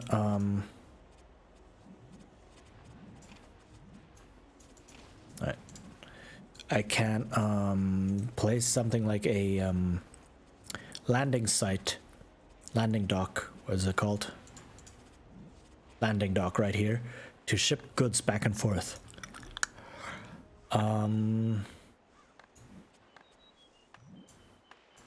Smelter. No. Need to clear out this bit. Stone cutter. Yes.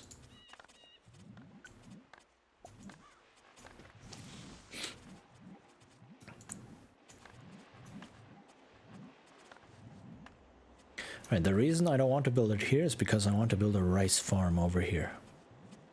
This is a good spot for, because there's a lot of like coast, swamp coast, I guess. And that's the only place where the rice farmer can build or can grow rice. You want as much of it in the vicinity as possible. So like long straight stretches are bad, but anything that has a lot of windiness to it is good.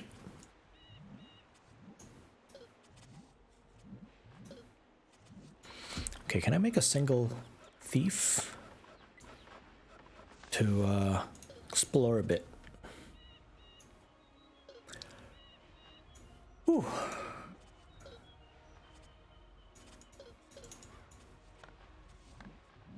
Four and a half hours, and I am well on my way to finishing this. This is going okay.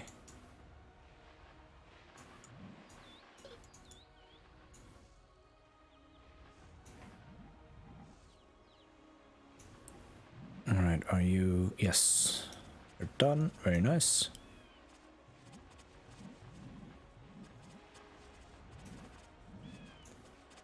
Okay. Yes, I can build a tower here. Nice.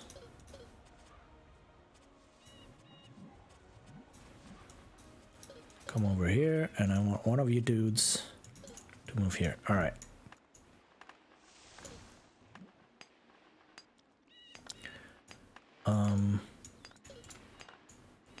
Is there anything to take over here? No. Okay, how many are you? 6. Let me get a 7th dude. Just because I hope that the ship is still able to carry 7 people instead of just 6. If not, that would be pretty sucky. Alright, trade ship is done. Let's build a second trade ship.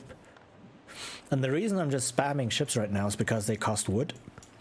And again, costing wood means the wood gets taken away from the sawmill, means the sawmill can convert logs into wood, means the woodcutters can now cut more logs and such, so it keeps the world spinning, you know? And I do want the woodcutters to empty out this forest as quickly as possible, so that I have space to build stuff. Like right here, I can now build a smelter. And I can build a woodcutter in here, right? So that's what I'm going for.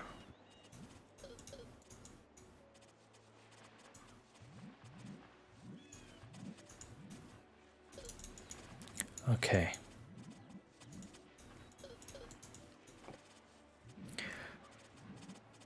This tower is here. Let me just build a rice farm. Rice farm. There we go. And working area is gonna be right here. Awesome.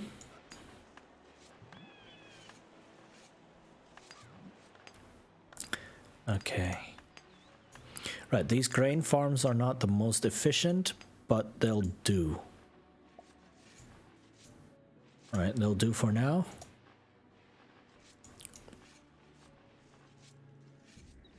Right, can I build a third one?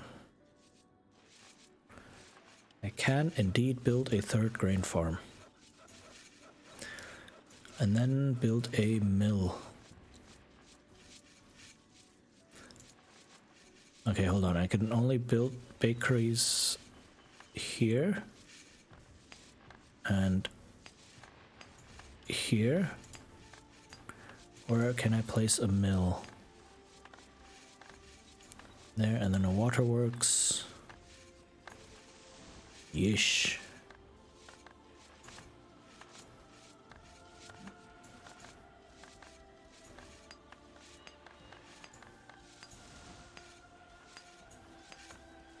All right, let's see. Get on the boat.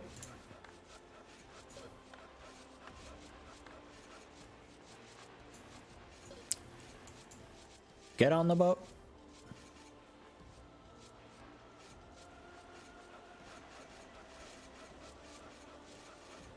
Really? This boat can only carry 6 people?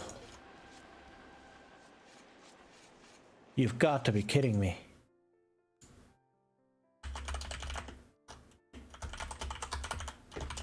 Let me Google that real quick.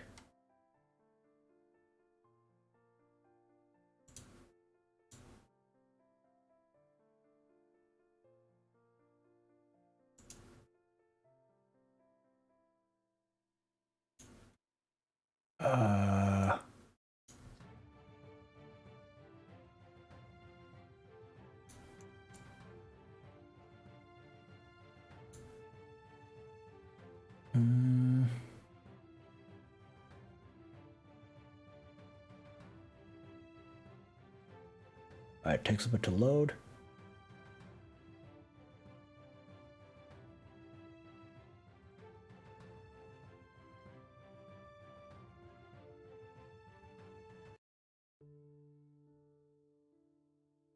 Do.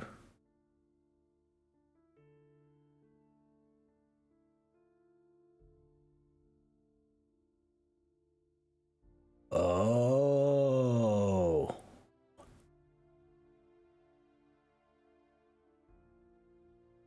Oh, I see what's going on.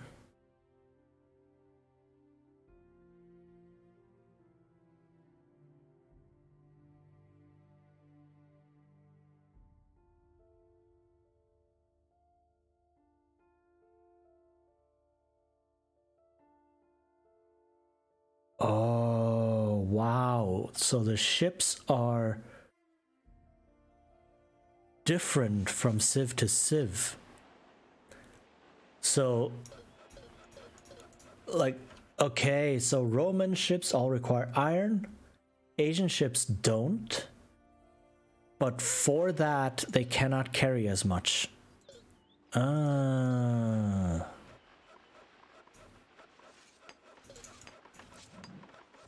Okay.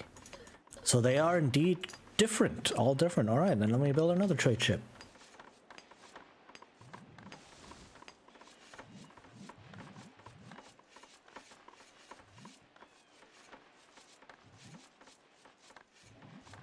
And they built their ships much faster. Okay, I get it. Please take land. Right. Well, that's interesting. That ships are also specific to each civ.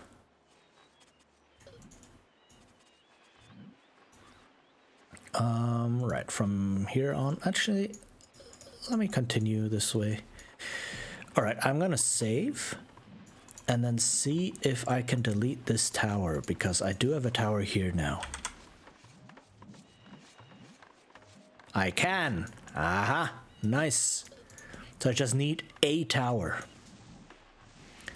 And it's very good to know. And now I can build a landing dock.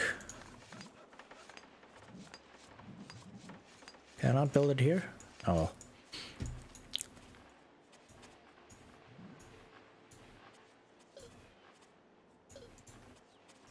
And then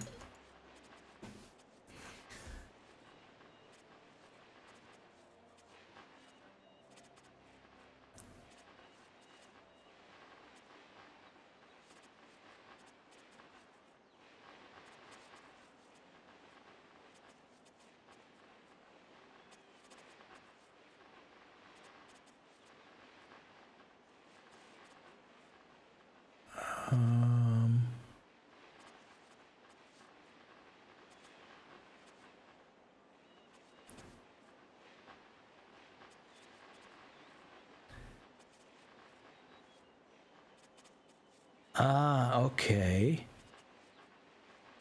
Oh, all the stats are... Oh, okay, so... Ah.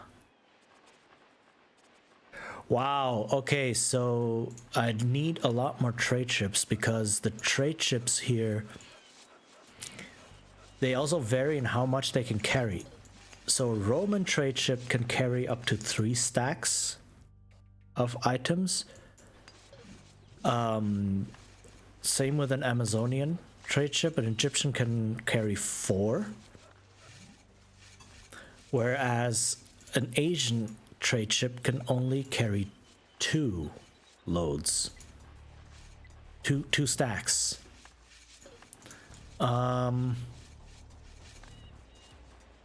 Which makes a big difference.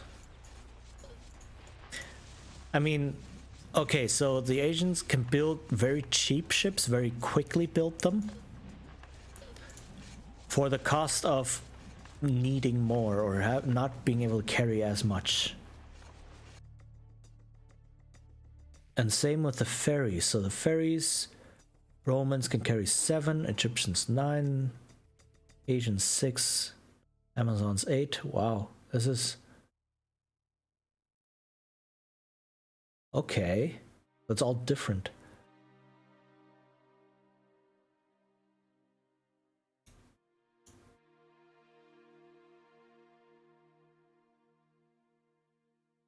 Okay, got it.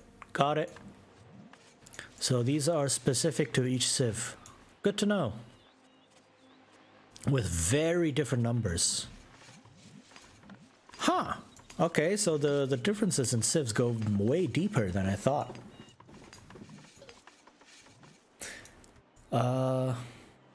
Let's see, is there any mountain stuff that I can check for? Not here, not here. Okay, what is this? This is a grain farm. This is the bakery.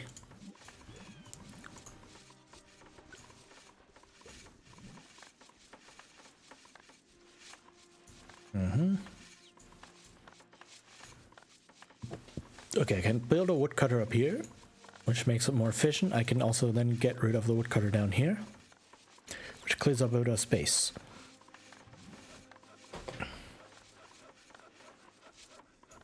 What's this? This is a mill.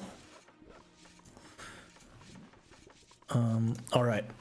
Once I get rid of this, I think I should be able to build the waterworks right here.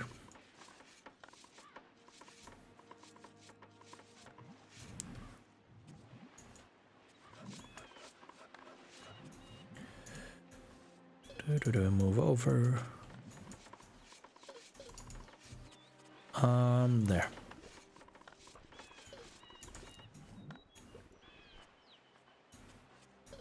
All right. Where's my thief? There. Please spy more.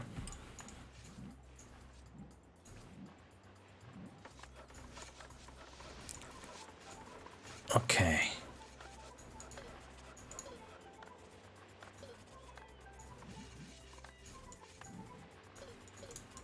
There's also a lot of trees on this island. Seriously?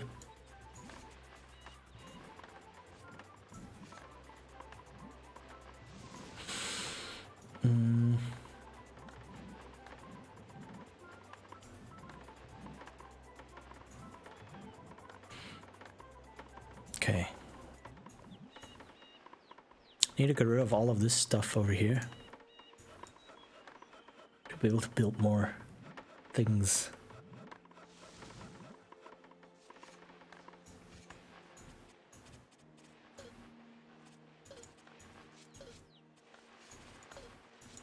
Okay, grab more land.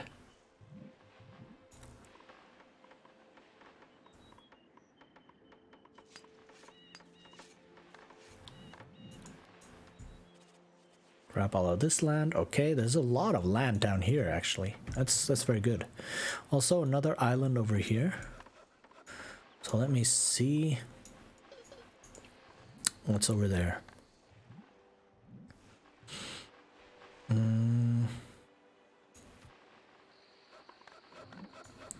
Is it possible to offload like wood production to this island, for instance?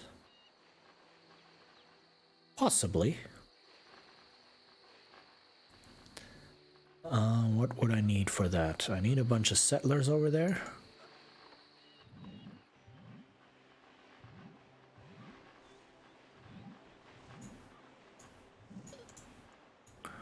Okay.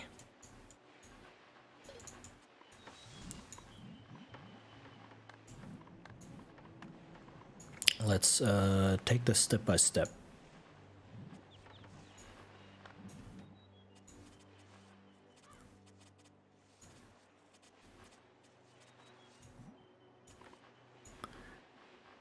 Alright, I don't need this dude anymore.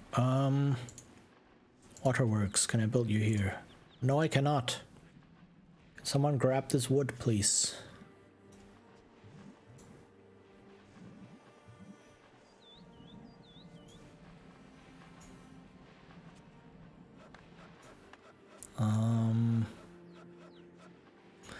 Alright, so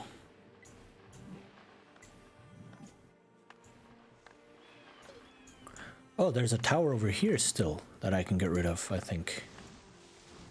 Actually, again, let me save just to make sure. I've lost the game? Okay, so I cannot get rid of that tower.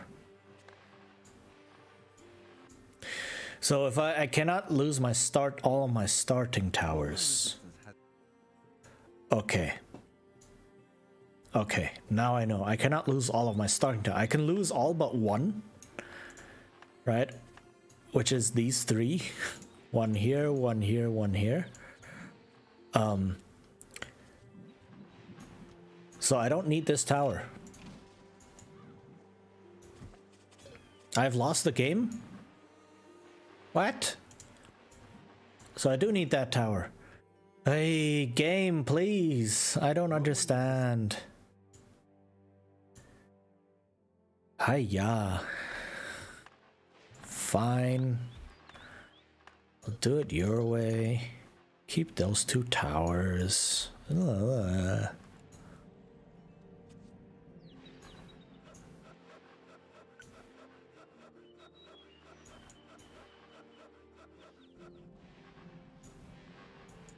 Alright, let's see. You, I don't need you anymore.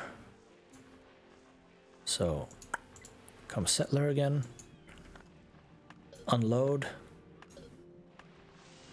And you guys grab land. And then 6 more dudes. 2 pioneers. Just so I have a bunch of settlers on these islands.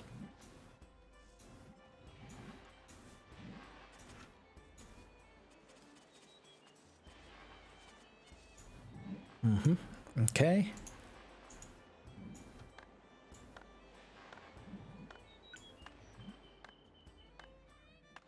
It's really inefficient.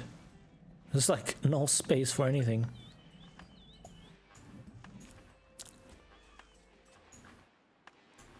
I do need a waterworks at some point somewhere. But I cannot build it anywhere here. What is this? I would like to build it right there. But I think that wood might be blocking it. Possibly.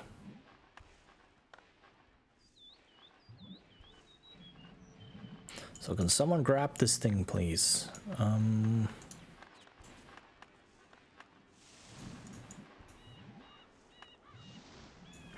I build a weaponsmith? I can. Yes, alright. There, weaponsmith.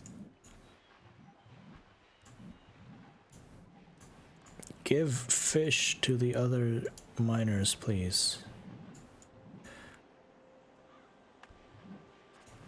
Alright, how's it looking here? Ooh, there's some very steep mountain here. How's the landing dock? Nice, it's done. So,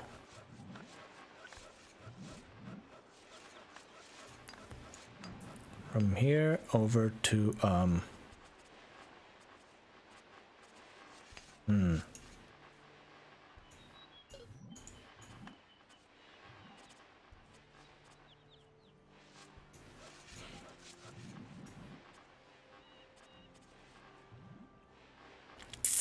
okay, so let me ship some tools over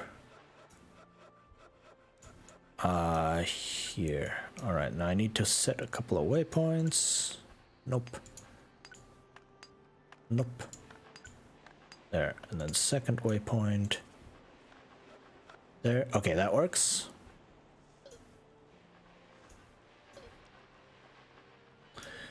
And what tools do I want? I want a pickaxe.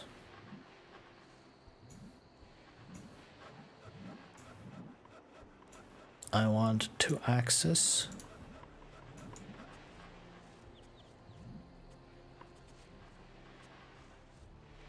Do I want a saw? Yeah, sure, I want a saw as well.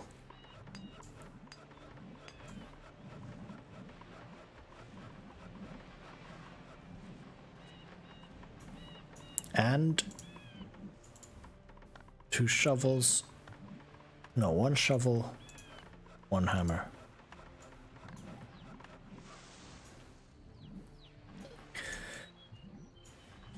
Shower makes me, yeah.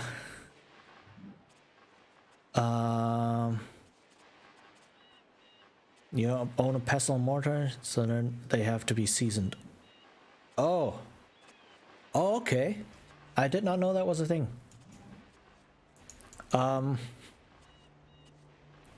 Yeah, no, it's awesome having you here as well. Definitely. And I'm glad that you think it's very chill. That's what I strive to do. Uh-oh. There's a bad guy. Alright, I think this is as far as I can go because the choke point splits. So... castle. Build castle. And then you guys stop what you're doing. Move up.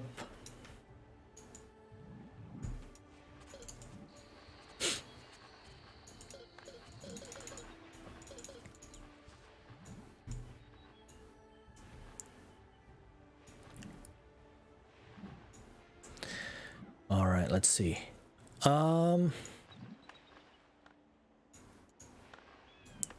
Okay, there's the weaponsmith, very cool. Get rid of the trees here. Get rid of the trees up there. And get rid of the trees here, nice. Do these dudes still have any trees left? They do not, so I can get rid of them. This dude still has some trees over here, but these two are done.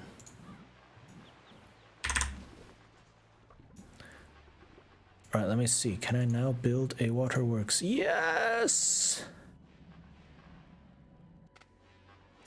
And another bakery. You know what? Let me see. If I can place the waterworks closer to here so that I can place this down here. And then stone cutter over here.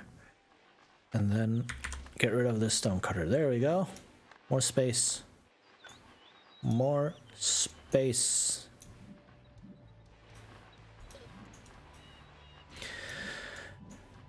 Yeesh, this is like, the space constraints are,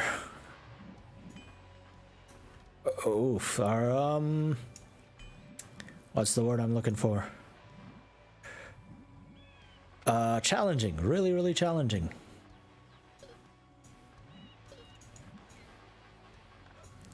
Okay, I want another fishing hut. Can I place a fishing hut? I cannot. I am sad.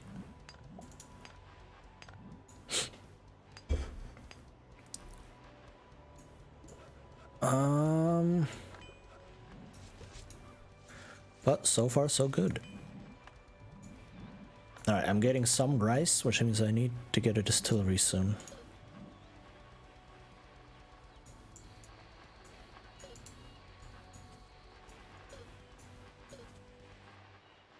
What's over here? Pickaxe, a saw, and a single axe. What about the other stuff?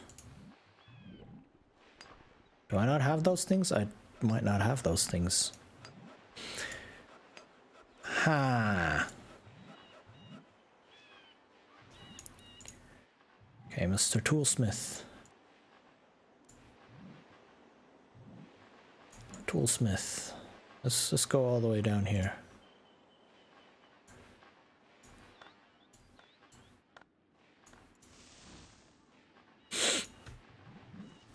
Yeah, you too. And thanks for coming by and chatting. That was a lot of fun.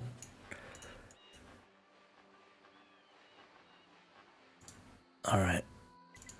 Turn these back into normal villagers, settlers, whatever the names are. I want to know what's on this island.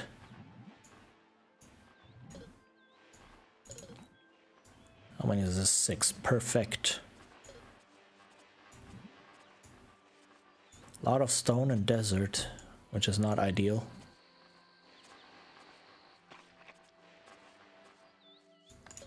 Okay.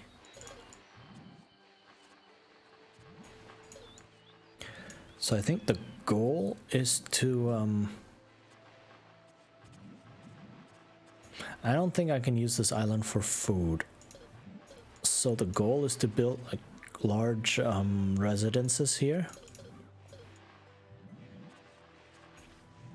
And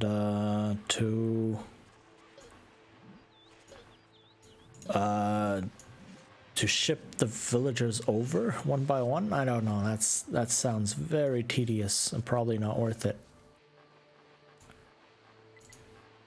Okay.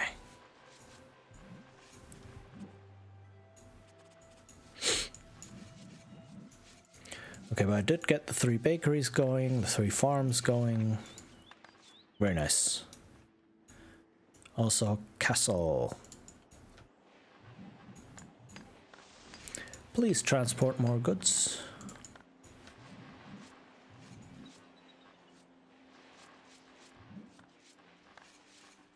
I can actually already place the building sites down over here. Right.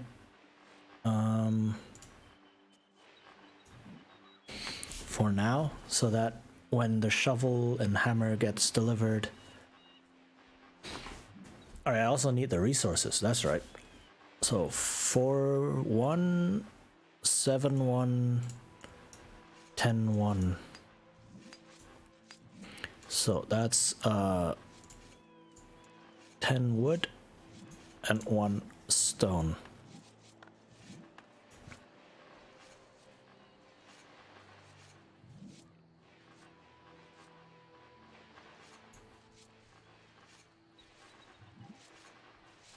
Okay, what's with this island now?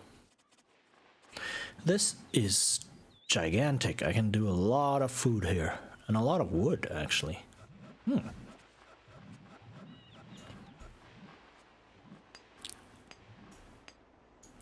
Okay. It's not looking bad.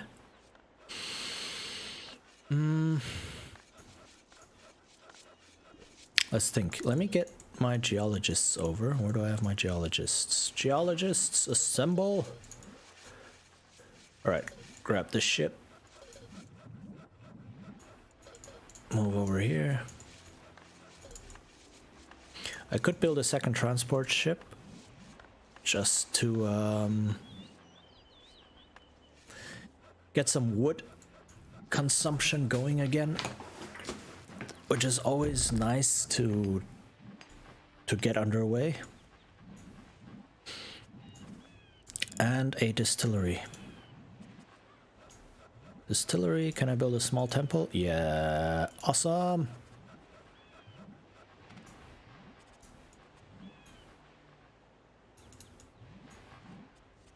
Actually, I don't need to build them here. I can build them down here.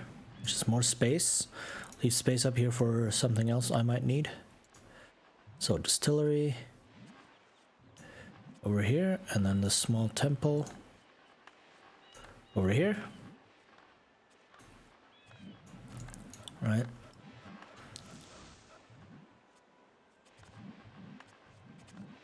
Okay. Now slowly but surely I can start getting rid of woodcutters here and there.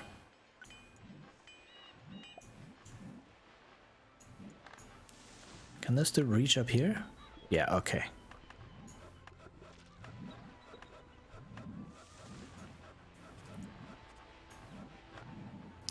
Nice. Oh, there's a single sword lying around. There's another single sword lying around randomly.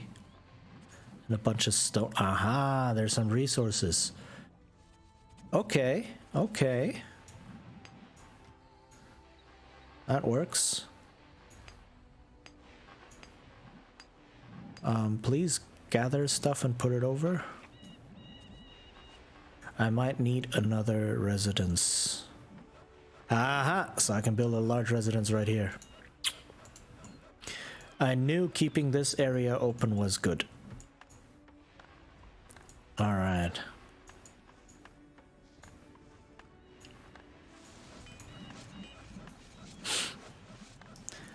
Nice. I'm consistently at like 3% frames dropped. I don't know if the stream is being framey every now and then. I hope not. I hope it's okay.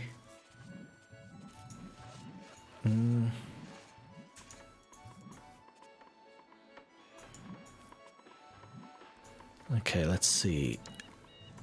A barracks. Aha, now the castle is done.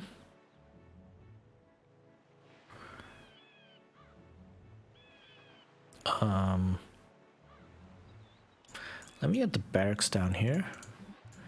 Let me start up on some wood production for here as well to get rid of this bit.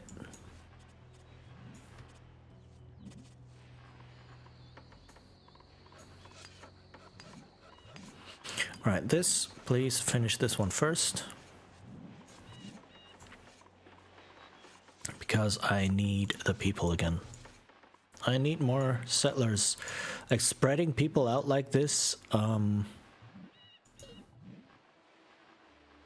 costs. Right? It means those people are not available. It's a transport ship. All right, my geologists. That's right. Where's the third geologist? Hello.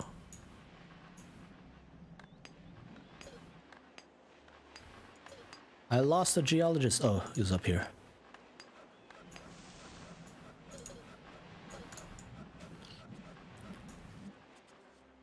Aha, there are resources here. Okay, okay, good to know. Right, move over to a new land. It's not noticeable at all? Okay, that's good to hear. I mean, I also see my connection dipping into the red for a second here and there all the time, but if it's not really noticeable, then that's good. And I don't need to worry. All right.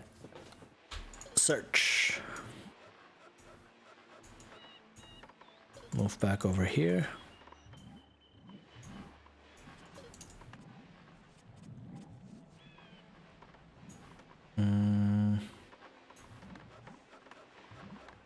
Is this a transport ship? This is a transport ship.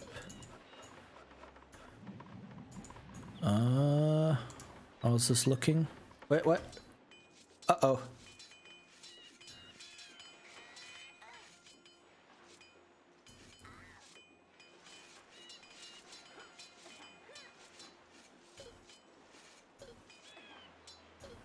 Okay, whew. That came a bit out of nowhere, but okay.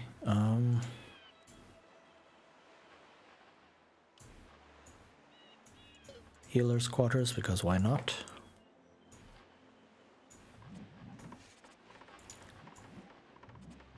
Alright, need more dudes. Okay. If everything is good, then I'm relieved.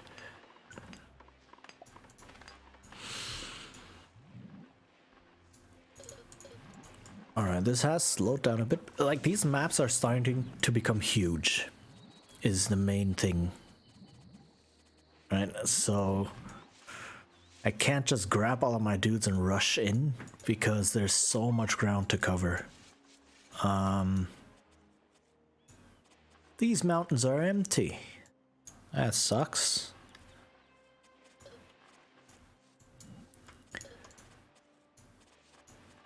And I do think that the AI has like better defenses now.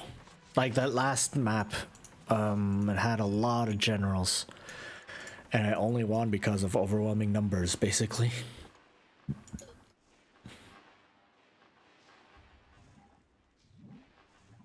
Oh wait, I have a toolsmith now. I can make this and another axe. Let's go.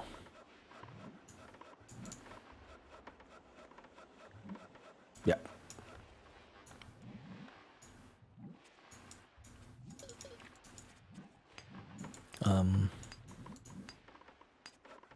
But still, it seems to be going okay. What mission am I on? 6.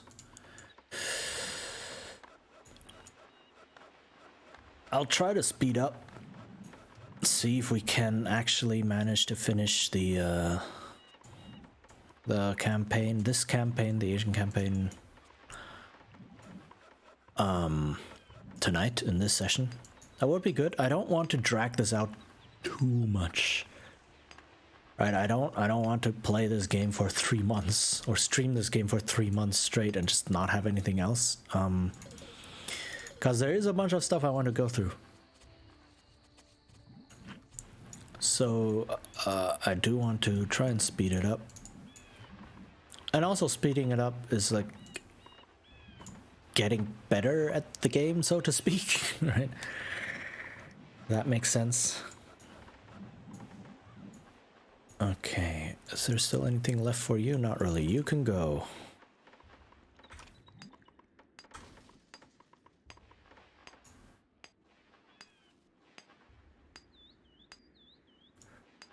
Okay.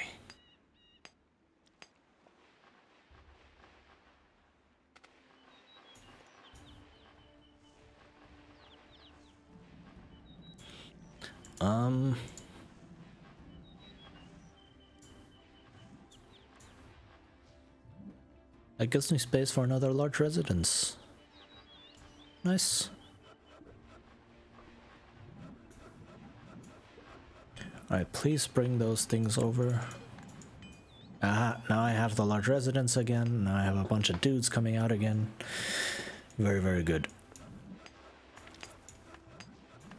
And I have bread production happening. So that's extra good.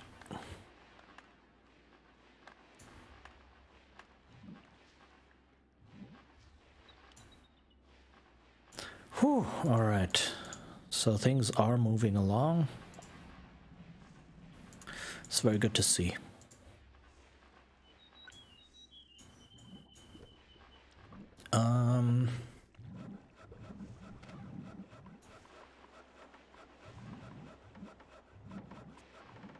Distillery is almost done. Temple is almost done. Well, needs a bit more wood, but eh. Oh. Come here. Unload these people. And grab some land. Okay, there's some sulfur on here and a bit of coal, but not much. So mining is not really going to be a thing on this island. Which is, you know, just as well. Lots of resources and lots of space, though. So, food production. Okay.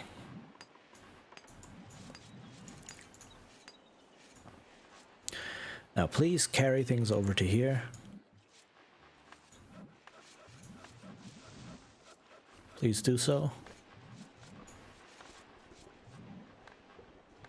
Still need people to carry things.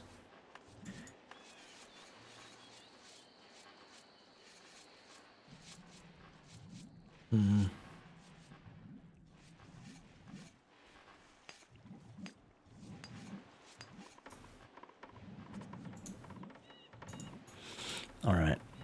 Now at least the rice is not gonna rot anymore. That's the thing. The farmers, even if they cannot harvest, they will keep planting stuff. But if they don't harvest, their stuff just rots in the field. And it's just wasted production. It's just wasted time. Which is not great. But now that I have a distillery up and running, I can actually use the rice now, and the farmer can harvest it again. So that's good. That's very good.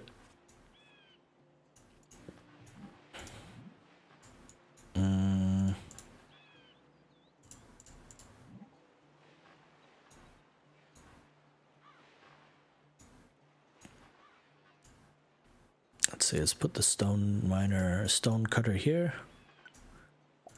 I don't need this many stone cutters, but like it allows me to free up space, so that's okay.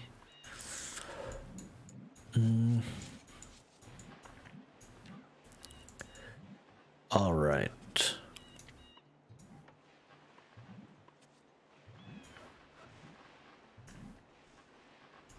And I'm now getting alcohol. Very good. Speaking of which, apparently wine is going to become much more expensive. Like up to 30% more expensive, which is really sad. Like, I still have a whole bunch of bottles at home, but you know, it sucks. That wine is just gonna suddenly, like, everything is just becoming more expensive. And that's unfortunate.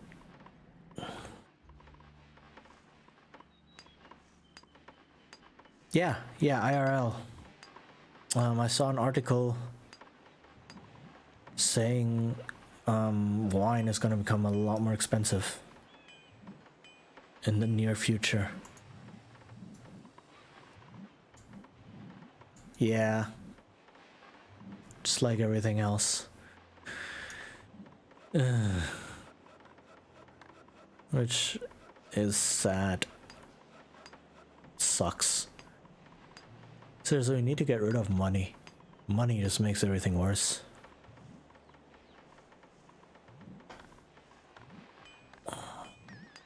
No. What's happening? Oh.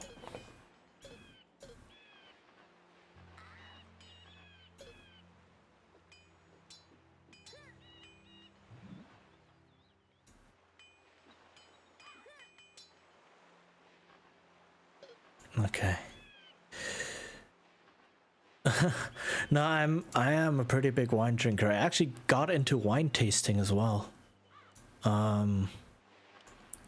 Like including having an aroma box, like just small bottles with different aromas to train your smell, including like wine tastings and such. So yeah, I really like wine a lot. So like seeing that is going to go up in price by a lot is, but I mean supermarket wine is probably going to be okay. Like if a bottle costs €3, it going up to like 3.5 is fine. It still sucks, but it's not devastating. And supermarket wine is good. Right, there's a lot of good wine to be had. But even like €3 or €5 bottles are nice. Oh, hold on, I'm seeing a mosquito on my wall. I need to kill it. Ah, there we go. Yeah, it was mainly just because I wanted to know more about it. I want to know, does different wine actually taste different? What kind of tastes are there? And they do. Like once you get a bit into it, you can tell like quite a few different tastes and types of wine and such. Not as crazy as some people might claim, but you can definitely tell, oh, this wine is very sweet, oh, this is very fruity, oh, this one has a very sour aftertaste, or whatever, right? There are definitely things you can taste in wine, just by practicing it. Why is nobody bringing anything to the landing dock? I do not understand.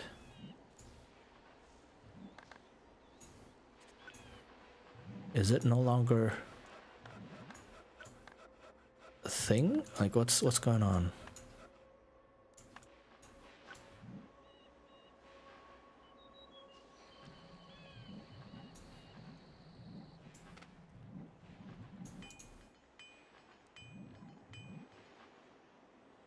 Huh.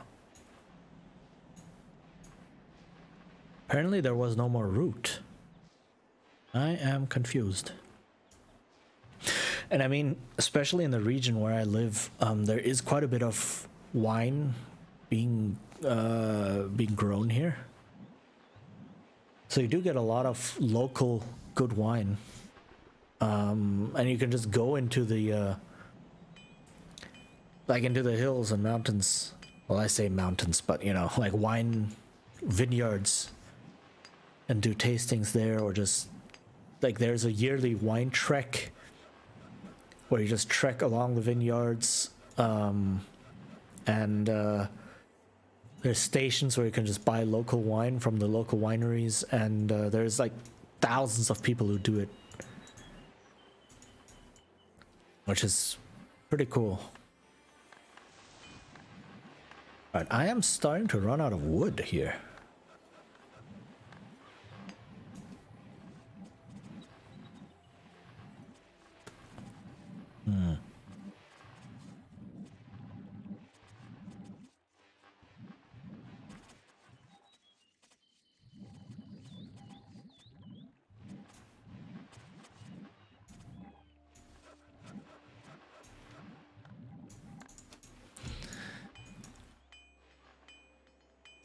So I'm guessing I've felled all of the trees. I went full orc. There are no more trees left to fell.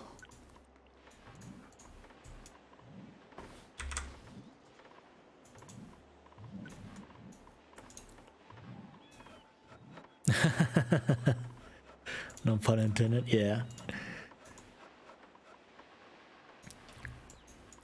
And there's like it's a very special feeling being able to recommend like certain directions of wine for someone. If people are like, I don't I've tried wine once and it's super bitter and I don't like it. And it's like, well, okay, have you tried this wine, or have you tried that? Or, oh, I like wine, but I like something more fruity. It's like, oh, have you tried this?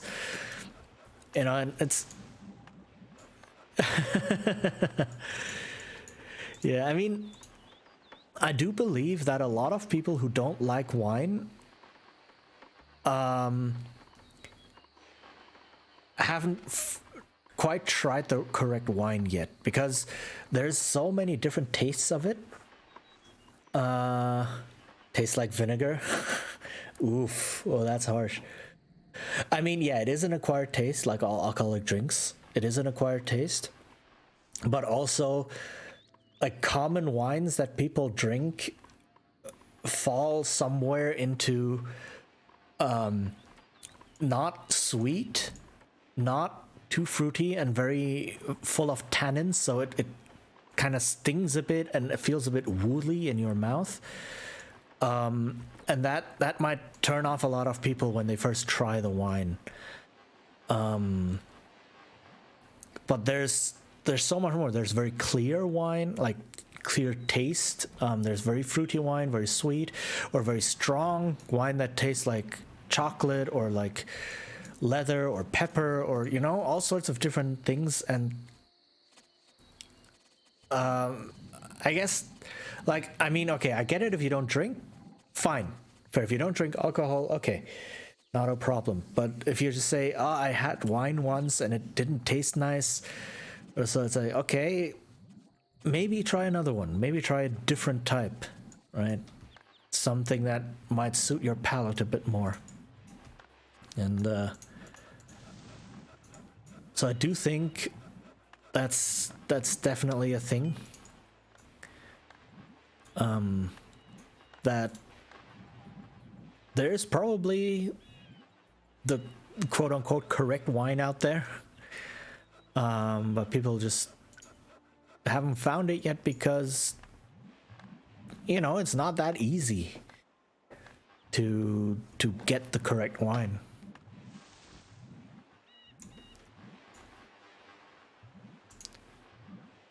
So I can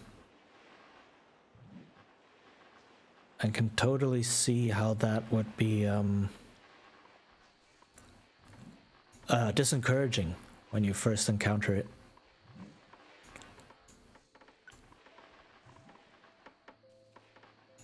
Discouraging. That's the word. Discouraging is the word. I don't know what I'm saying anymore.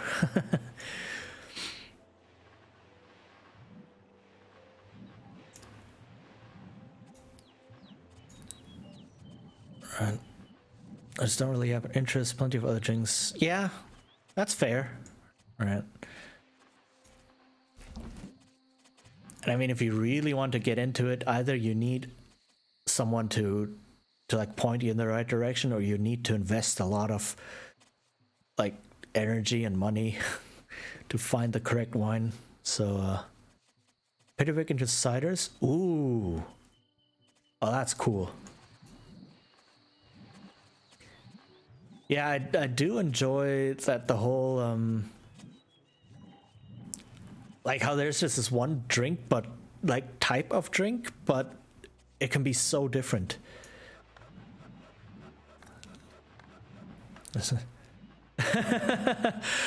Yeah, no, not ales, but ciders. I can, yeah, I can see that. All right, let me get some wood going.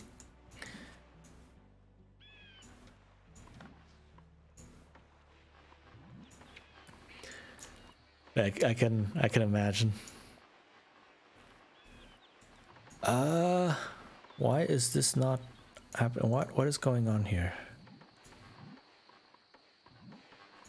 No hammers? No hammers.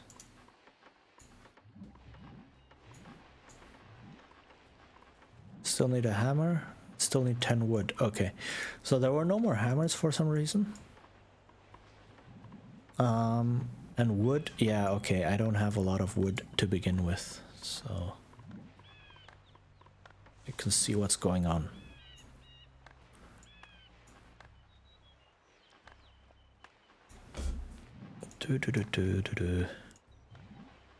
Let's see. Aha,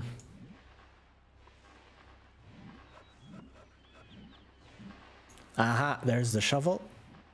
So now I can get a leveler to start with these.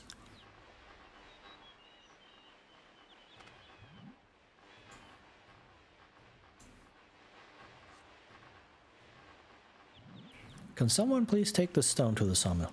You're gonna lurk? Yeah. Alright, have fun. Thanks for lurking.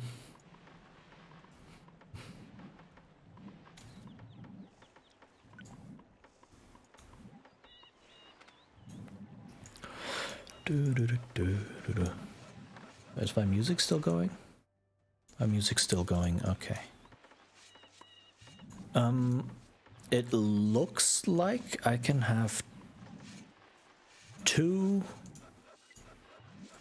rice farms support a single distillery, which is what I thought was the case. So let me see if I can build another rice. I would preferably build the rice farm down here, because it's closer to all this stuff. Alright. So yeah. Let's see.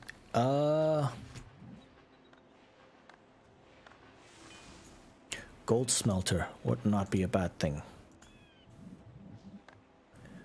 Well, yeah, look at that. A lot of space now. Okay, one more geologist to come search up here. And then another fisherman over here.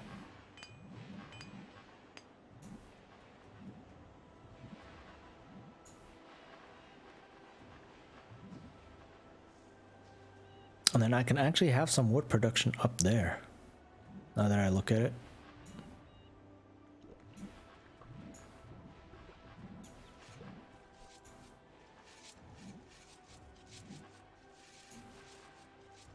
Okay, this is underway. Nice.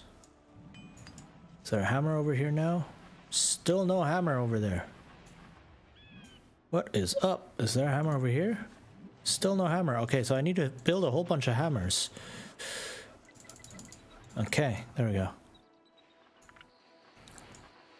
I'm thinking that I just have so many builders on here, so all the hammers just immediately get used for people on my main island. So there's none left to be transported over. What'd you find? Coal! Okay.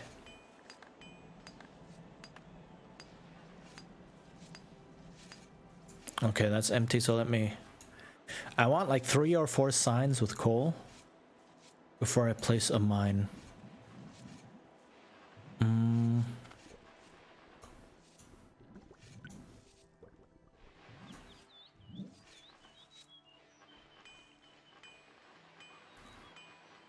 Okay, that's done.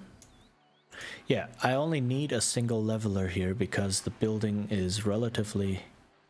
Like, this is not happening, right? There's no building happening here right now. So I don't need to worry too much about that.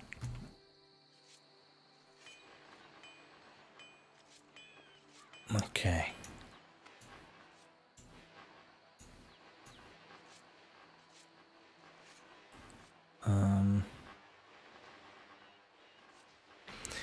Is it possible to build a landing dock here? No, okay, so I may need to move the sawmill further. I cannot move this. This is the only place. Okay. Oh well.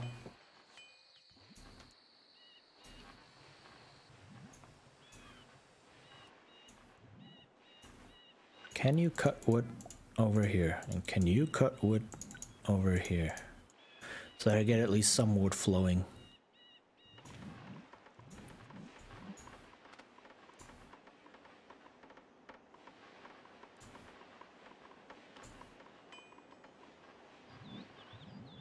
All right, I've run myself into a wood crisis. So let me build a forester's hut up here.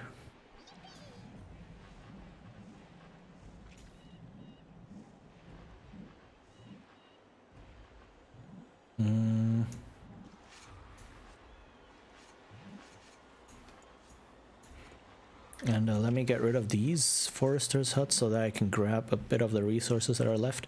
Like, I'm not gonna run out of wood. There's still plenty of wood. I'm still building this down here, so... Alright, I'm not gonna run out.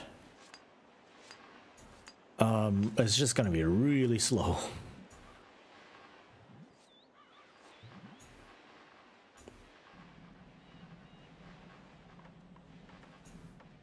Alright, now a hammer is being brought over there. That's very good.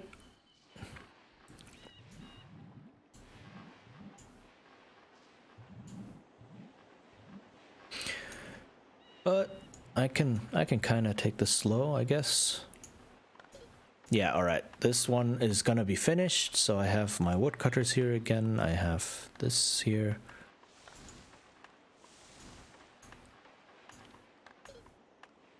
Are my dudes healed? No, let's move to the healer's hut.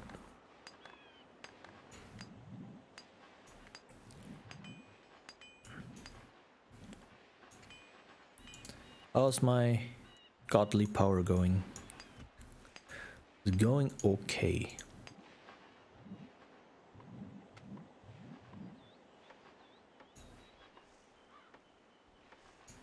There's a single dude just hammering here. Okay, once this has been done with once this is done with leveling, someone will grab a hammer and start building this because there is a stone there. So that's gonna go underway. Do I have soldiers? I have more soldiers. Yes.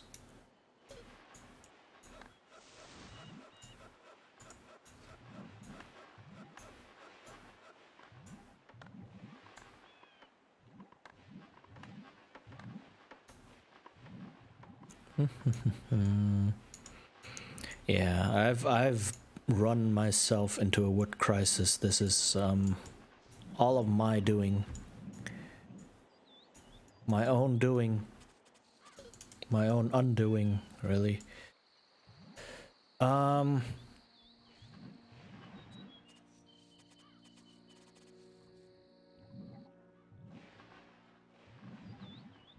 let's see. Let me grab a bunch of dudes to ship them over there.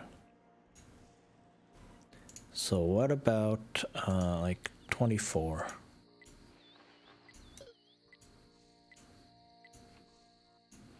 Right? That's 4 loads of 6 each. There. Okay, sure, why not? Come over here.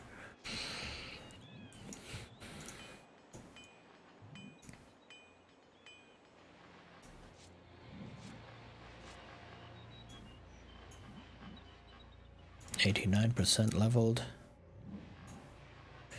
Please finish building this forester's hut. Okay, there's the 2 wood coming in from the forester.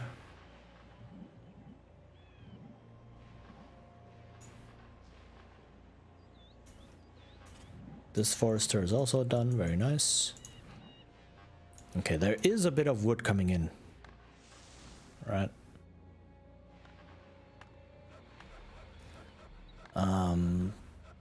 It's just far away, right? It needs to be transported a long way across. Okay, these ships come over here. I mean, I did build a whole bunch of ships, and now I'm low on wood, so yay! I have, by mine own hand, undone my economy.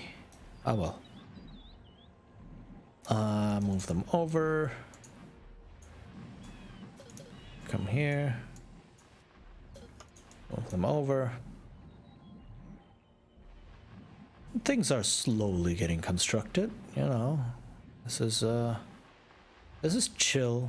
This is very chill.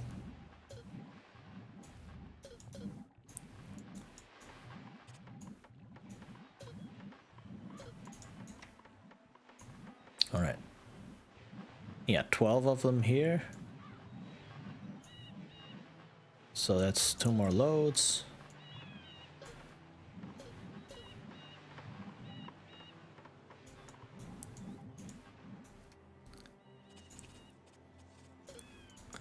Let's just grab more land for now.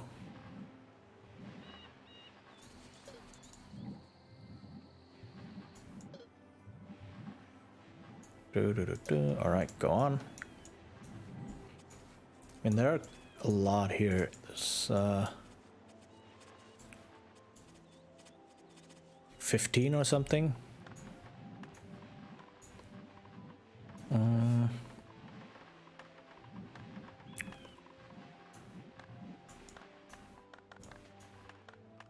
Okay, do I build another forester down here?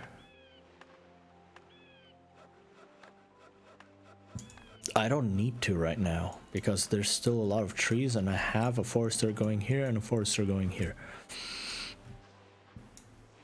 All right.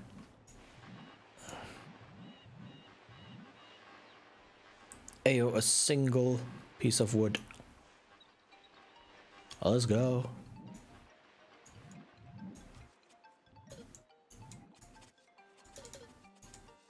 There's quite a lot of resources here actually.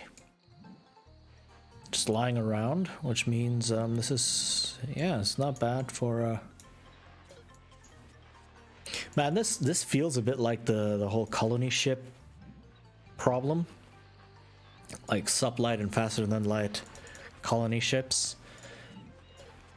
So the idea is right, you have a colony ship that goes to a different planet somewhere, and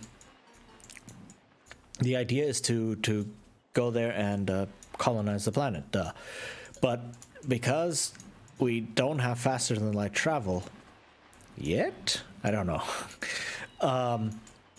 It'll take a long time to get there, right? Years and years, or maybe even, I don't know, decades or a century or something. So either you cryogenically freeze the people, or people live on the colony ship and then their descendants at some point in the future will reach the planet, right? Which is pretty bleak if you think about it, but you know, that's the idea. And then the thing is, while this colony ship is underway and is taking all of these years and decades to get to the planet, the home planet discovers or invents much faster travel, right? Maybe even faster than light travel, and sends another colony ship with this kind of travel form to the planet, which gets there much quicker, maybe just in a year or so. So by the time the first colony ship gets to the planet, there's already an established colony by the second colony ship that traveled a lot faster, which is like, wait, so why did we just spend decades on this ship? What's happening, right? So that's the case with colony ships and faster than light travel and discovering things in the interim and such, which is a pretty interesting, I don't want to call it thought experiment, but it's like an interesting scenario to think about, right? And it does come up in some like sci-fi writing and such. It's like, how would the colonists in the first ship react? Right, seeing that they're not only not the first people to get there, but that other people have been living there for decades already, or maybe even a century or two.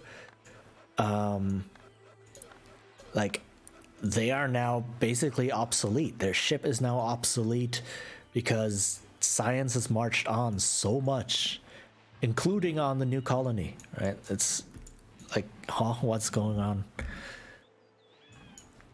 Apparently there's actually a sci-fi game set on just such a colony ship, where you play one of the interim generations. So you're not one of the generation that went on the ship as it lifted off, and you're nowhere near any of the generations that will arrive on the colony. You're somewhere in between,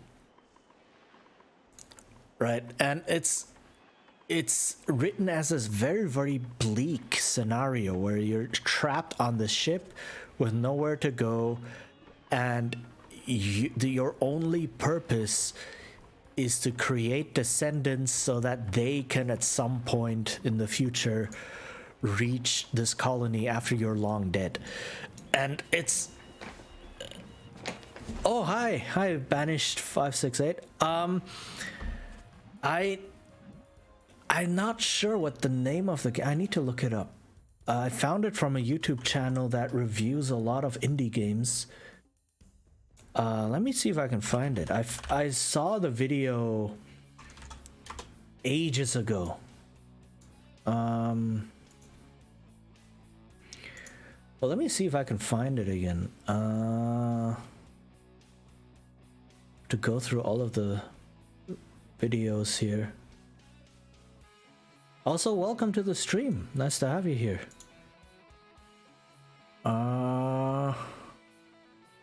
Let's see if it's marked somehow, if I have to go through.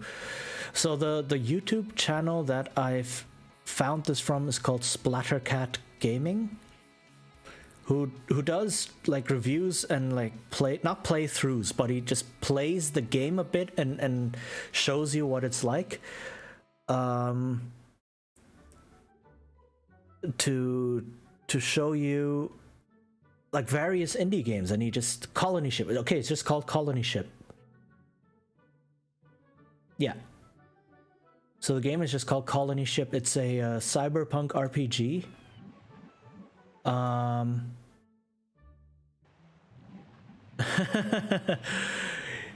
Yeah, I can imagine. Yeah, not a lot of people know this game, so I mean, I want people to know this game, which is why I'm playing it on stream, right? And this game was a big deal in my childhood. So, yeah, I'm just here to play it and show it to people.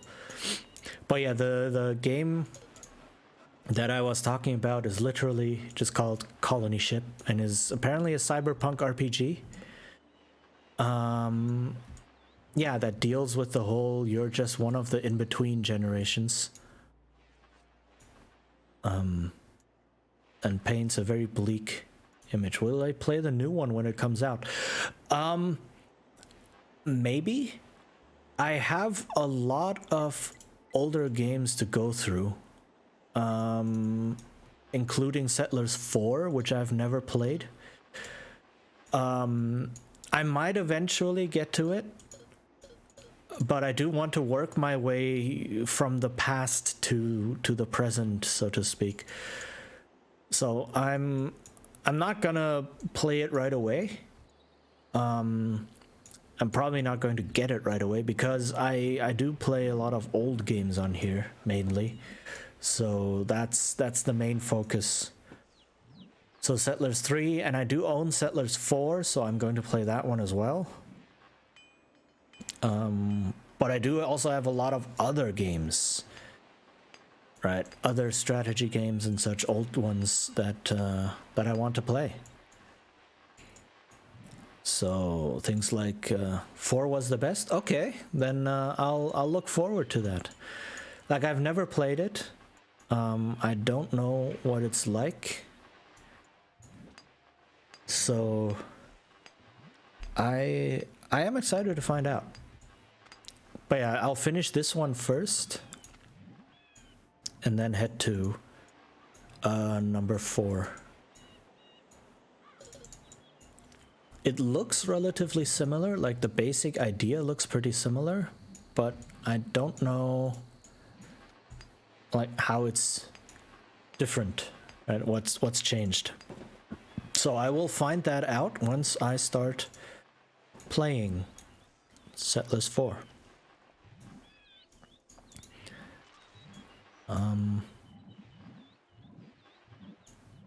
Yeah. But yeah, I'm mainly here to play old games, because I am old, So these are a lot of these are games from my childhood. And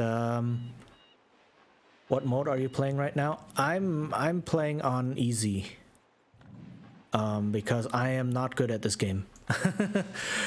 Seriously, I suck at this game. I was not able to beat anything in normal mode. So I'm just here to play this game and have a chill time. Oh, campaign. This is the campaign. Sorry. Yeah, I'm just here to play the campaign. I've beaten the Roman campaign last week. Yeah, last week. This is now the Asian campaign, and I'm going to play through all the campaigns.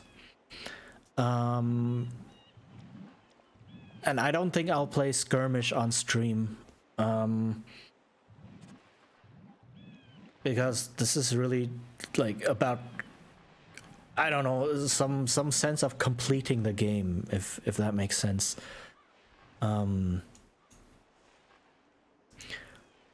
so mainly just okay. Completing main stories and such as I can. Okay, this dude is not catching anything. That sucks.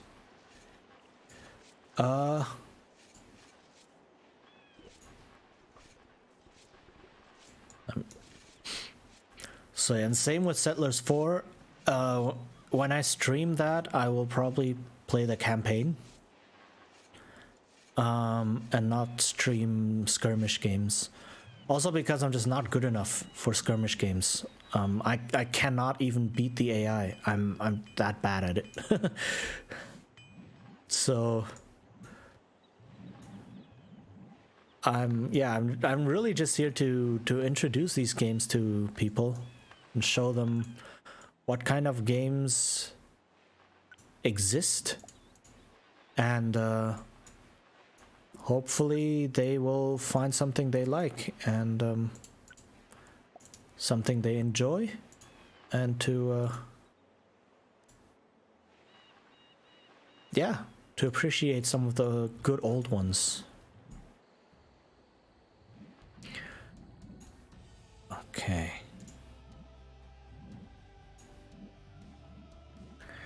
How do I do this?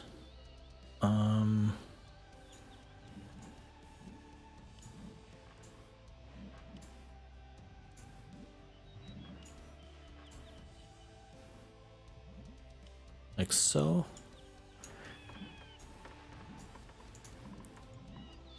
Is everything over there? Everything is over there. Okay, nice.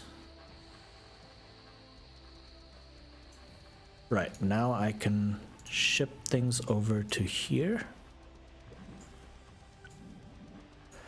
And that's basically a lot of tools.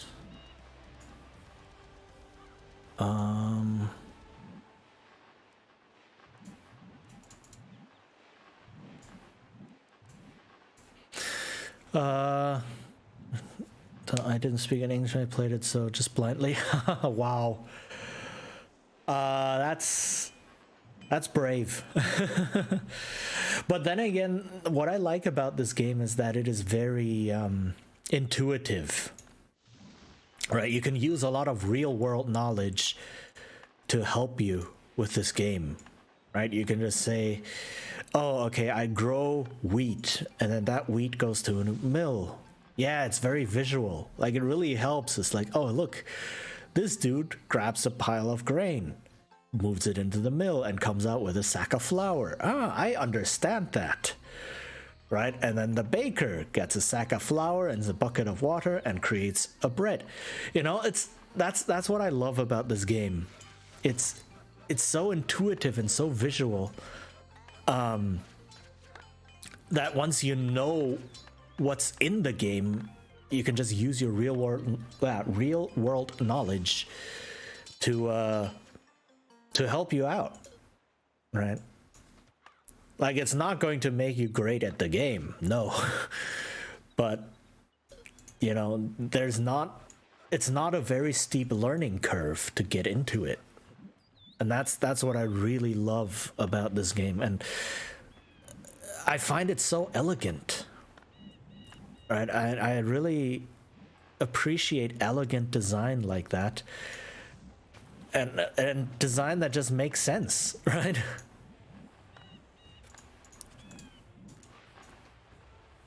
So that's one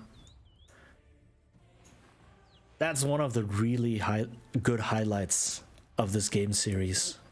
And the fact that you see everything happening, yeah, visual, that's a very good point.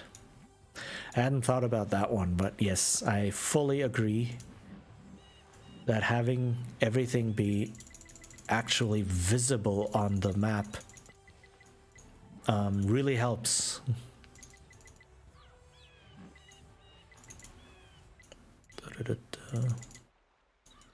Okay.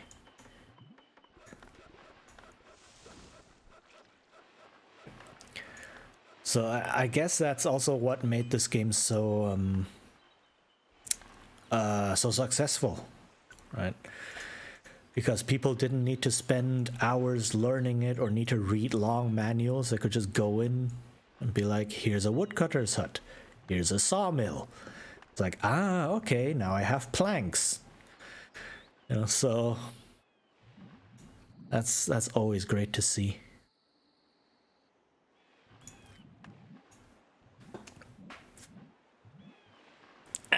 And I mean, you can see what a lot of the buildings are by just looking at them, which is also nice. Like, the graphics, I just love them so much. Or not graphics, the art style.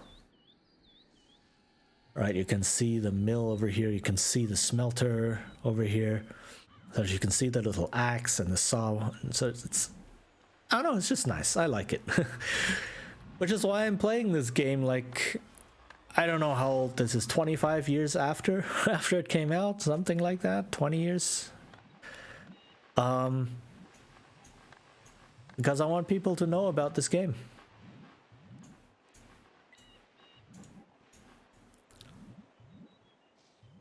All right.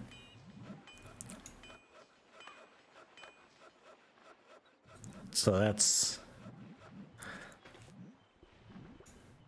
like, a lot of old games are good, really, really good, but just no one talks about them anymore because they're just buried underneath all of the new games. And I mean, there are plenty of new games which are good and that I enjoy as well. But, you know, it's, I'd just like to see these old games have their moment.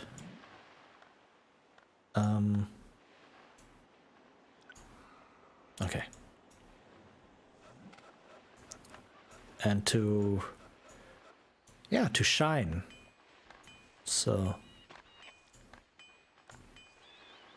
I always love sounds, bird chirping, some, yeah. Yes. Oh, I agree so much. Like the soundscape, it makes the place feel alive. Maybe just listen. And yeah, and I think that's something that gets lost in a lot of modern games, like just these little things that make the place feel alive and feel like this is a village I could be living in right now, right? I could be standing, I don't know, in a village square and hear all of these sounds.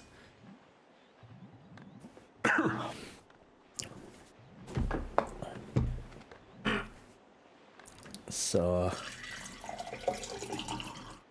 yes, I totally agree.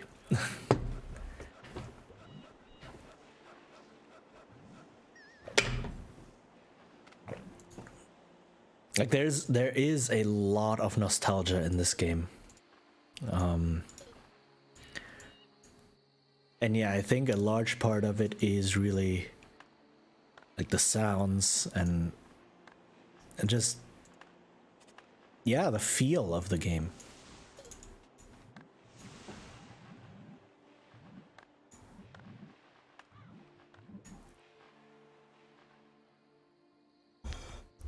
I'm just like, I guess it's a good thing that I was really bad at the game as a child. I didn't play it a lot, but it always enchanted me. Right, so I kept thinking, oh, I want to play this game. I want to try out and see if I can get better at it. You know, with more experience in gaming and understanding. So I'm glad that I'm still able to play this game on a Windows 10 machine, right, 20 years later, and have it run so smoothly and just enjoy the experience again. You know, this is not guaranteed. Right? A lot of old games are lost in a way because you can't get them anymore or you can't play them anymore, and so I'm really happy that this game is still alive and well.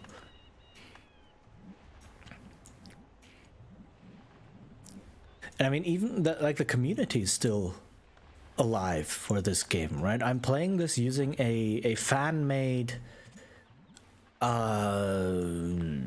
what do you call it? A fan-made system, maybe, called Settlers United. Like, you need to own the game, but then if you run the game through Settlers United, it gives you more options, it makes the game smoother, it gives you like much better resolution and so on. So that even exists today is incredible. And that you can still do this. And how many hammers do you have here? 1, 2, 3, 4. That's okay. Yeah, I did not know about Settlers United until someone from that community, I think, told me about it.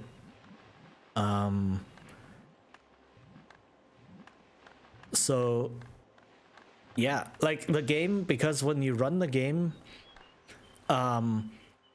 it takes up the screen completely, and then you cannot alt tab out of it, you cannot click out of it or so.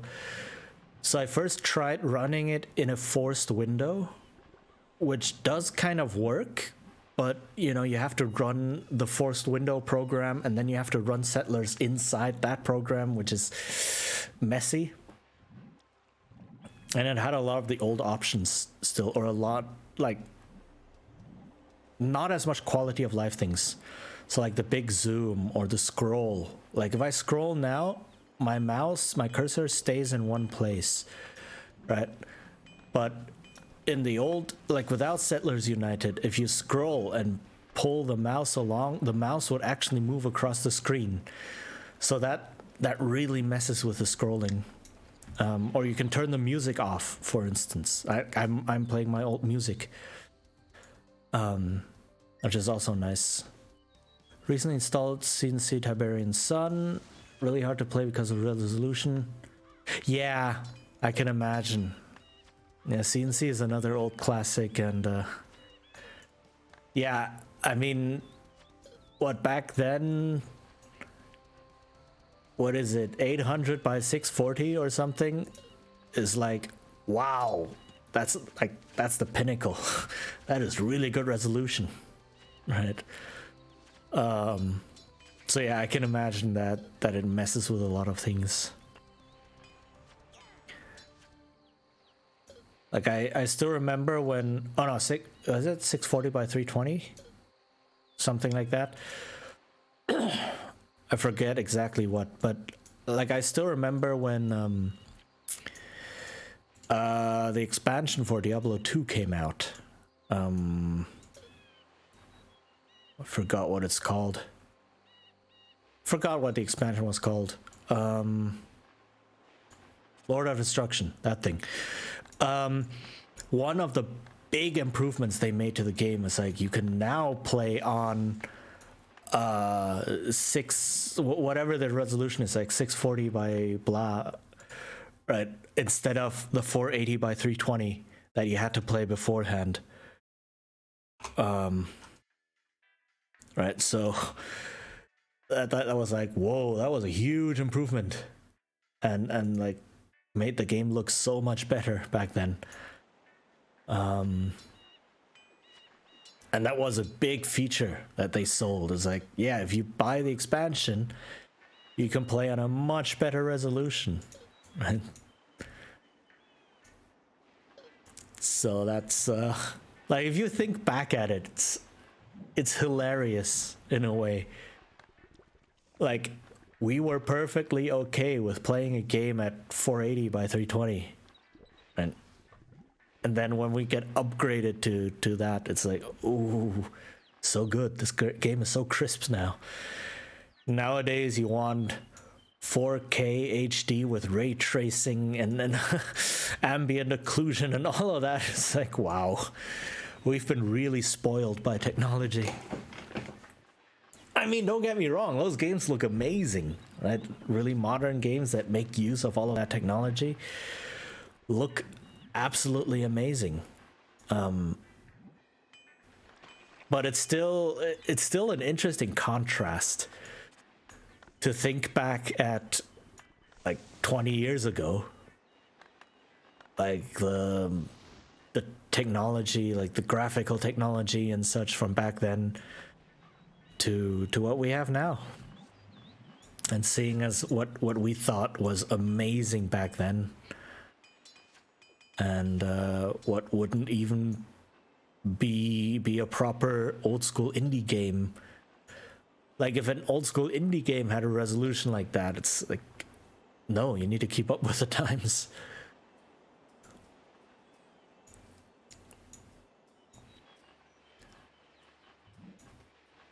Let's see.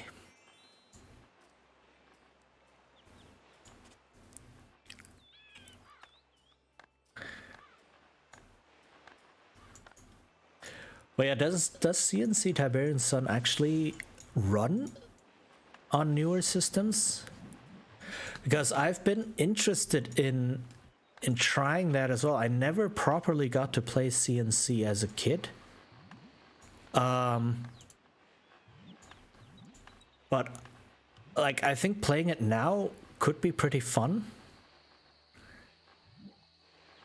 Is wish the new one will not suck? Yeah, that's Oh, okay. Okay, that's good to hear. Yeah, that's I think I have the remastered collection, Command & Conquer Remastered Collection. That might have a few tweaks anyway to be able to run on newer systems. But yeah, I never properly got to play Command & Conquer as a kid, and so I am excited to try it out now. Yeah, which is another game I might stream. Because again, it's an old game. Right? But okay, that's good to know.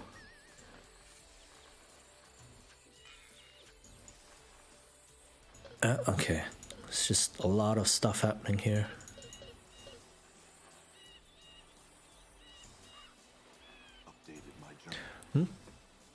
Hi, alright, Banish, thank you for the follow. Welcome to the guild. Hope you'll join us for many adventures.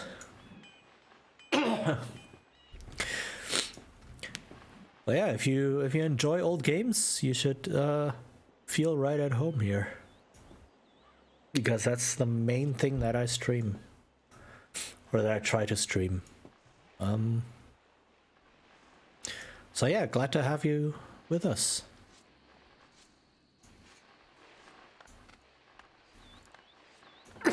Oh man, I need to drink something. Hold on.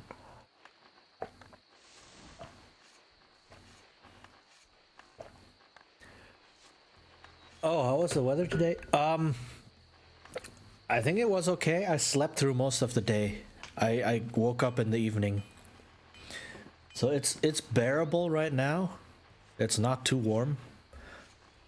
And it has been storming the last couple of days, so that helped.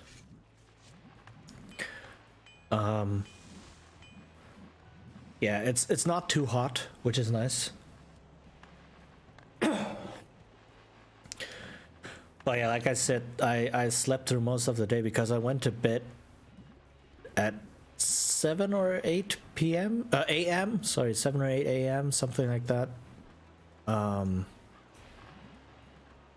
Yeah, so I don't know. I don't know how it was. Yeah. I mean, the last few days has been really stormy. I think all over Germany. Which on the one hand was nice because before that it was really hot. Like upper 20s, like 28, 29 degrees. And even during the night it would be like 20 something. And then the storm just cooled everything down.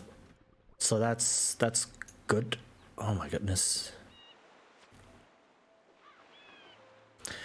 But yeah, storms are also scary because for some reason things just keep breaking here during storms. It constantly happens. So I don't know.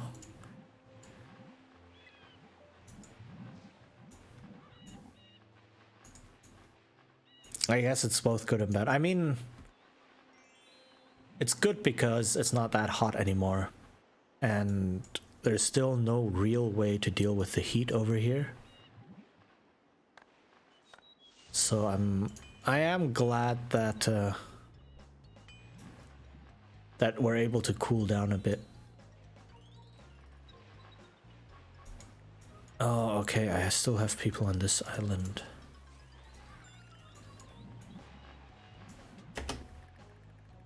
You are under attack? Okay, I'm under attack. Need an axe to occupy this building. Do I not have an axe coming over?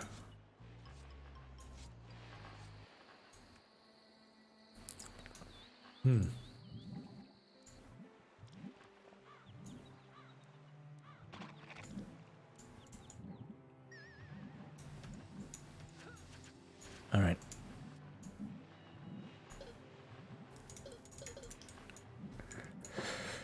So I am hoping that it stays cool, like relatively cool here.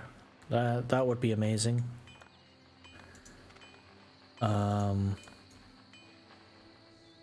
Because heat is terrible. Like especially once it heats up all the walls and then you can't even protect yourself from it anymore. That's painful.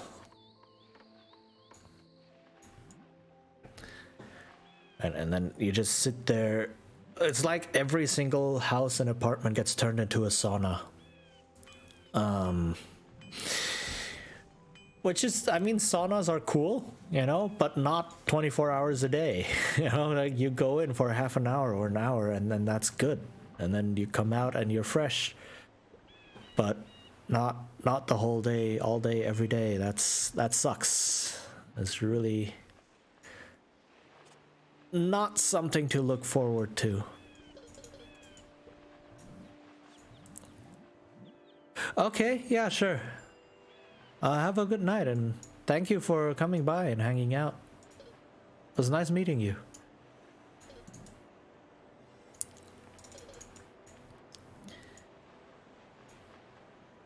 Okay.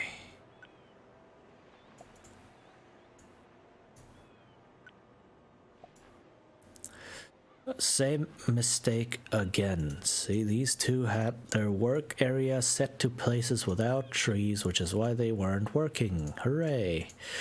I mean, the sawmill's full anyway, but you know, it's just the same mistake over and over again.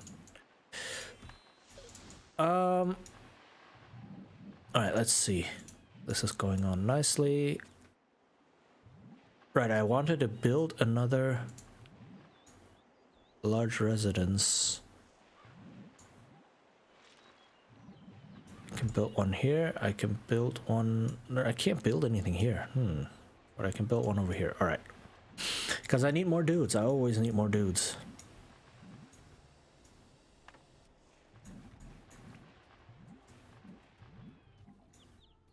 Okay, some stuff is getting built. That's very nice. And also, again, I'm shipping the gold over to this coast because then it gets cleared out from the gold smelter. The gold smelter can continue working. And when it sits here on the coast, it's not bothering anyone, but I still get the bonus because it's in my territory. Need a saw. Yes, I know. I am getting a saw over. So please relax, and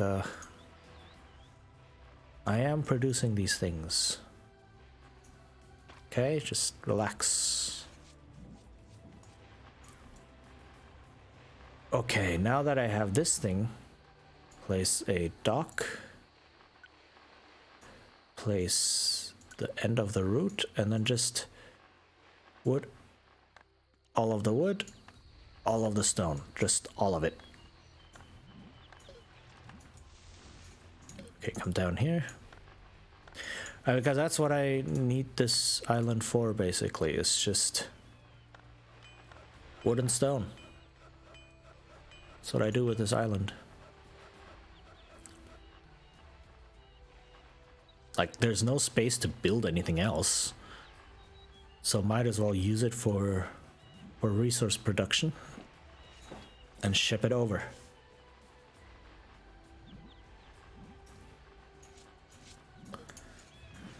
All right.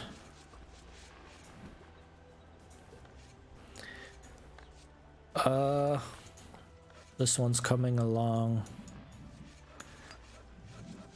This one's coming along. Okay. Nice. This is all being built. Let me actually try and clear out this area because this area is nice and flat, so I can start building some food production.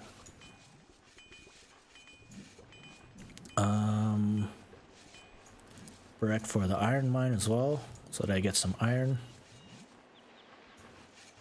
You guys, get on the boat.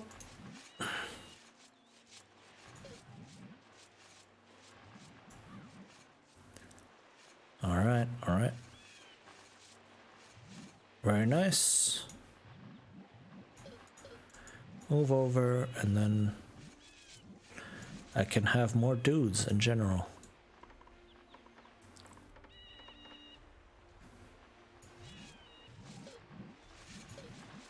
Is there even anything down here? Like, what if I just expand my borders? Because no one's been attacking me from this side. So what if I just expand the borders down that way? All right. I want to see what happens. Okay, this dude, this, again, same issue. The work area was placed all the way out here to clear out the trees, and then I forgot to switch it back to here. Again, this sawmill is full, so not that it matters too much, but you know, it still sucks for getting, it's just wasted production time, in a way. Okay, is this place filled? Maybe. In any case, there's still a lot of dudes over here.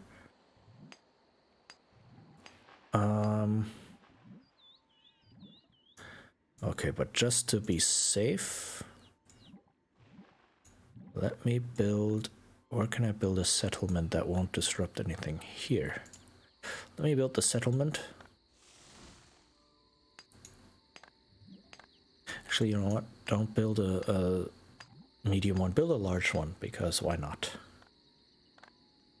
I have enough resources for that, I believe. Is the saw coming along now? Not yet.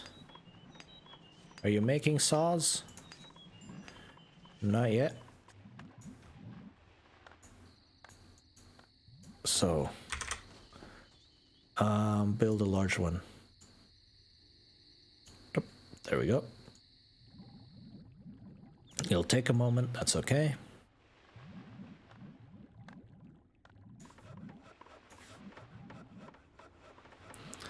It's got the hammers and such in here, okay.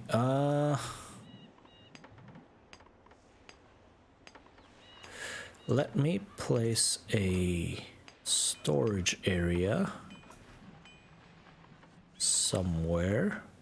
Aha, that's the border, okay. Where can I place a storage area? Where is... I need more space.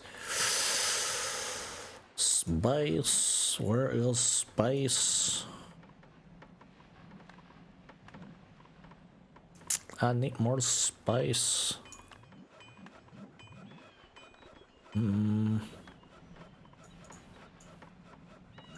Also, you can move over to here. Ah, it's not easy to aim this thing. There we go. Storage area. I don't want to build it in the field. That's not the point of this exercise. And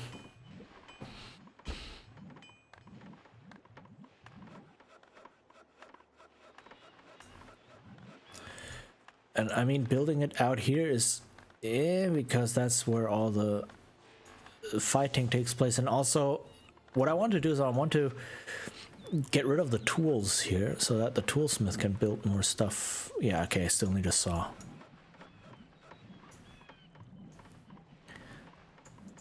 Because if the toolsmith is just sitting on these tools here,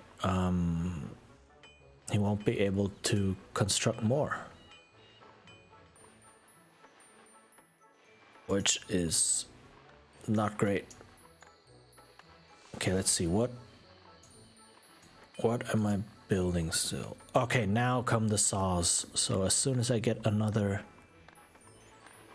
iron bar, iron bouillon here, right there, I can make a saw, and then I can start getting this underway and building stuff. All right.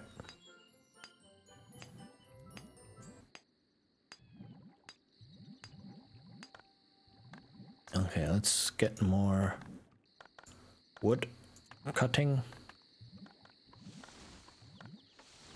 online. There's a lot of trees here.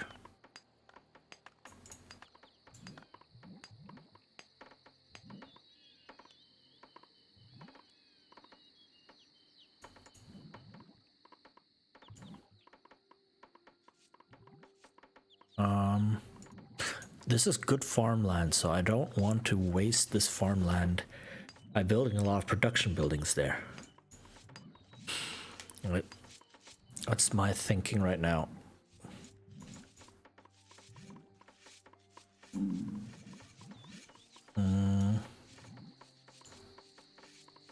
Sure. It's not super efficient, but it'll do. Am I getting a saw? Is this a saw?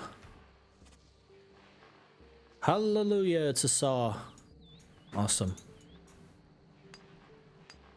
All right, and I'm getting a lot of resources over here, which is good. It's very nice.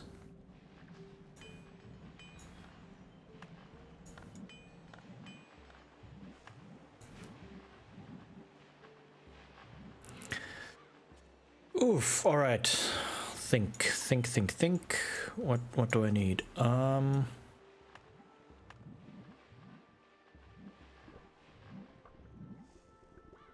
could actually now get rid of this because look at this. This is now flowing nicely. I have so much wood here. And this is flowing nicely. I have a lot of wood here and here. So let me get rid of this. Get a bit more space overall. Have these dudes just cut down all of the trees. Because I do want a second smelter, a second iron smelter. If I can build one. Not ideal, but you know what? I'll take it.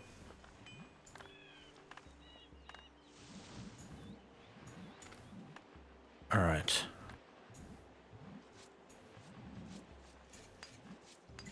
Okay, divine promotion. It's nice. Let me actually build a large temple because I am curious to see if, like, what the power is. Alright, and I need to build a tower over here. There we go. And that uses a couple of resources, which means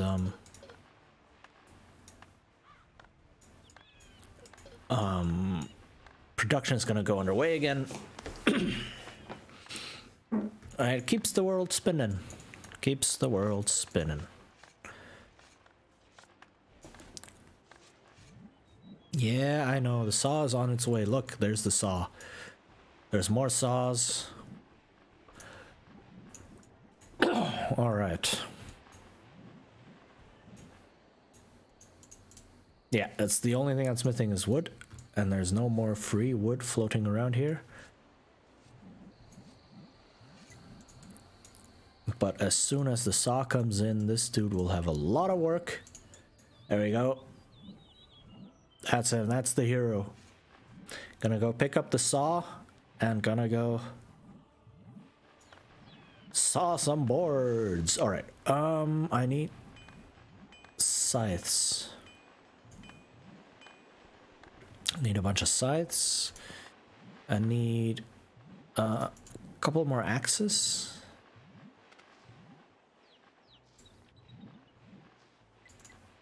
Because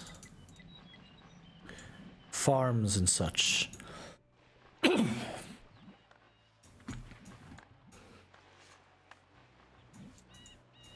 Okay, but I do have a lot of soldiers. Yes, I do. So let me move in and see what I can do here. You come over here to get into the tower.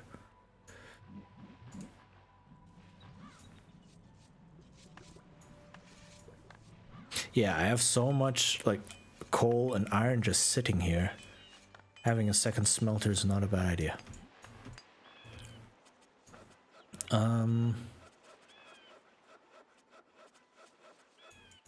Okay, let's see what awaits me down here.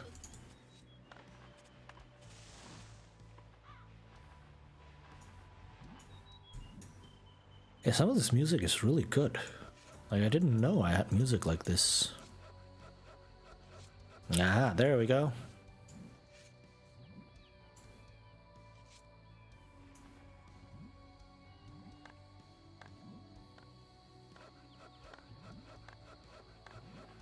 Awesome.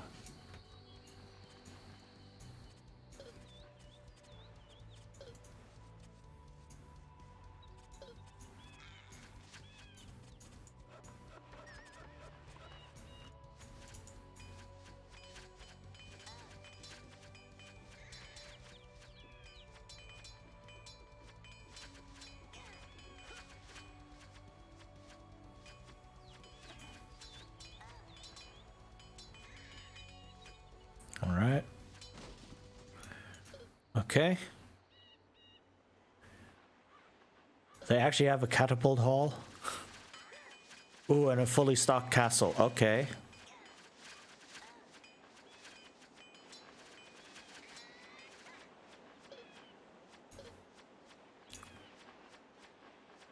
But not with generals.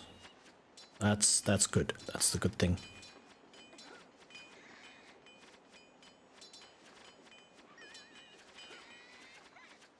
Alright, if I take the castle, I am going to take all of this.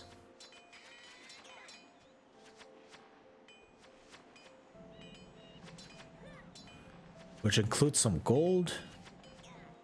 It's nice.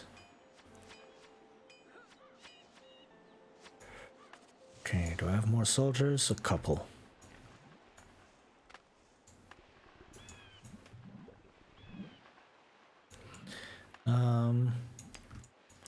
Yeah, Yeah, see, I have the wood, it just needs to get from A to B, and that's taking a while because it's so spread out.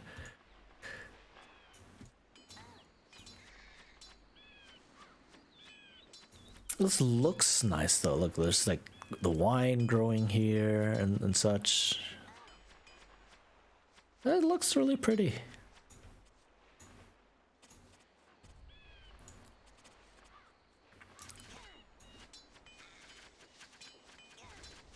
Aha. There's the response. Whoa, okay, that was a lot of stuff.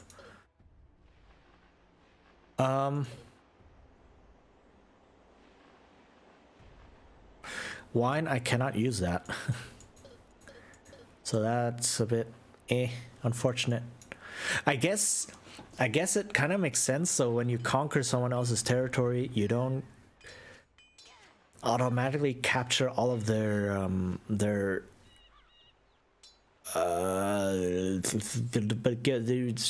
alcoholic drink and immediately just sacrifice all of it and make your soldiers super strong. So like you already gained so much from conquering territory that I think that was too much of a too snowbally.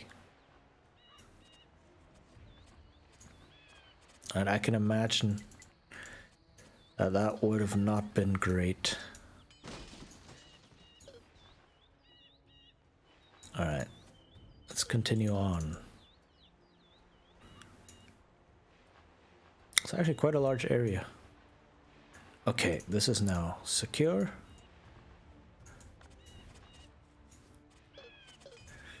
And the reason I want so many people here to grab land is because I want to close this gap, right? So that all these resources that are sitting here,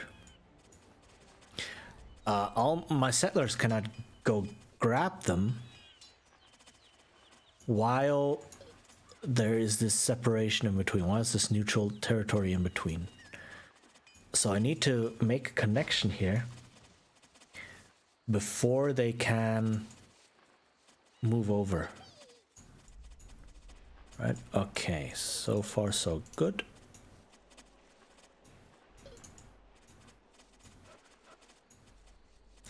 Just why I'm perfectly fine with having a whole bunch of pioneers just grab land, because I can turn them back. That's the amazing thing, you can turn pioneers back.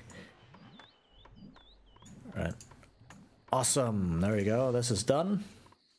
Now this will be done and so on.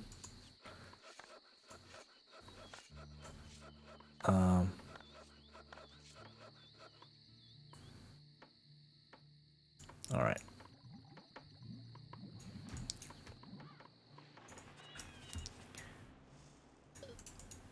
Okay, let's move here. Right, so all of this flour and wood and fish and all of these resources, like, they're just sitting here right now. The gold is already having an effect because it's within my borders, right? So I just got 76%.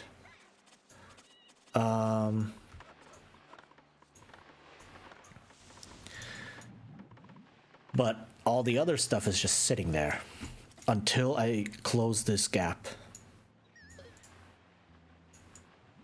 Right, okay, this is now all conquered. Nice.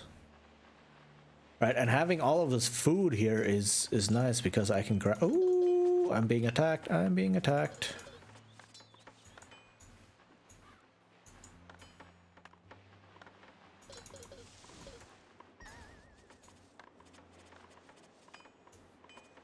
Oh, this dude, no.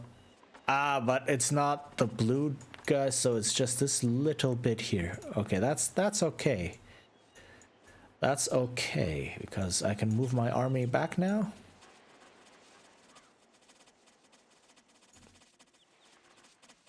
Okay, now the connection's closed.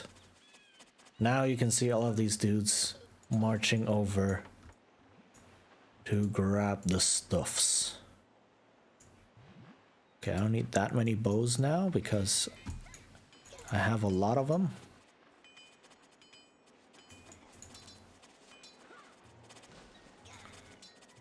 Okay. See, now these people are coming in here.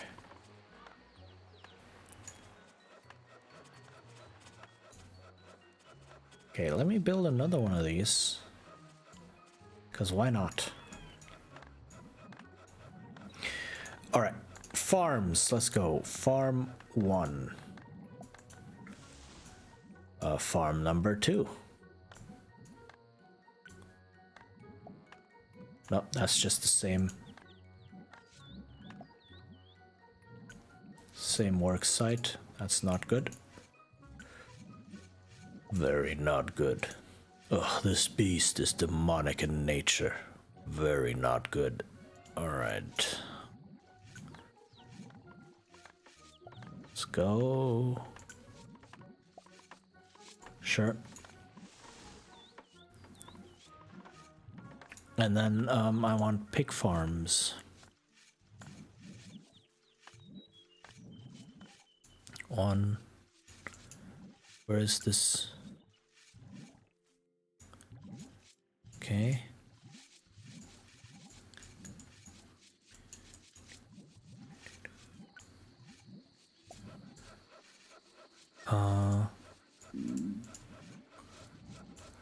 Right.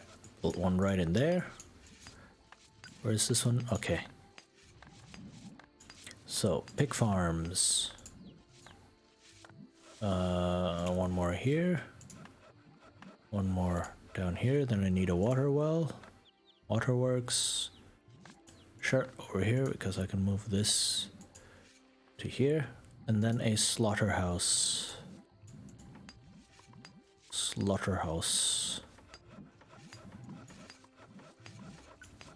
Can I put that up there?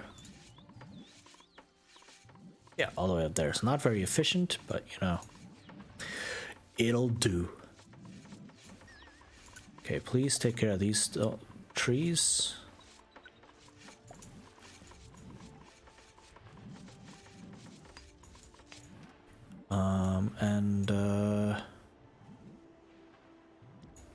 Yeah, that looks okay.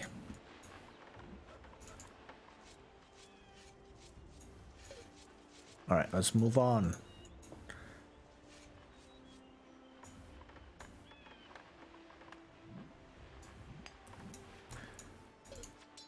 Also, like, aha, okay, now the border is finished.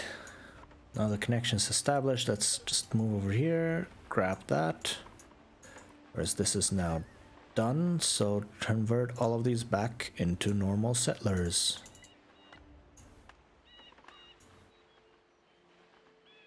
Right. Okay, I can convert these guys as well because there's a whole bunch of them over here. I don't need that many.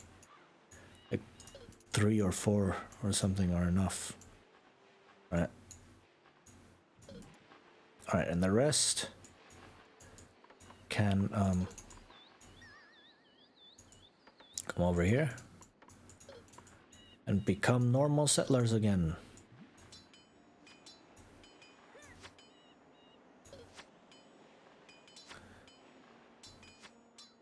Oh, he has a charcoal maker.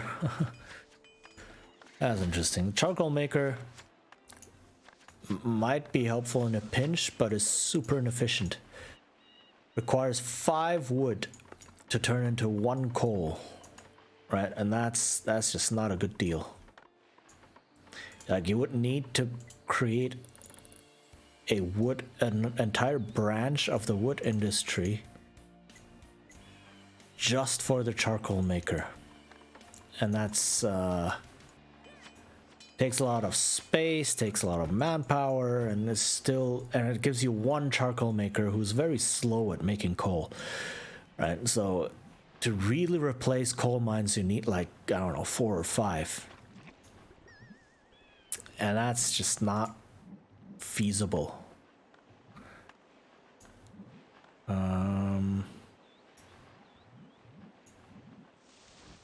Where can I place another weaponsmith? Nowhere. Even though, let's see. Alright, it's done creating all of these. Am I done shipping things over? Yeah, okay. All right. Okay. Yeah, no, he does not have the turn desert into grass miracle. That was the Romans. All right, so it was the Romans who can turn desert into grass. The Chinese monk has very good combat spells. All right. But you know, it is what it is.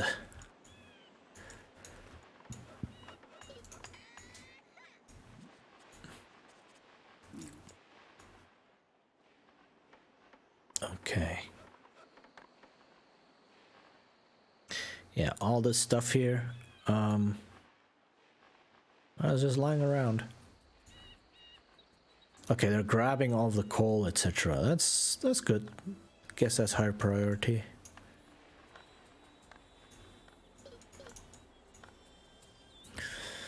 Okay, but I've almost defeated the Romans. That's good.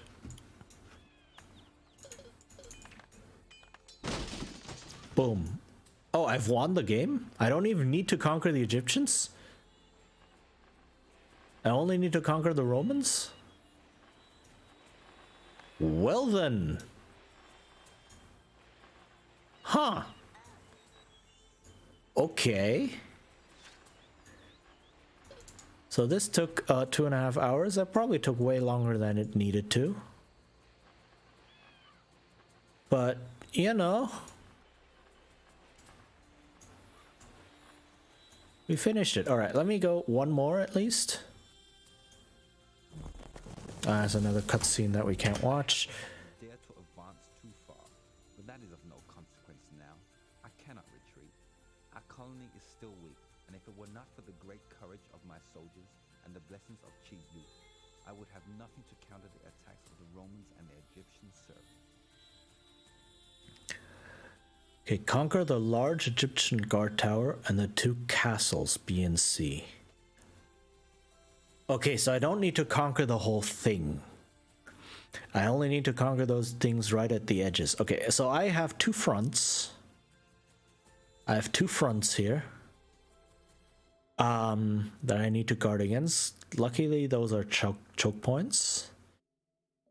And I do have potentially this area up here and this little bit over here to help me. So I do want to cut off this choke point right here and this choke point right here. This one should be easier because I'm starting there, so I want to rush north. All right, let's see. Yep, that's what I thought. Okay, boom, rush north. And this choke point is already covered.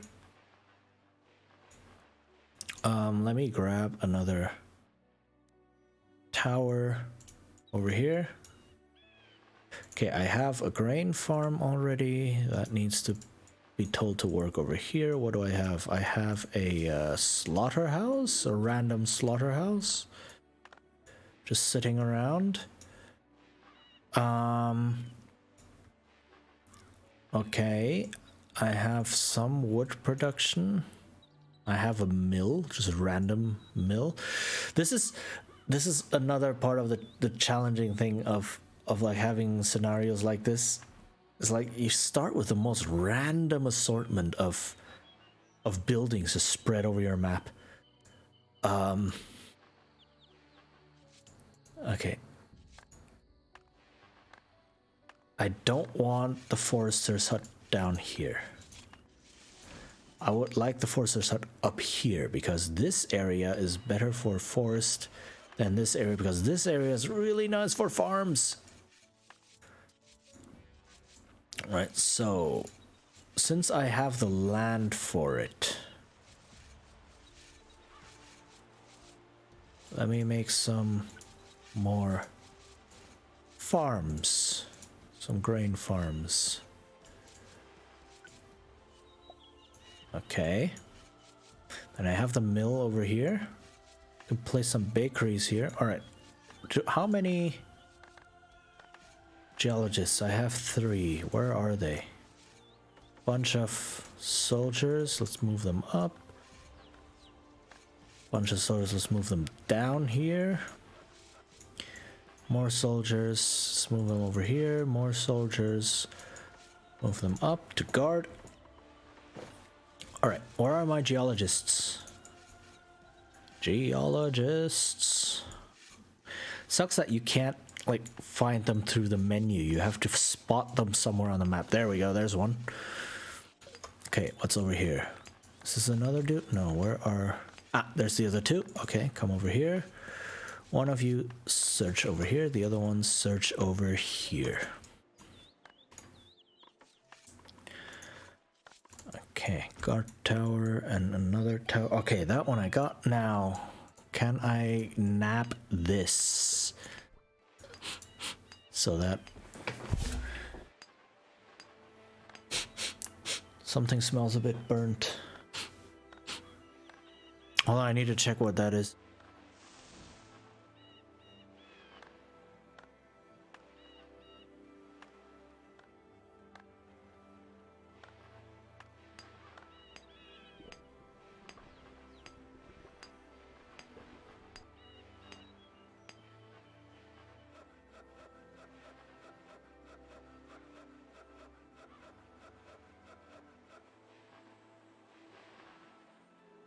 Okay, seems to be from a neighbor or so, or maybe it's heat. But I can't spot any like actual flame or smoke or so coming out, so it seems to be okay.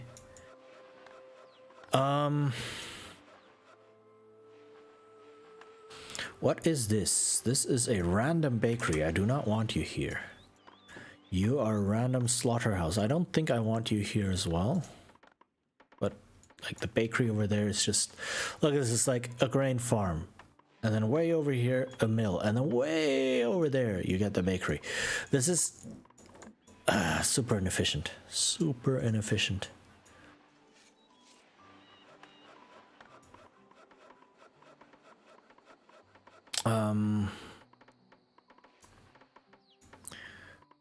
Waterworks, yes.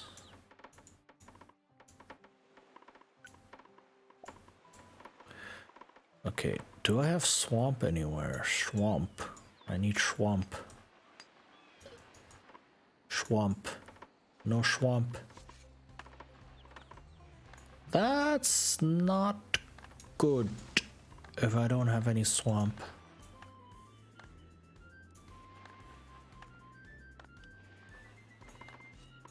Okay, there's gold, very nice. There's coal. Okay.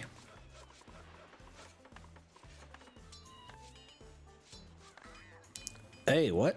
Hello?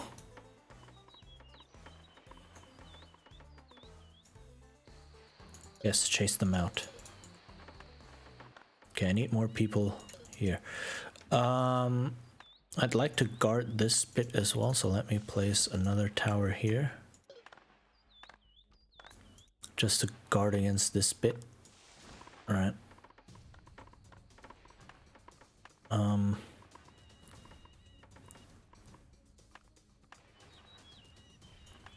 then I need to place a large residence.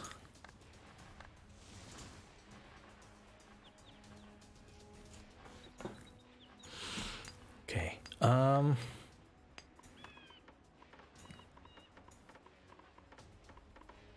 Let's see, woodcutters, more woodcutters up here. And over here, and then a sawmill over here. But please prioritize the large residence. And prioritize this tower. Because I need to cut this off here. And I need people.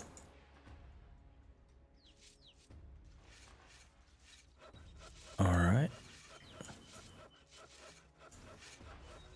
Okay, so the farms are underway. That's very good. can I build another woodcutter down here? Yes, nice. A lot of trees here that I need to get rid of.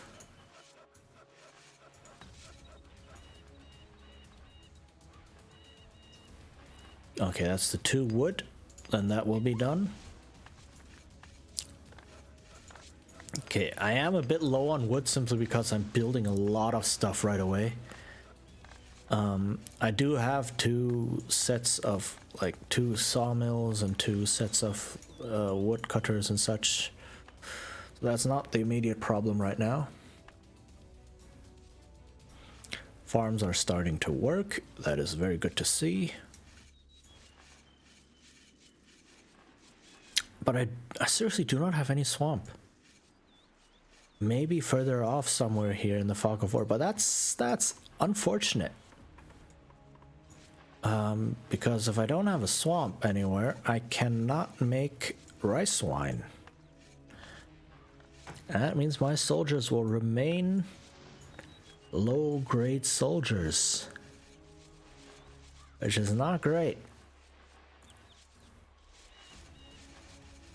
Huh.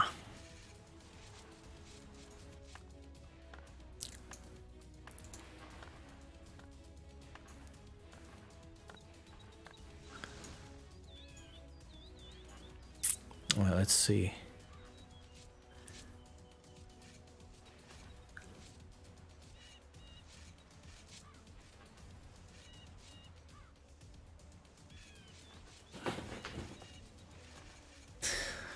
I need to ramp up my wood production. But in order, nice. I think I've basically cut them off. One more tower here, and I should have cut them off then.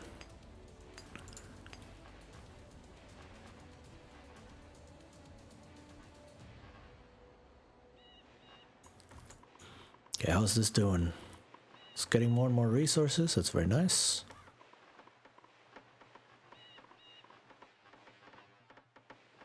Alright, once this is done, I will have a whole bunch of people around to help with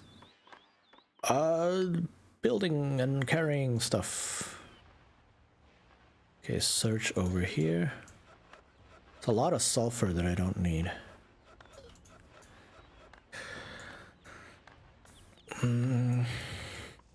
Okay.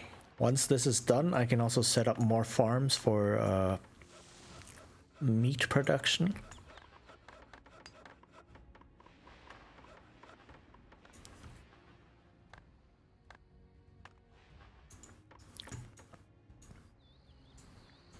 So please, high priority this one. Yeah, this is the choke point right here. Awesome.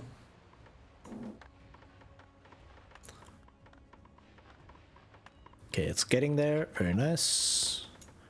How many stone cutters do I have?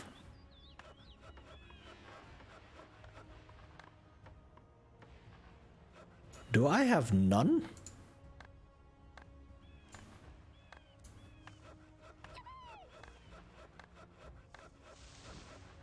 What is this? Specialist. This is just specialists.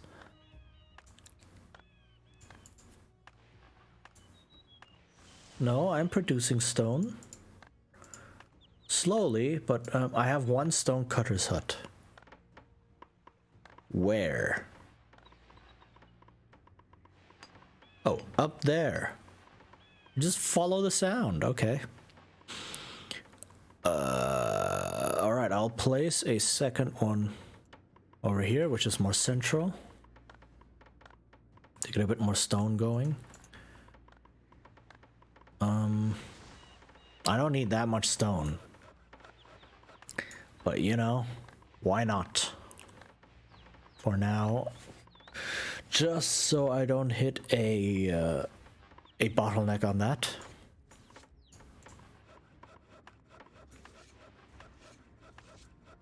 Okay, this is coming along nicely. That's very good. Aha! Now the mill is starting to operate. Now I can start building the bakeries to And three bakeries. 3 farms for 1 mill, and then 1 waterworks, 3 bakeries. That's the ratio. That's, of course, given ideal situations. If the positioning is bad, if the routes are really long and such, you won't get that. But that's roughly what you should aim for. Same with like 1 forester's hut, 2 woodcutters, 1 sawmill, etc. So knowing these ratios can be helpful. All right, this is almost there.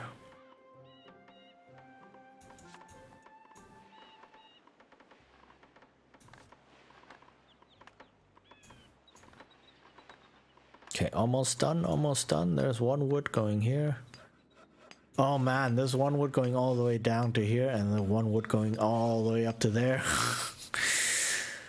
Oh man, these routes, not very optimal. But okay.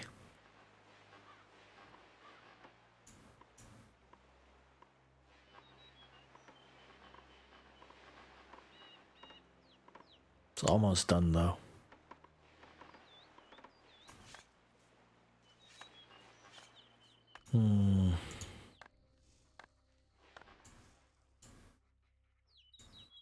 These need a lot of wood. I don't know why there's a random toolsmith sitting here, but okay, I guess.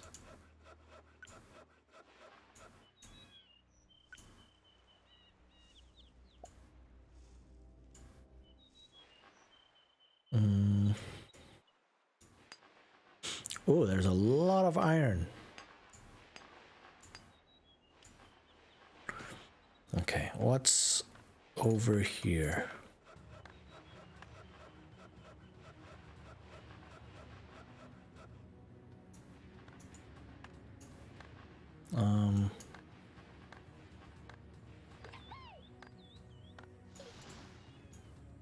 Coal and sulfur. All right.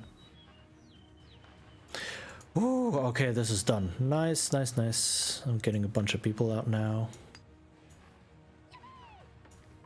And this will be done soon. It's also good. Okay.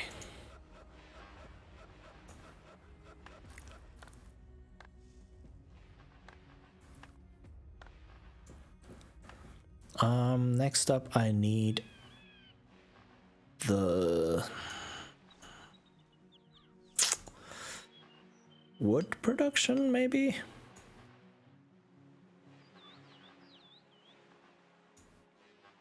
I have quite a few, like there's a bunch of wood sitting here and here. I think it's really just the wood not getting to where it's needed. Okay, but I do have, yeah, see, my wood production is not bad.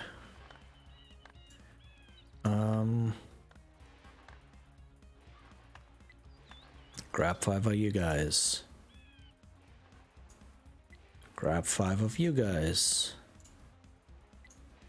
Grab 5 of you guys over here.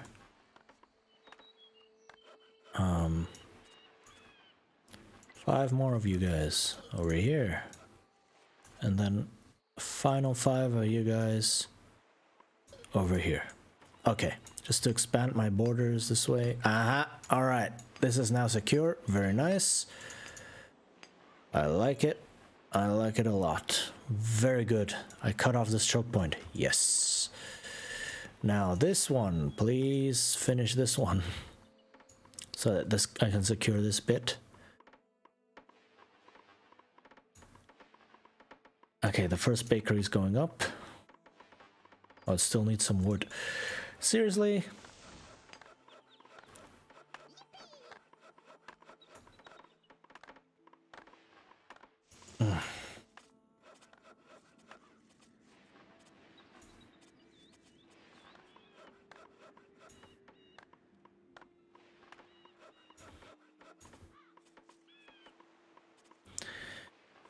Whew, all right.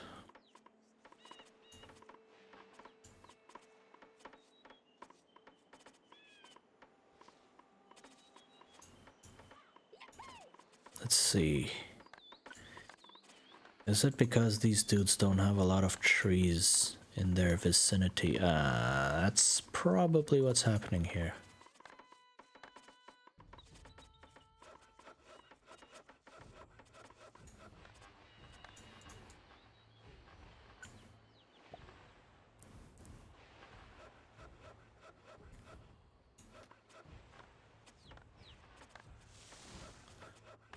Okay. This is also good farmland. Right here, along here. I think the main wood production can come here. Right. Okay, there's a lot of coal and some iron. That's good. There's a lot of coal back here, actually. So let me just place another coal mine for now. And then you search over here. And you search over here. Where's the last dude? There. Search over here. Ah, there's an attack coming in.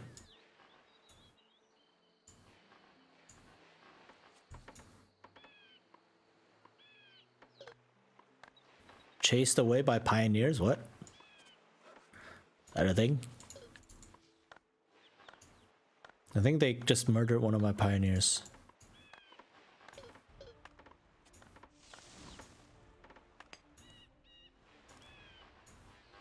It's a bit sad, but that's okay. I'm not getting any iron. Like 0.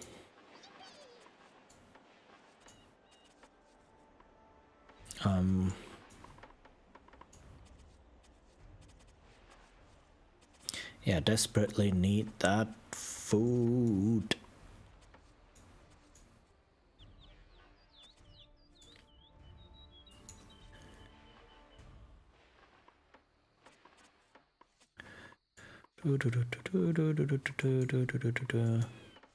Yes, I'm under attack. Like, I need iron. I need wood to get food, so I can get coal and iron, so I can get iron bars, and so I can get weapons, and so I can get soldiers, right? That's basically the entire chain here in one go, and it's hinging on the first step. I don't have enough wood. And that's what makes this difficult.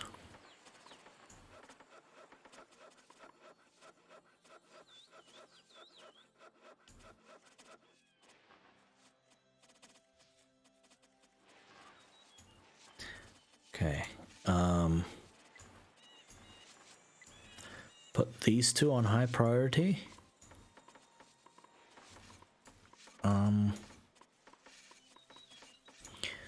So that I can grab some wood.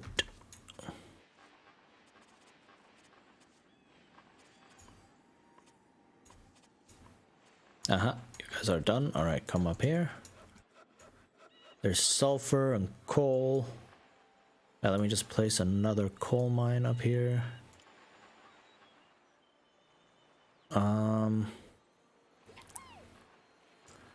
Let me place a forester's hut so that I don't like get myself into a bad situation like last game.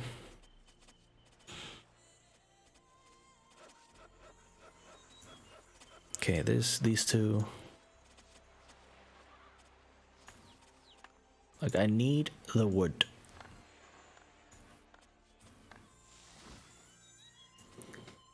Wow, this music is dramatic.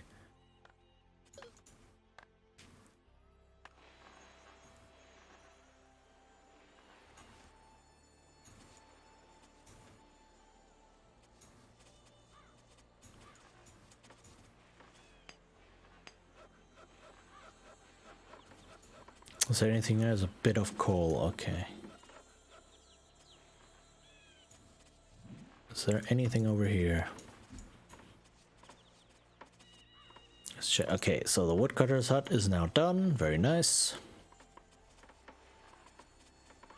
Fell some trees, please, and then once this is done, I will hopefully start getting a bit more wood overall. Right, and I need at least one bakery up and running. At least one, just one for now. Alright. Do I have the tools? Yeah, I have more than enough tools for this. Alright, that's good. Yeah, I need at least one bakery up and running. Like, this is completely full. Once these farms are full, that's when the grain will start rotting. And that's just not good. Very not good. Very not good.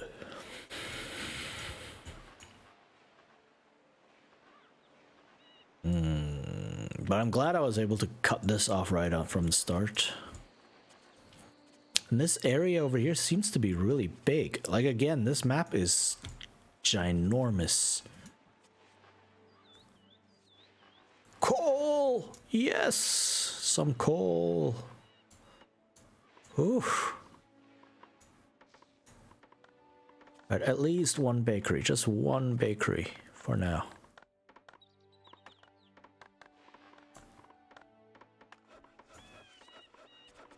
More wood, please. More wood, please.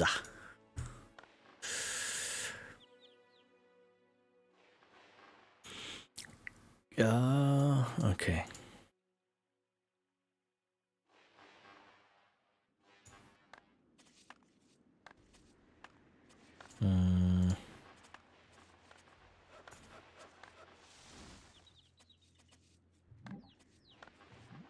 Let's see. Yeah, I can.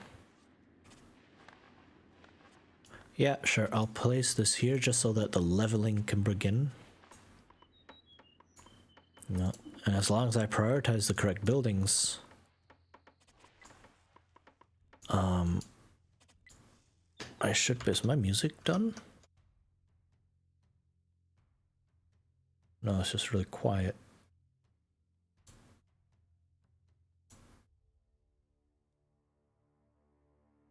All right.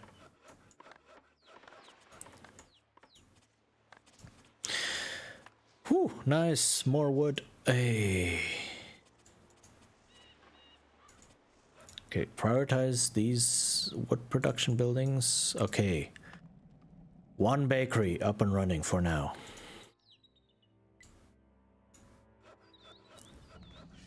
Now, grain farms. Where else can I place some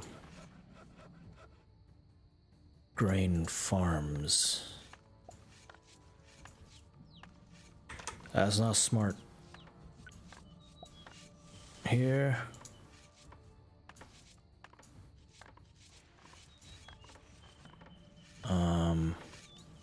Here. And then here. Right. Then I can place the pig farms here. There's no river nearby though. That's a bit, yeah. Because pig farms need water, understandably, to feed pigs. Well, to water the pigs, I guess. But, you know. Pig farm, pig farm, pig farm. Then this slaughterhouse can stay.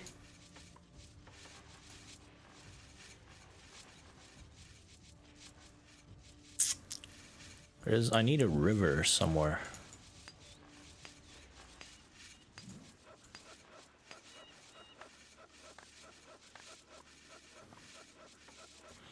A lot of shoveling going on. Very nice. Okay, these are now also done. This is now getting somewhere.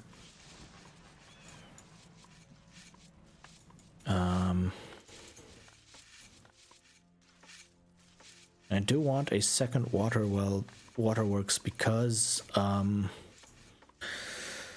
just one isn't enough to get all the bakeries and the pig farms, so I might need a third one even because of the inefficiency of transporting this.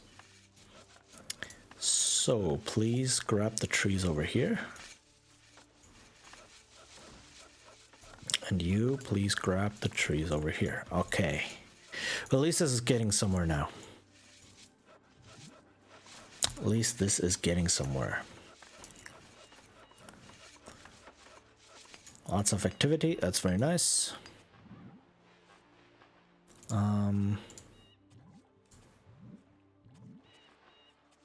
Coal mine. Okay.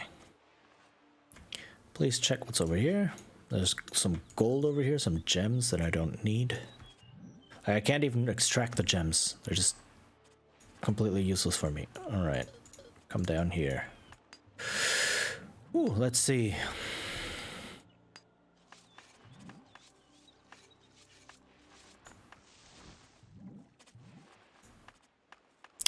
Let's build a fisherman's hut. Alright. And another one. Let's put it over here.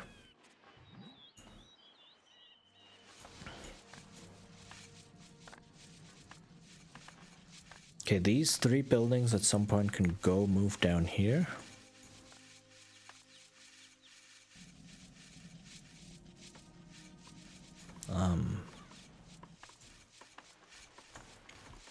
But I am getting, like, I'm getting steady wood production coming, which is nice.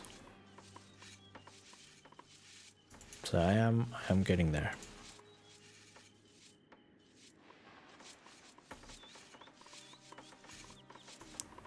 This stonecutter's hut is still not built. Wow. It's taken a while.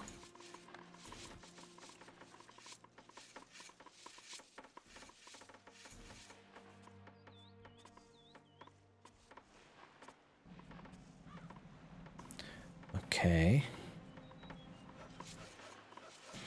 But at least I'm now getting bread. That's important because, boom, coal. There we go.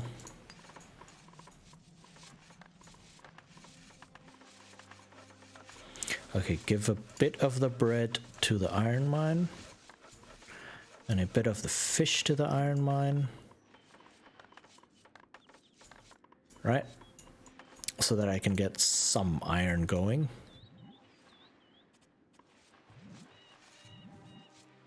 Okay, this area is just coal again.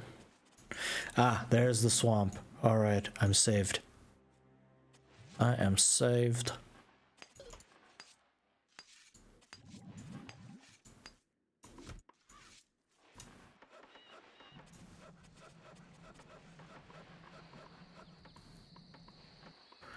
Alright, so what I really want as well to guard against any way to grab my land is build a tower here, because this coast is very close. If this player decides to build a tower right here, it'll grab a whole bunch of my land here, and I want to counteract that. Same with here. If there's a tower somewhere here, it'll grab some of my land here. It's not as bad. This is more dire, right?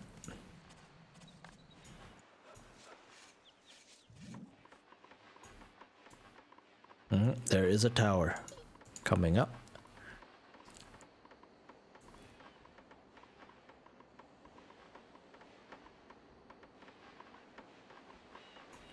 Let's see if I can stop that. Don't think I have enough people for it. Maybe I can just attack the tower and grab it.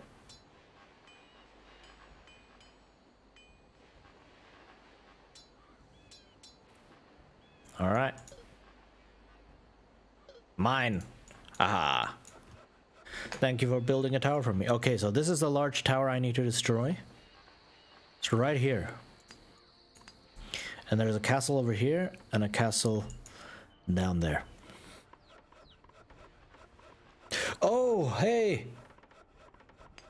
Hi, Jess. Hi. Oh my god, I was so absorbed in the game. I am sorry I didn't see your message. Thank you for the redeems. How are you doing? And yes, 7 hours. Okay. Sorry, I'm not ignoring you. I'm just so focused on the game right now. Because that's the only thing my brain is able to do. How are you doing? All right, big stretch.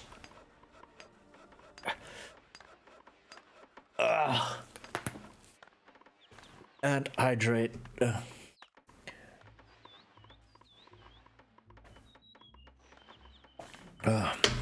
Relaxing is good. Relaxing is always nice to do. And yeah, I tend to stream a long time because I just get absorbed in the games and I don't even feel the time pass, so to speak. Besides, this game is also very slow and takes a long time to play, so yeah, you combine those two things and then you get a 7-hour stream, I guess.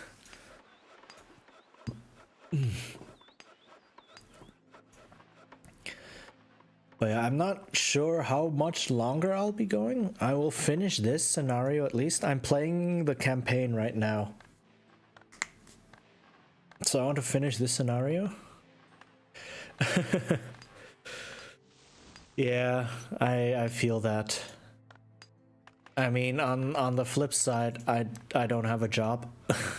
So I need to do this to try and, you know, get a bit of something going. So this is essentially a job. So I'm on the clock right now. So yeah.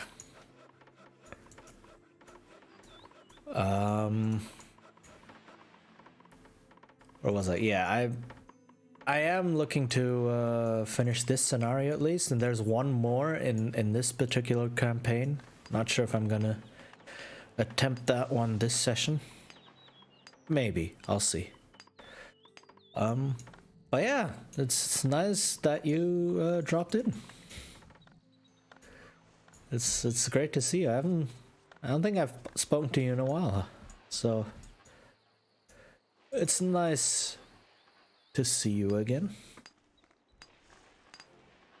Wait, because the niece and nephews. Oh, what's that? I think like having your niece and nephew visit is nice, you know, provided you like them.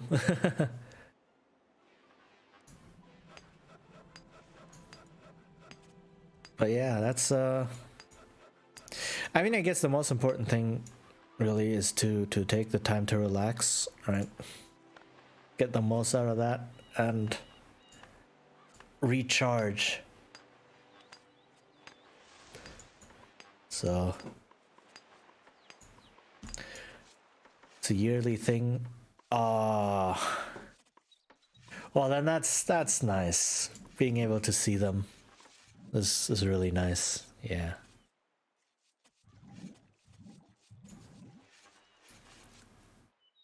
And then yeah, I do wish you a great time with your nieces and nephew. One of them is 8-9 and has bad temper tantrums when he doesn't get his way or is losing in something. Oh, okay, yeah, that's yeah. Yeah. I guess that's the age peeking through. Apparently the best way to counteract that is to throw a tantrum yourself before he does it or she does it. They do it. It's been like this since he was 2. Mom does nothing to help it. Oh. But yeah, the best way apparently, or one good way to counteract that, is when you see the tantrum coming, throw a tantrum yourself. Be like, why do you have to be like this? And apparently it works. I've heard that from multiple parents who've tried that. Because suddenly the child sees what it's actually doing and gets so embarrassed and they never throw a tantrum again. So maybe something to keep in mind. I don't know. I don't have kids. I just like reading parenting advice, you know, because it's fascinating. Vesper should ignore it. If we don't react, it gives up eventually. Yeah, I guess that also works. But I can see how that might be grating. Right? And requires a lot of patience. So best of luck with that, though. I mean, my brother is also expecting a kid, hopefully, sometime this year, maybe. Still hoping everything goes well. But yeah, I am looking forward to that as well. I don't know. I am really excited to finally have a niece or nephew or whatever, right? So it's gonna be interesting.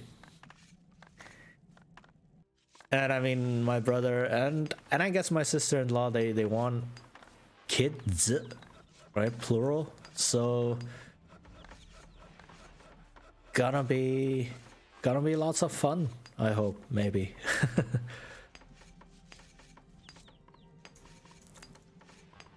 But yeah, it's definitely gonna be interesting.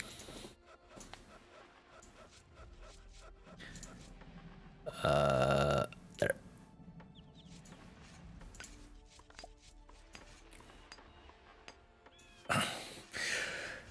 But yeah, parenting is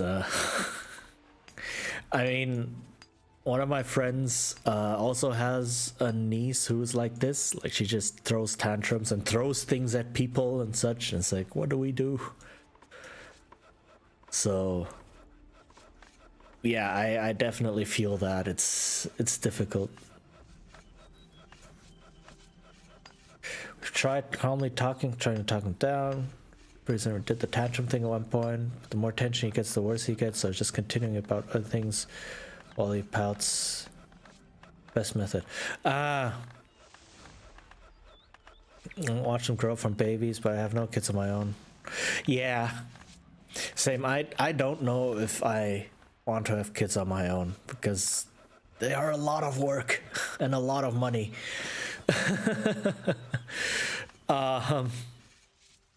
So I don't know. I guess once I see like what my brother's kids are like, I might be able to make a more informed opinion, so to speak.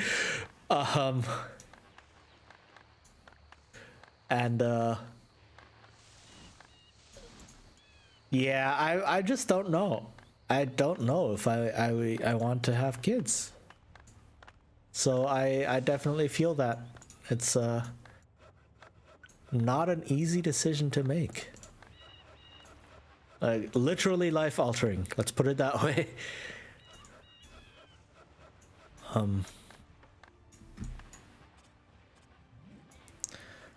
Yeah, I love children, but for me, I don't have the patience to be a parent. Yeah. Yeah, that's another thing. Like, having anxiety yourself, or just stress in general. I can see how kids are really can really throw a wrench into your everyday. Yeah. I completely understand. It's like I don't even really trust myself of taking care of a pet. So kids, oof, that's rough. Right, that's it's a whole nother level. And so it's, yeah, seeing as how often I forget things, like, and how often I forget to take care of myself. It's like taking care of another human being, or like several humans, like who need my help to survive. As rough. Not something I want to put anyone through. Wow, 3 pet. Wow. I mean, I've had pets as well. I've had budgies as a little kid, but like my parents also helped take care of them, so that was kind of sort of cheating, I guess. And but yeah, I really don't know if I'll be able to take care of people. Right? Or like take care of babies 24/7. Whoa. That seems really cool. Like, it's very difficult to keep pets here in Germany because a lot of landlords don't allow you to keep pets. Like my landlord, I have a clause in my rent contract that specifically says I'm not allowed to keep pets.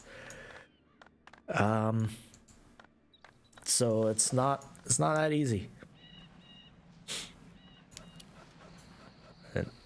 Just from a quasi legal point of view, I guess. So there's that.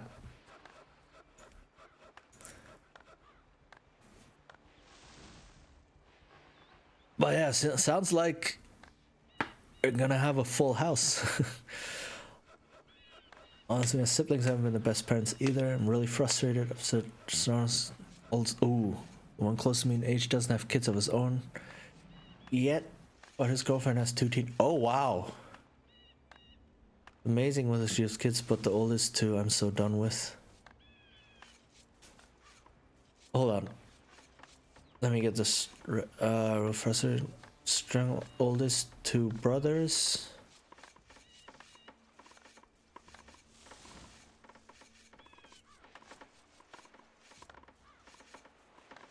Oh, so okay. Okay, I think I get what you're saying now.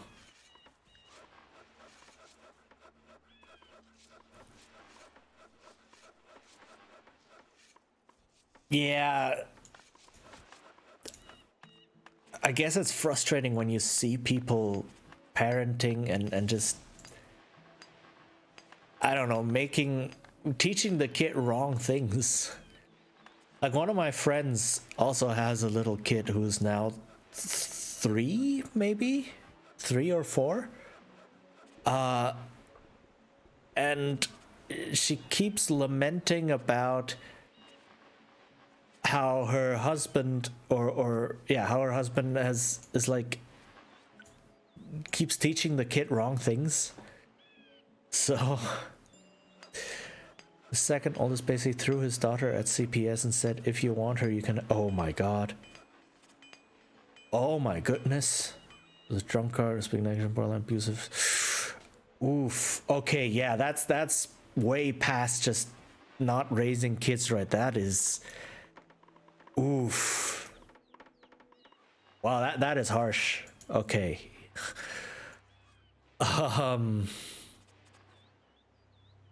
Damn. Yeah, fully justified if you want to strangle them. I completely understand. I would probably feel the same way. So, yeah, that's... Sheesh. Wow, that's way out there.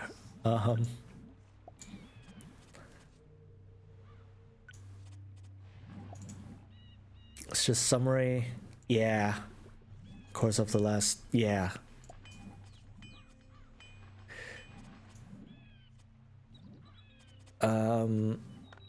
Yeah, I can imagine.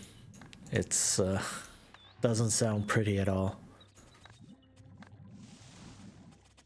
I don't know, what am I doing in this game? Oh.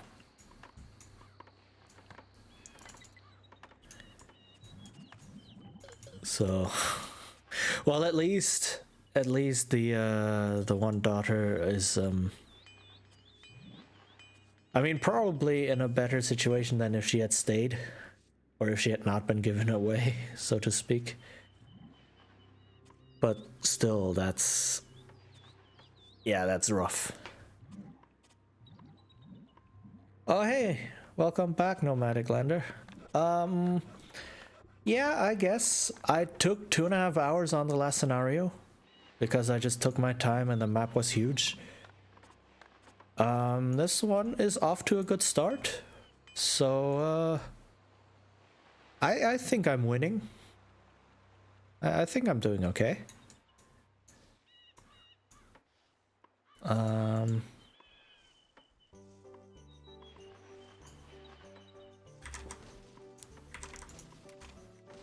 Get rid of all of these.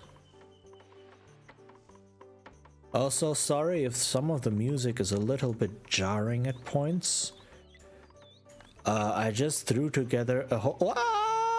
Hold on, I just saw that I'm under attack. Sorry about that.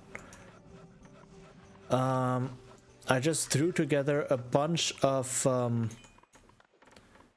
different music, like royalty-free music. Please, please. Okay. That I had. They're all from the same studio, but you know, some of the music is a bit all over the place.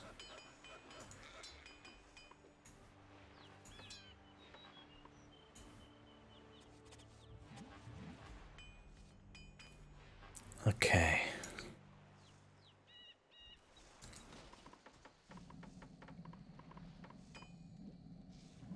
Something just got destroyed. What's happening? Why are these two people here?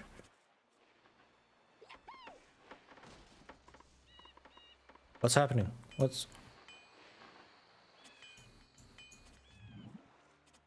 I'm hearing buildings being destroyed.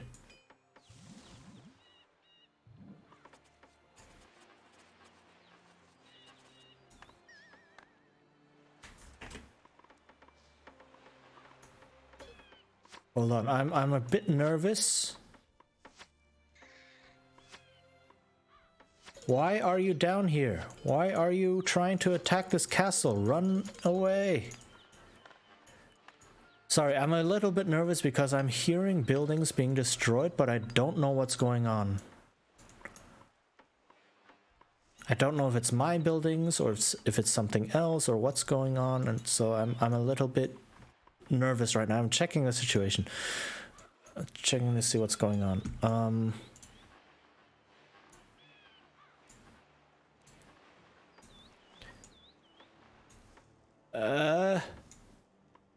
Where do I put this? Let's put this here.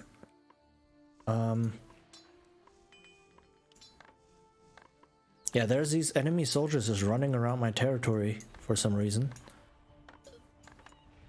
I don't think I've lost anything. Oh, okay, I see what's going on. The thing I said was gonna happen happened.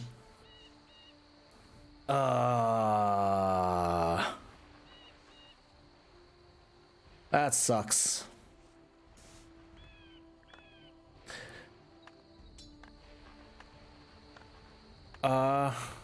Sorry, alright, let me catch up. Spar, what, couldn't make it around to some tasks? Oh, that sucks. Well, then thank you for lurking, in any case. But yeah, this little space, this little area, I was building a tower here to secure it, but whoever's on this side built a tower on the coast and managed to nab this bit of area. So the buildings I heard destroyed was the buildings I had here on the coast. Yeah, thank you for the lurk.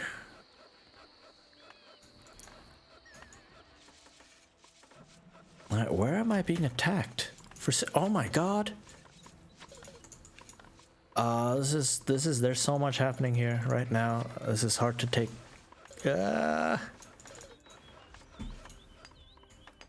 Okay. Also, I don't... Okay, that's the barracks. Nice. That's happening now. No, this building.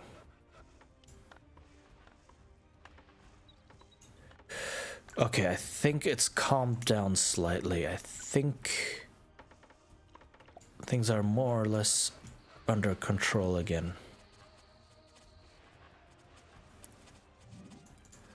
Whew, all right, that was a bit of a nervous situation right there, but okay. All right, you know what? What is this? This is a fisherman's hut. All right, get rid of this thing now.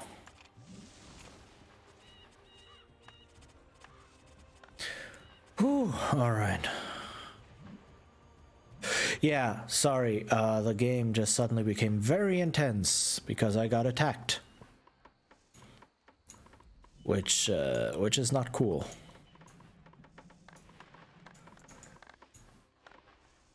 Alright, this thing's still not finished? Oh my goodness.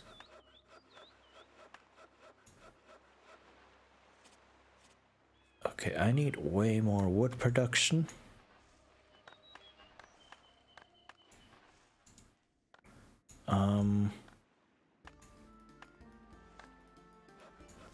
One center, 2 centers, and then half a center here. I need one more.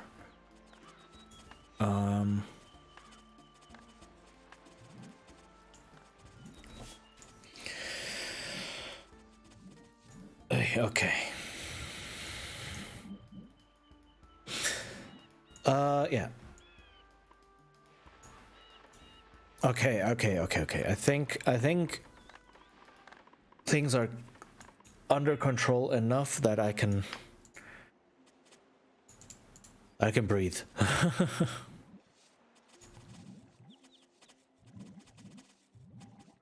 Okay, let me build more mines. This,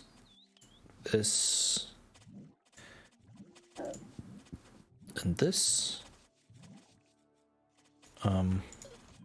What's over here?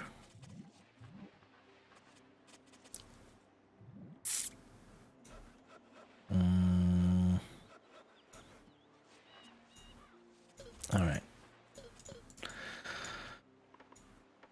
Yeah, so there's a reason I play this on easy difficulty, because I am not good at the game and the game sometimes overwhelms me. Like in a normal difficulty, I was not able to beat the 3rd mission of the 1st campaign, so I had to switch to easy in order to make any progress at all.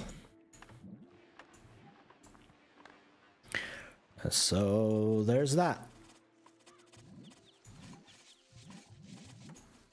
Oh, this is a coal mine. Okay, nice.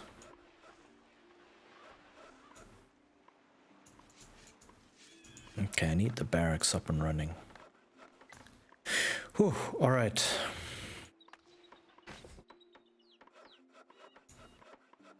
Things are slightly more under control now.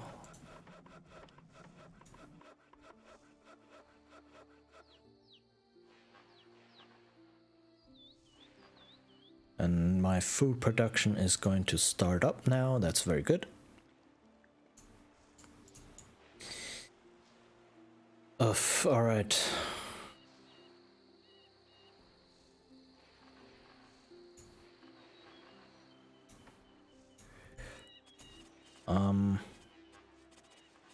Same deal over here. I want a tower to ward against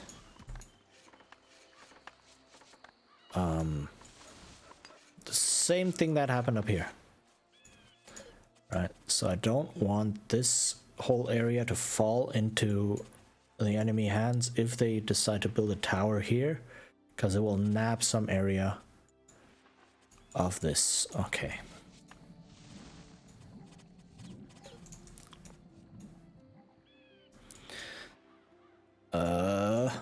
What's this? That's a woodcutter's hut. Nice.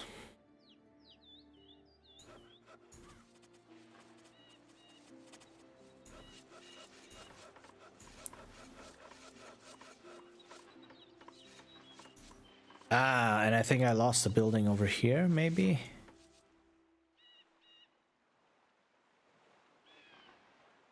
because this bit happened.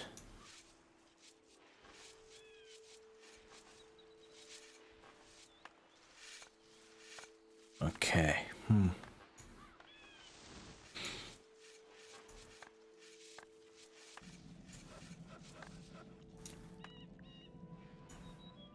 All right.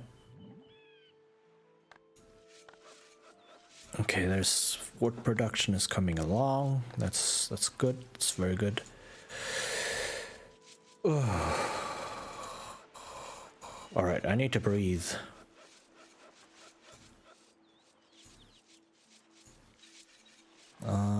And another weaponsmith.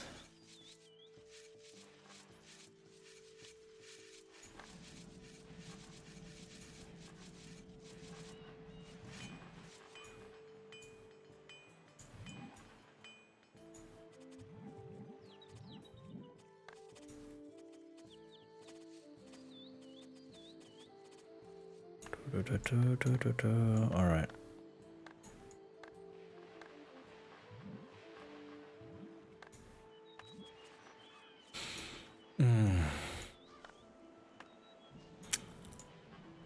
Man, this game is like really heavy resource management, and if you create any bottlenecks anywhere, like the entire production chain just lags. That's what I've been fighting this entire game. I've been fighting my own production problems this entire game. But I see there's plenty of wood here. There's plenty of wood happening here. Okay. So it seems like my wood production is coming along well. I want more carriers. Please, I need people to carry things.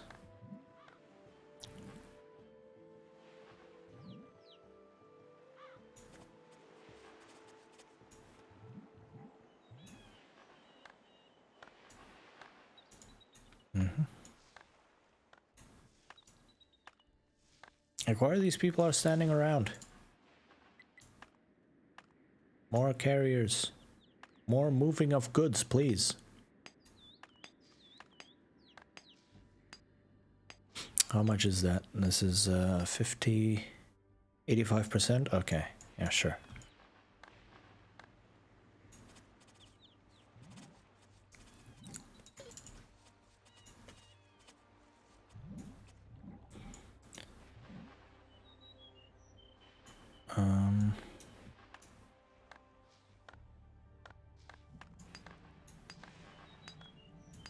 Okay, a couple more dudes. That's nice. Okay, this is the castle I need to take.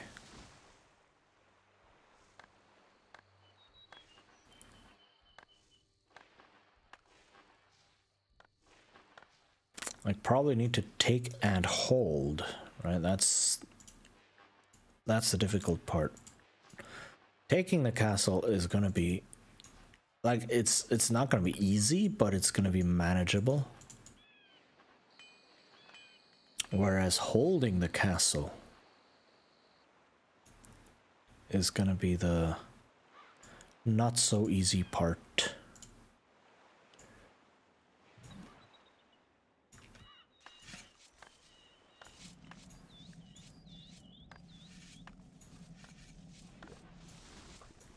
Yep, all right.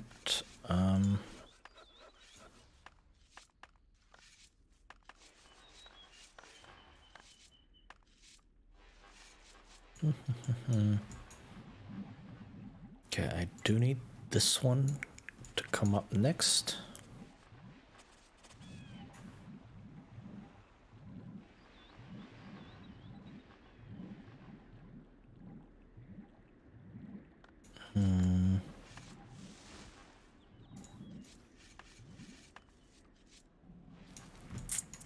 And this area is also good for food production once I've gotten rid of some of the trees.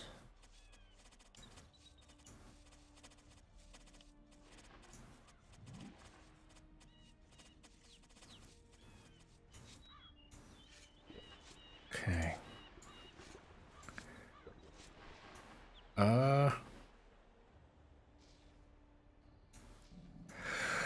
Okay, I'm slowly building up things. It's good to see.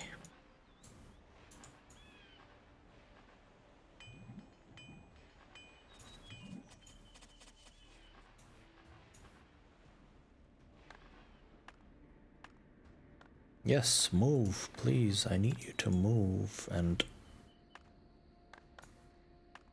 like carry things, please.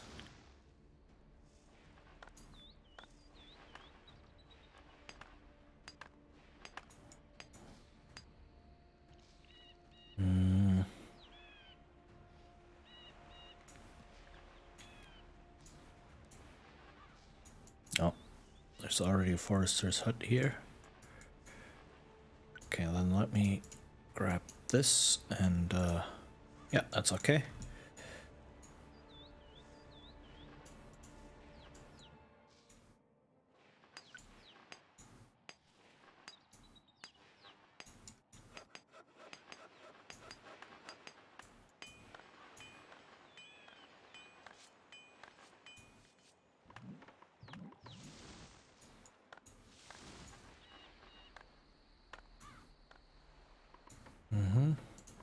Okay, nice. This is building up.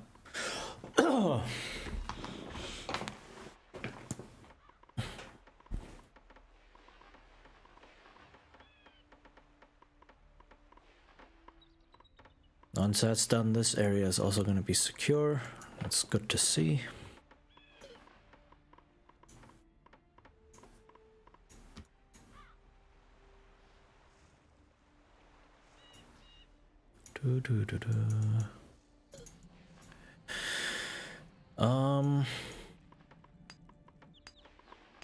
Yeah, for some reason I just don't have enough people to carry stuff, even though there's a bunch of people just standing around here.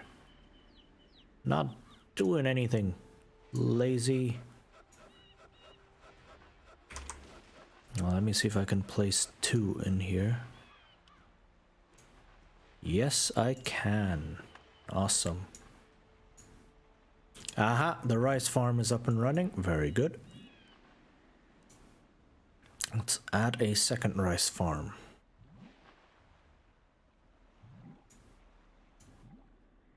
And you plant things up here. There we go.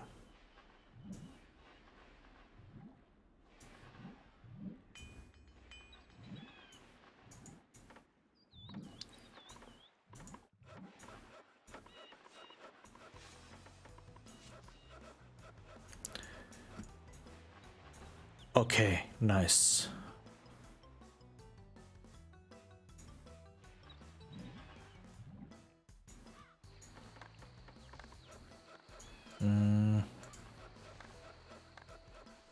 Lookout tower. Let me place one right here.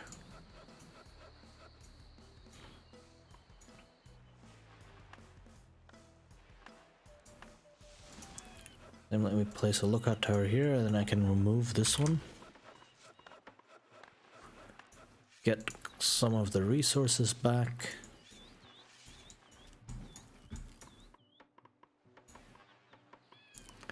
Oh, that's another large guard tower. Wow.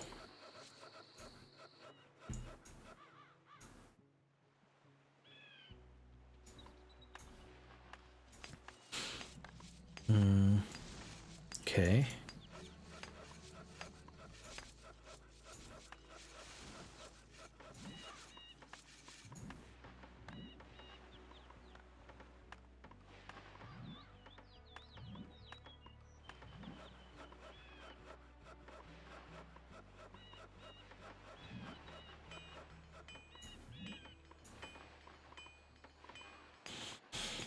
Oh, all right.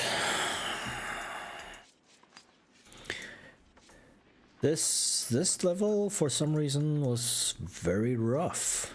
The start of this level. Probably because I'm being pressured from 2 sides by soldiers, by enemy soldiers, and that threw a wrench into a lot of my plans, and I rushed this bit. Oh, Is that it? Is that no more stuff to grab? Oh, there's a bit there, but I don't need these people for it.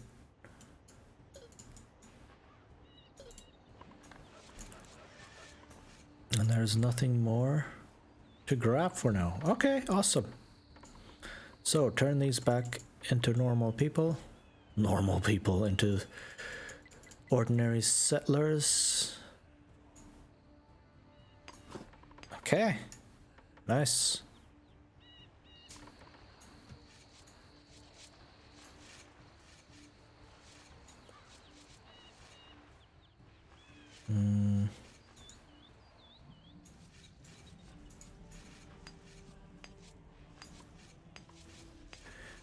Okay, meat production is happening slowly, but it's coming, I guess.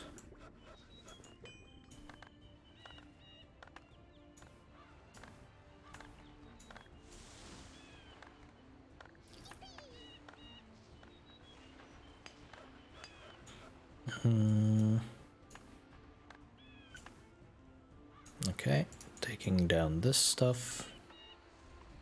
Okay, that's still okay.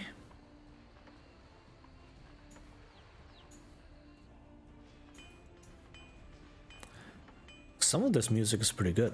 And, okay, I think I know what's happening.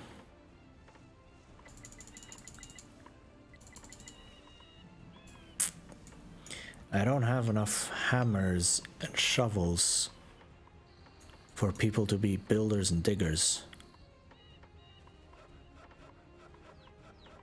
Well, I need to build some of those. Okay. That's fair. Like, all the resources are here, but I don't have anyone to build. There are not enough people. What's this? Another guard tower. Can I nab this guard tower as well? That would be fairly cool if I could.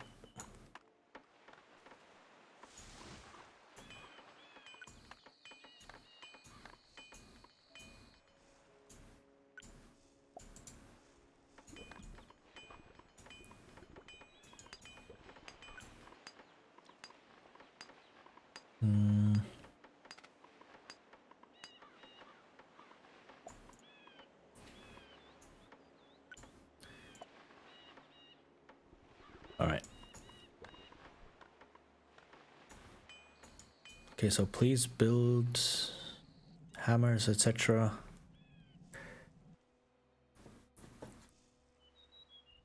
Yeah, and I do see, like, there are no... Like, some people are immediately picking up the hammers to become builders. I do see that happening, because there's no hammers lying there now. Oh, there. Okay, another builder. Alright, so that's what was happening.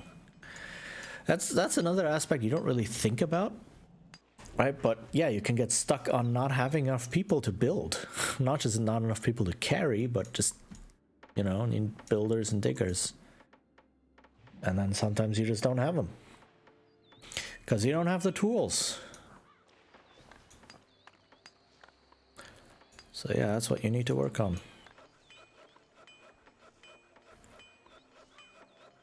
Okay.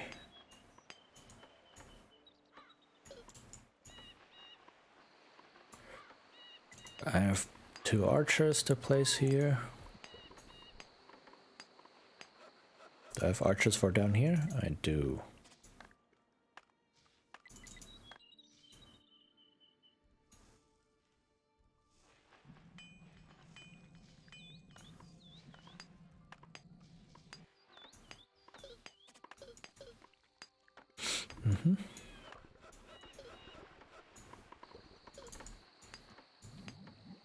Alright, how are you doing on rice?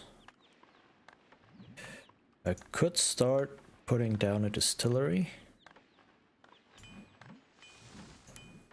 And then a small temple.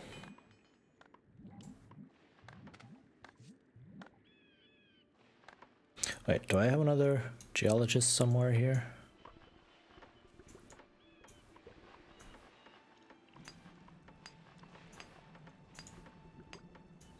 Anywhere? No? Did I send them off to other places to better lands. There we go. Alright, is there anything else? Oh, there's iron over here. Ooh. Oh, that is nice. And some more coal. I like it. I'll take that. That is very good to have.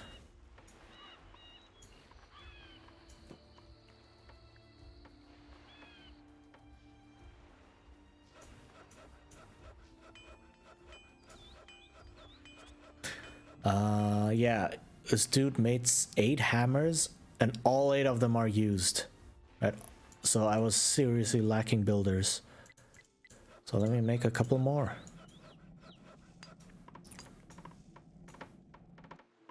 So builders require a hammer, which kind of sort of makes sense. And if they don't have a hammer, you don't have the builders. And I had too many people and was building too many things. And I just didn't have hammers left to create new new builders for all the projects I was going for.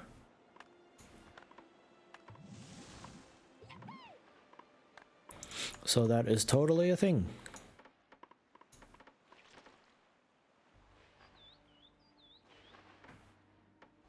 All right, there's some coal up there.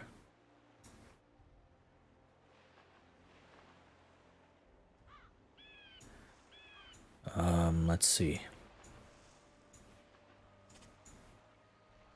Okay, this looks to be going all right. It's not super efficient, but I'd rather take something at not super efficient than nothing at all. Okay, now I need more building. I need more people.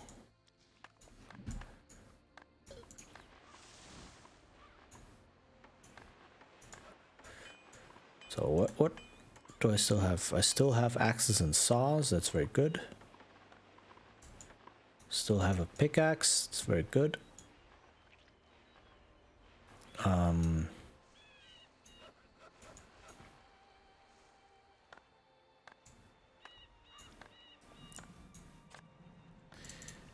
All right, do you still have trees?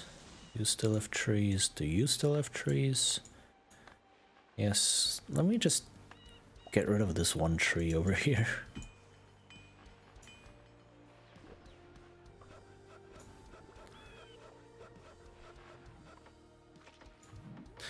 All right, can I build a sawmill there? I cannot. But I can build the sawmill here, which is a lot closer to all of this stuff.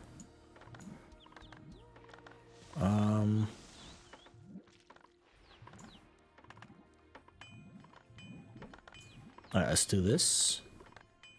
And then a woodcutter's hut. Cannot build one right now.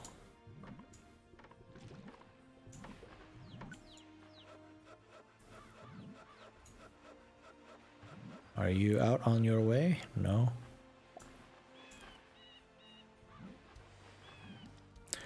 Grab that tree.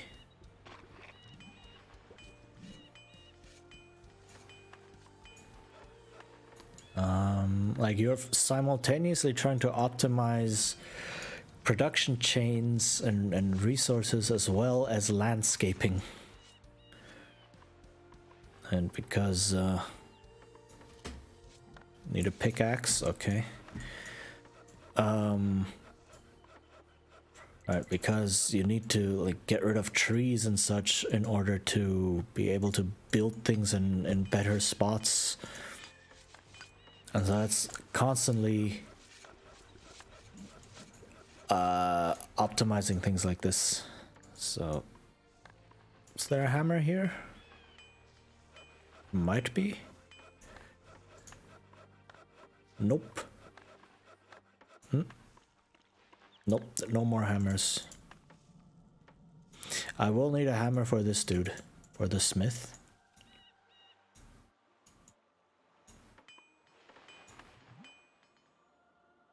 So, okay, I see those people up there. I don't need them as pioneers anymore. Come on. Okay.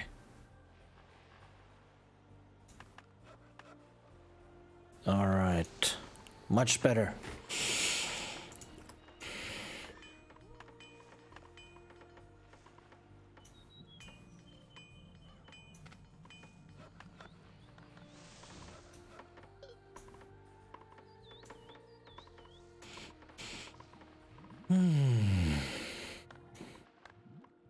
Okay, this is coming along. This is coming along slowly but surely.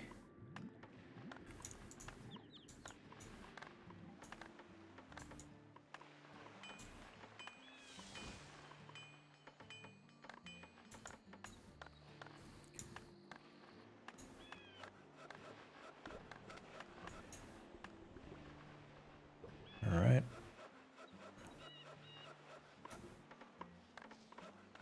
Yeah, I think I will not play the last mission. This mission is taking a while, and it looks like the maps are just getting bigger and bigger and more complex as the missions go on. So I will end the stream after this mission. I will finish this one. Simply because I'm over the first big hump of no more resources, and I can now concentrate on building up an army and such. So that's happening. So it should go a lot smoother. The more I move into this.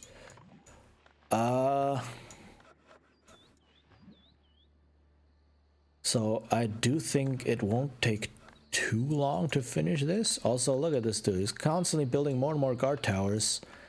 I can just take him. I can just take him. This is just more and more towers for me. This is just securing the border for me. Which is nice to see. Right.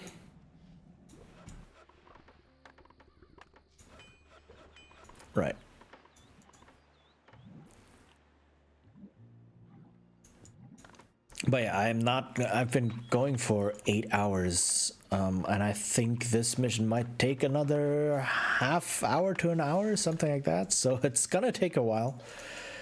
I don't need to conquer the whole map, thankfully. I just need to conquer 3 buildings. But even so, it's probably gonna take a while. Please get the distillery up and running.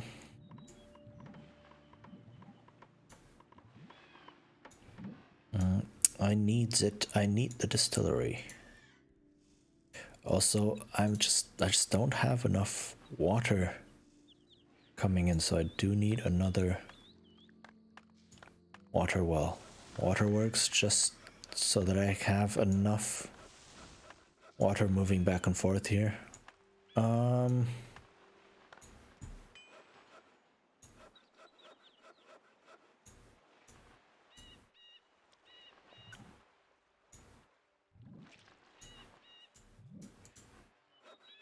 Okay, I can build another woodcutter. Good. Right, I should be able to get rid of this sawmill in due time.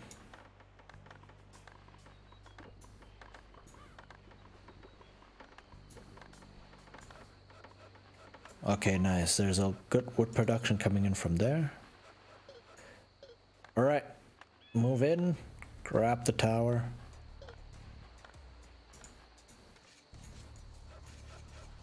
Wow, I'm liking this music.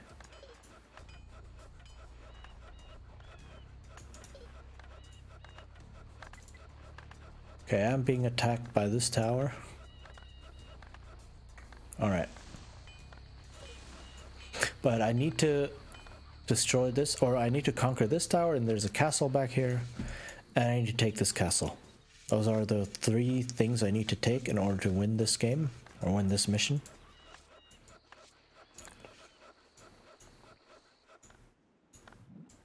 Distillery, yes? Okay.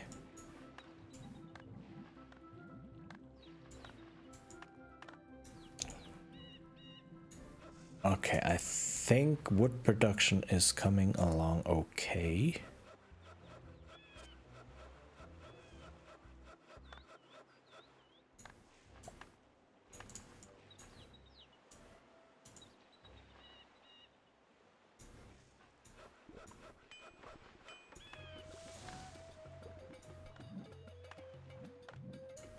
Okay, you take out the trees here. Take down the trees here.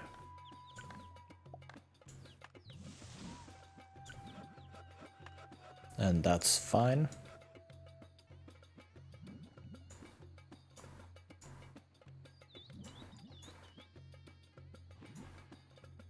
Is the distillery up? The distillery is up, yes. Okay, now I need storage space to get all the gold somewhere.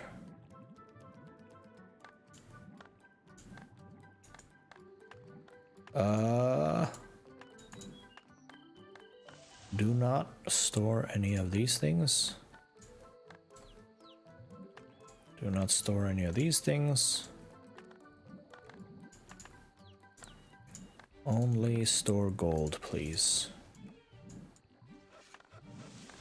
Okay, this area is also not horrible for farming. There is a river down here. So what I want is I want the farms up here and then all the buildings that require water down here. Right? But for that, I need these trees to be gone. If it even takes that long. Okay, this building is done. Very nice. This one's getting there. Also nice.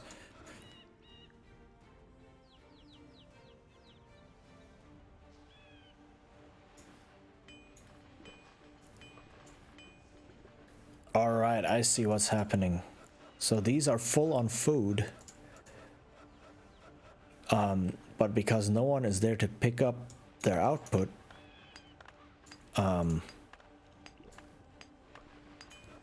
right, like no one, they're not going down and not consuming the food. Hey.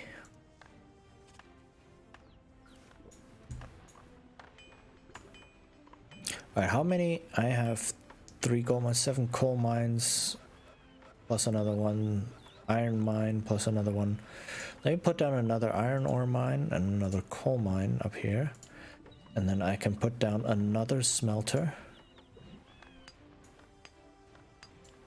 And another weaponsmith.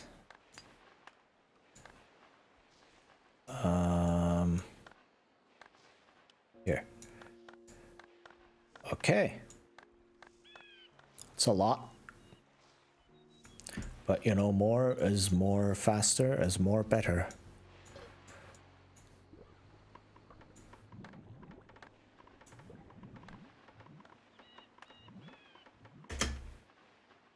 Yeah.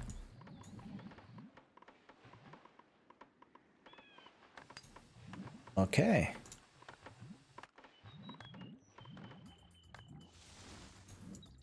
All right, sawmill, please. And then this as well.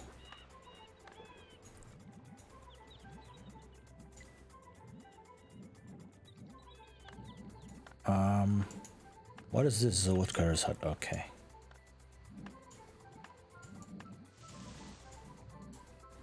Storage.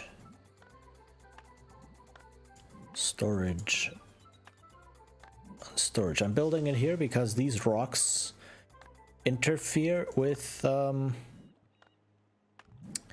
farms. So yeah, good to know.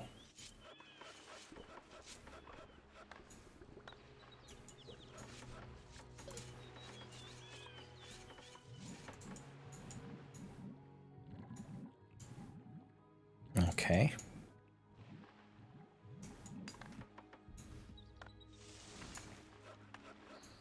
Getting there.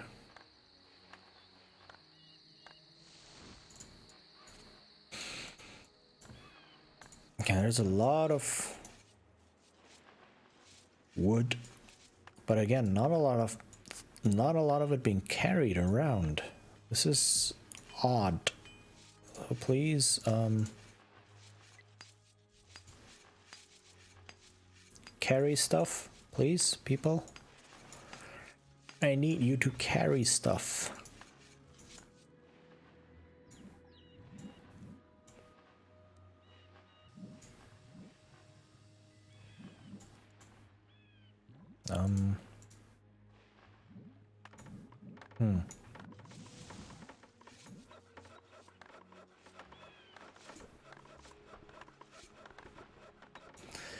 Okay.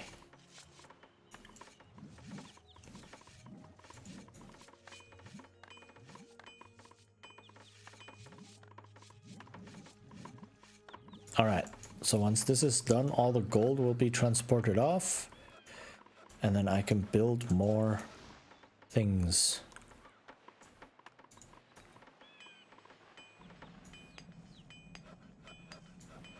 Let's see. Hey.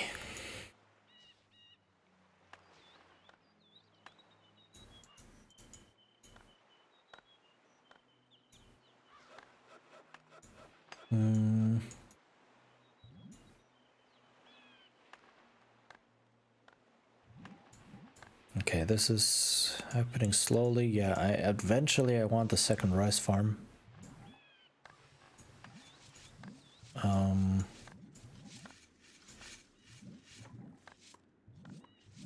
I like how this is exactly a hexagon.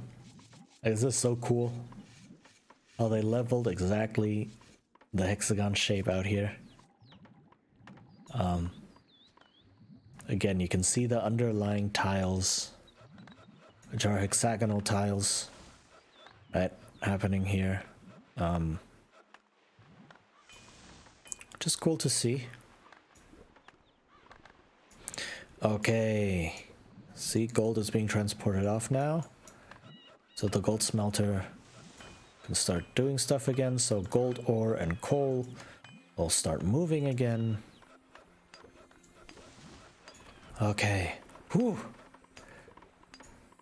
There's all these bottlenecks, and the bottlenecks can come from two sources. The bottlenecks can come from you not producing enough resources, like I had in the beginning. I was just not producing enough wood.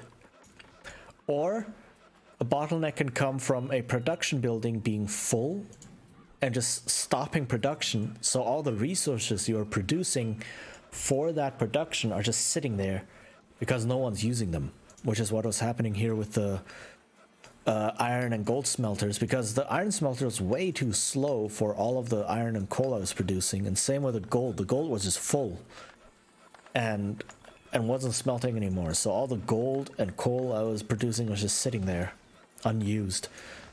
And that's the two types of bottlenecks you can have, both of which are not good. But they require different ways of dealing with them.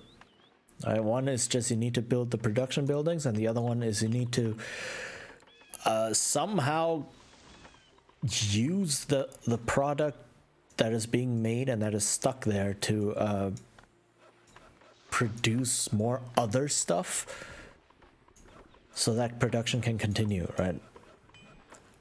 It's like your chains are unbalanced, your production chains. You have too much input and too little, or too many stage 1 resources and not enough people that need the stage 2 resources. So the stage 1 resources are just sitting there, and you need to ramp up the use of the stage 2 resources so that the stage 1 is being used. And so I hope that makes sense. And yeah, like all this bread and such is just sitting here because the mines weren't using it. And the mines weren't using it because they were full of coal and iron and such. And that wasn't being used because the smelters are too slow in their job. So it was just sitting here, and so it just brings to a halt basically your entire production chain until you use these things again. So I need to make more iron smelters so that the iron ore and coal can be used up. And once that happens, then the food gets brought in again. And then once that happens, the food production can continue working. It's like a traffic jam, right? It's not too little resources. It's a traffic jam. Too many cars are trying to move in, and there's just not enough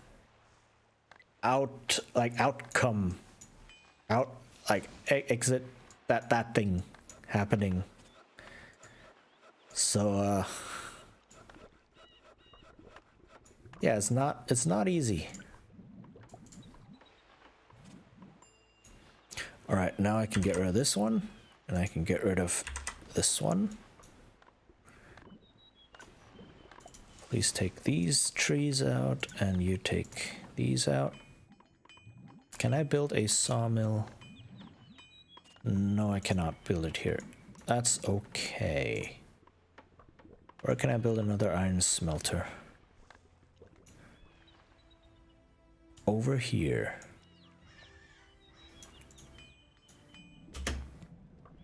I need an axe. Okay. So axe it is, and I probably need more pickaxes. Right, do I have more pickaxes? I have one. Probably need like 1 or 2 more. And another axe, okay. Axe there.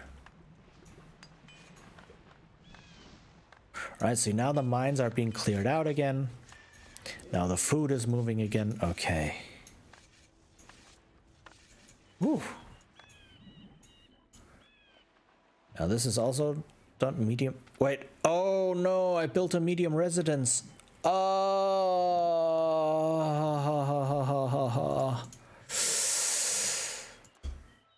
I clicked the wrong building.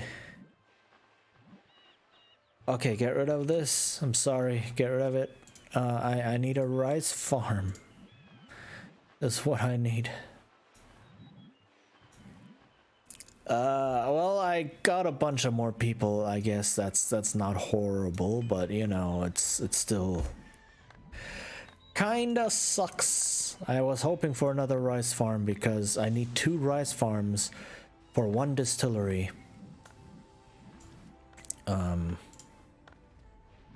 Because of their production rates. So, yeah. Okay, at least all the gold is being brought in now. That's good.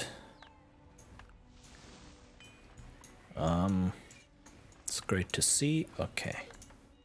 Ooh, look at this. There's a lot of high-grade soldiers. It's not nice. It's not good. Very not good. Okay, so let's see. Can I make another weaponsmith? Yes, I can. Let's build it here. Ooh, that's cool. I can place them all here together. All right. That requires another hammer, I think.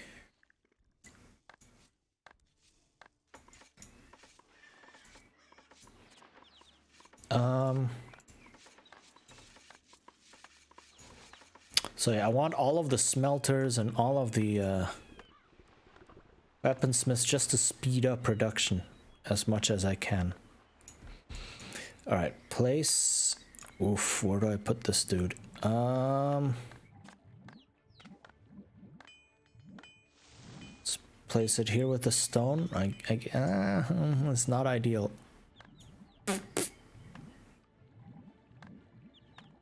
Up here where the stone is. Okay, let's put that. Another gold smelter because I have a lot of gold mines, so why not double my production on that?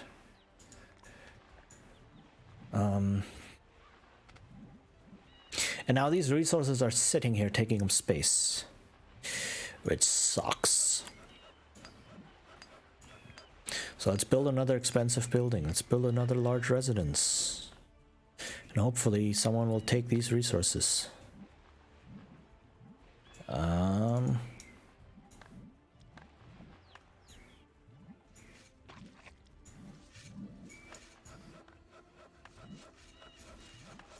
Okay. see. This is basically done for now, so let's go here and you up here.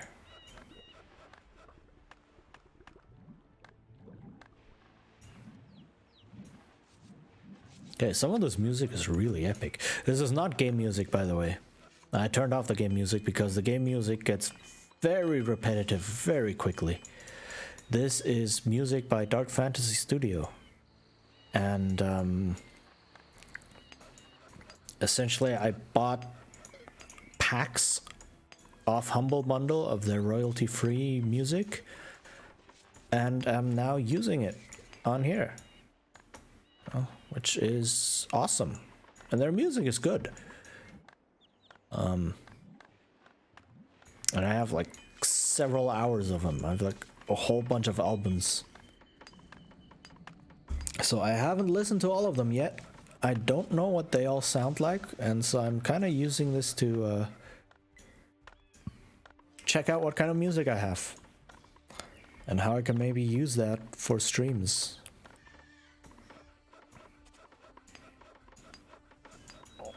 Okay.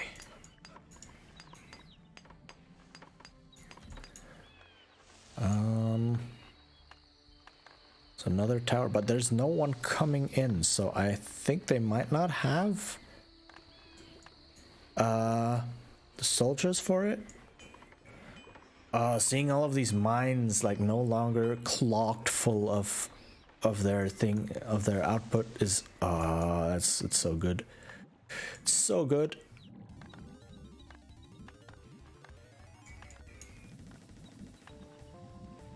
And then you get chiptunes like this, huh?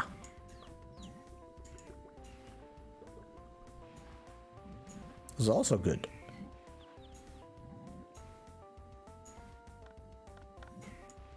Okay, so let me just get some farms out, just to have them ready in case I need them. Okay, and then more farms.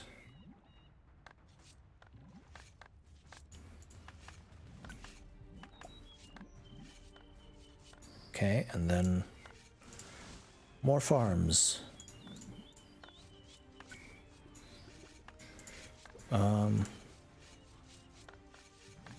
So I want the building itself on the steep slopes so that the field can be on smoother land.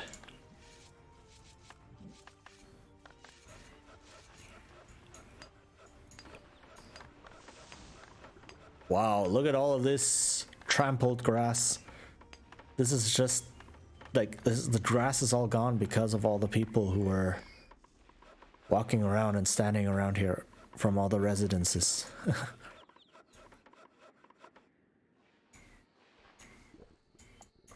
Okay. So there's no one going into the tower, which leads me to believe that there might not be anyone. So let me just launch an attack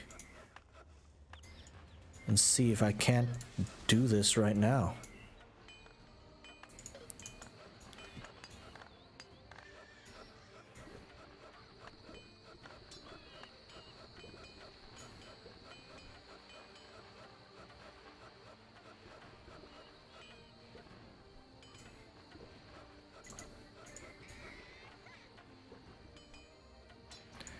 Yeah, there doesn't seem to be a lot happening.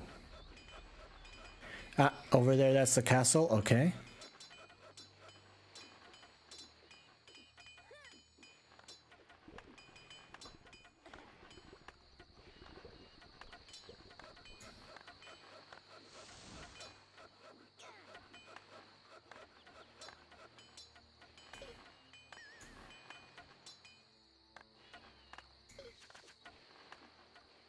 Oh, did I grab the tower already? Oh, nice.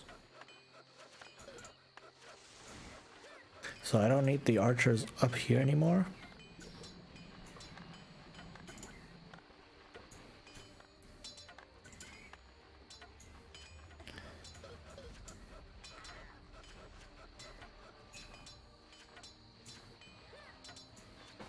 Okay, this is the castle I need to grab. Yeah, there's nothing happening. There's just... no one is responding. Okay. Does that mean I can move a bit further? You know, take a bit of extra stuff just to be safe?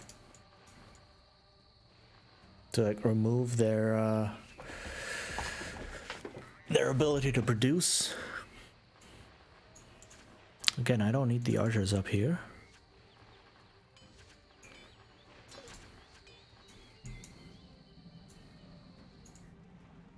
This is going to be a lot tougher because you can see they have all of the tier 3 soldiers down here, which are maximum tier.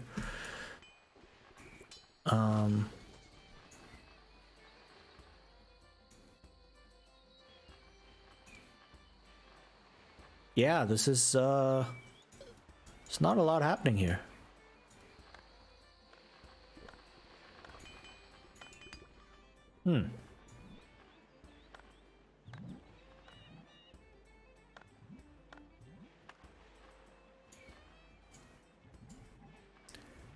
Okay, can I please Okay, you know what? Let's shift things around a bit. Let's do this instead.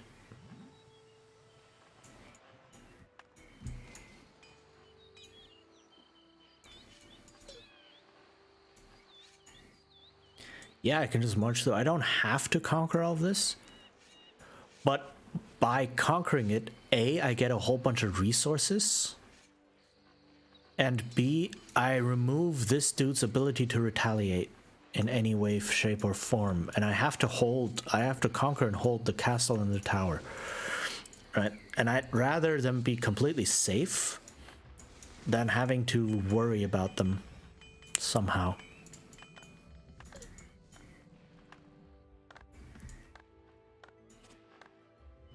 Okay, let me see if I can build another large residence somewhere. Let's put one right here. Oh, now I have like wood out of the wazoo. Look at this. This is full. This is full. This one's almost full. Look at that. What are they building here? A grain mill. Well, that's not gonna help you. That's a thief. I wanna get rid of that dude.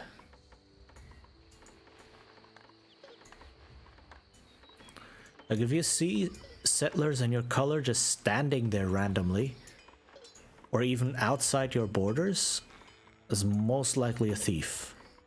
An enemy thief. In disguise, because that's what they do. Yeah, see? There we go.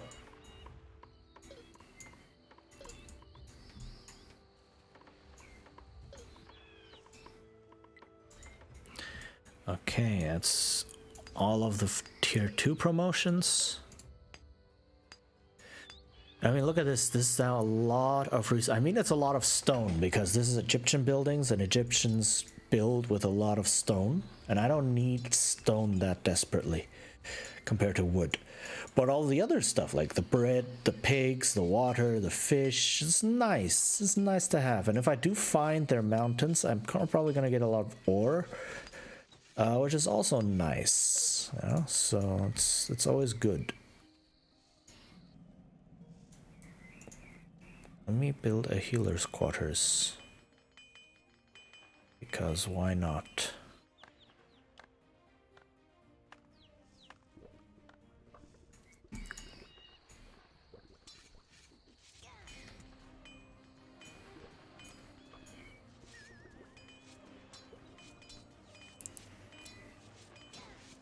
Okay, okay.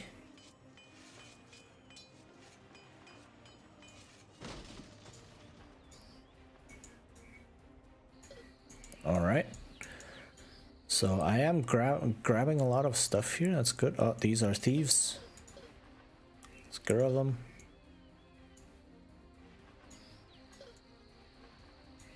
There's a lot of woodcutters huts and such happening here. That's just gonna give me a lot of extra wood. Which, you know, I can use well, but I have so much now, so that's... Oh, I see gold. Gold, there we go. That's gonna make me stronger. And this is... Oh, no, this is a brewery. That's not gonna help me because I cannot use beer. I need to use rice wine.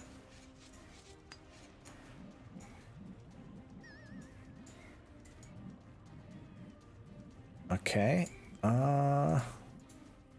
More storage and more storage. Oh, I need scythes, right? Yeah, I need scythes. All right. 1, 2, 3. Let's just get that out of the way.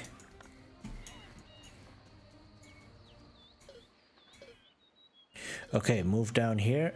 That's where I get all of the ores and the coals and the such.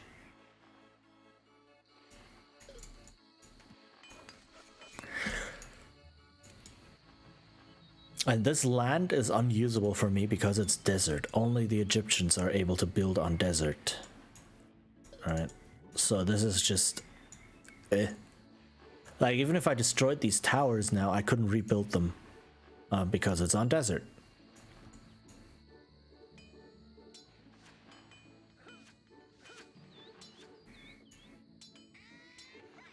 Okay. Nice. Let's move further to get more resources.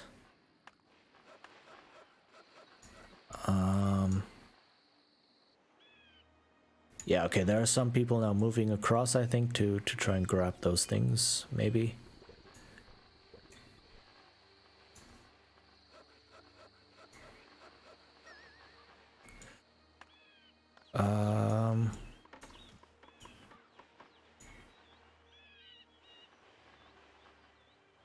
All right, let me put this there.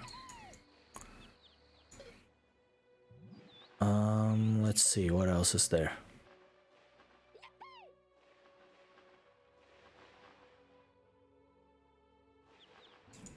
I don't need all of these towers here. I can get rid of all of these towers because it'll give me resources back and it will clear up some soldiers. All right. The soldiers sitting in the tower are just sitting in there uselessly.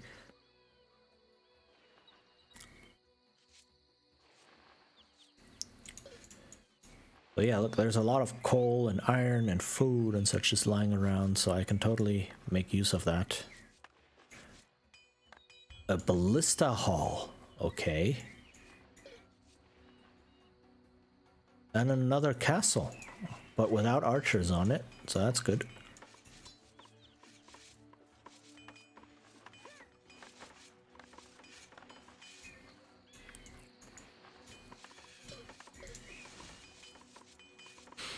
Okay, this is not going badly. This is... Need a scythe? Yes, I am making them. Yeah.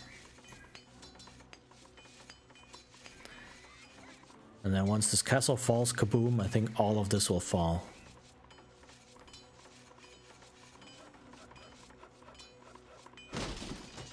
Yeah, there we go.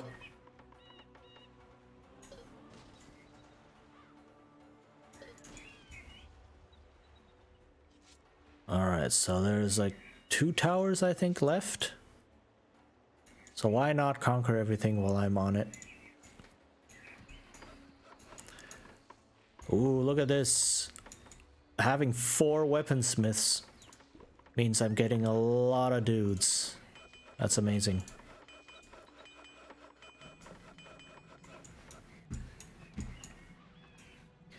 Okay, 1 more over here.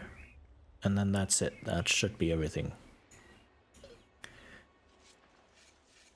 Do do do do do do do.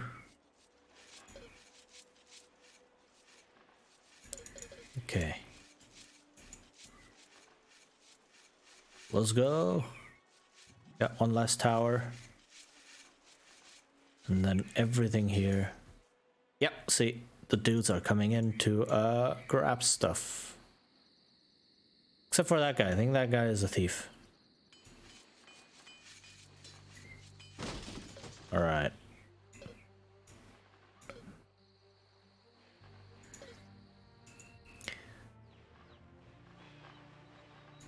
Nice.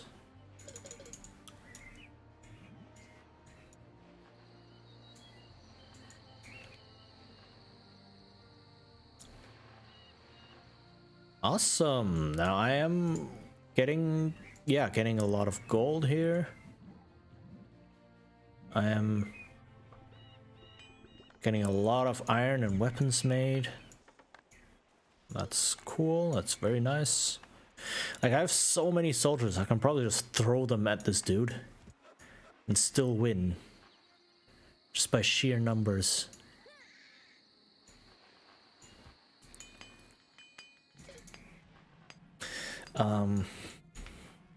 But I do need to go to the bathroom and I cannot pause this game. So I will save and be back in just a little. I'll keep the game running, or no, I will switch to be right back screen. I cannot save this, but you know, I cannot pause this, but I saved, so in case anything catastrophic happens, I can just reload. Right, so I will see you in a couple of minutes.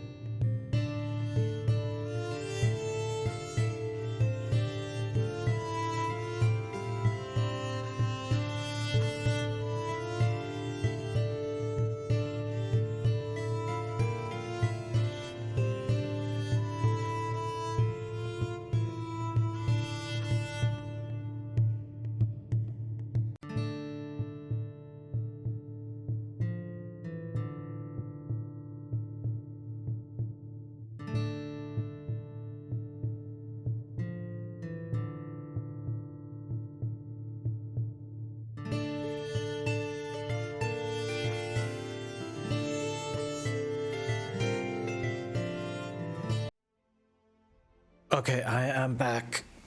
It looks like nothing catastrophic happened, which is good. Actually, my dudes are attacking. Huh. Okay, that happened. But you know what? Whatever. I have so many dudes here, and he's running. Why is he running?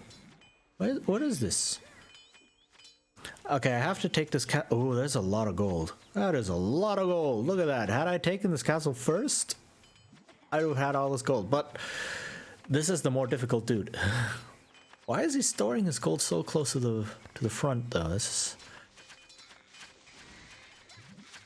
Anyway, yeah, see, I just have so many numbers.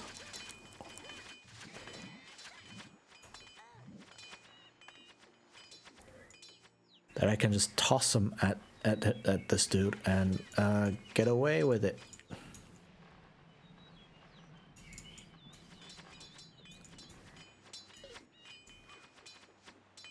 Oh, there's a priest.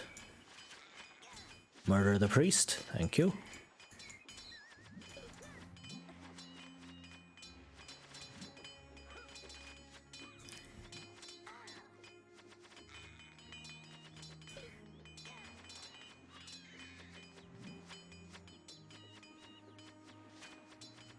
Alright, I think that was it though. Like, he didn't have a lot of dudes. He just had a couple of high tier soldiers, but not a lot of soldiers overall. I'm about to take the castle.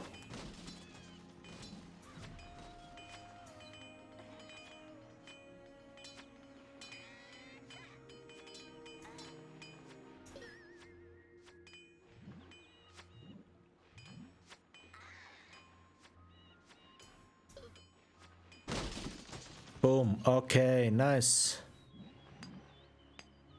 I've just won the game. Hooray!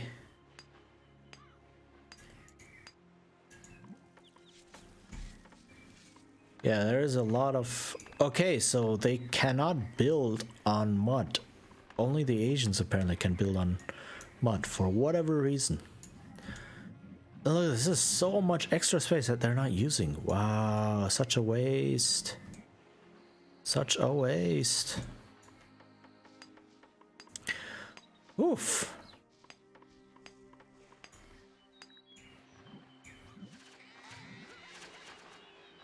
Okay. Okay, wow.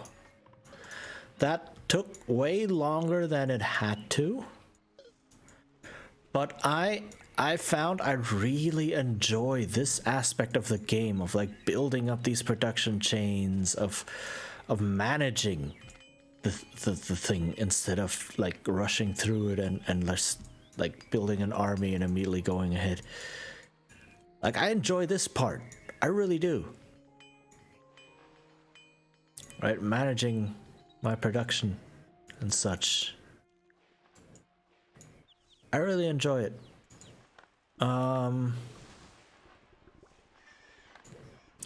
let me just save and quit. The time has come. Nope, it has not, because I am going to end the game and I'm going to end the stream. This was very long. We're getting close to 9 hours.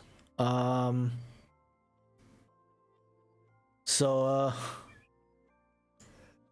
we still didn't finish the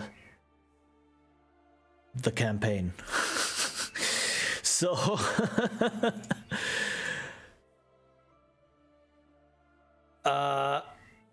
I just realized I never made a going live tweet. Yeesh.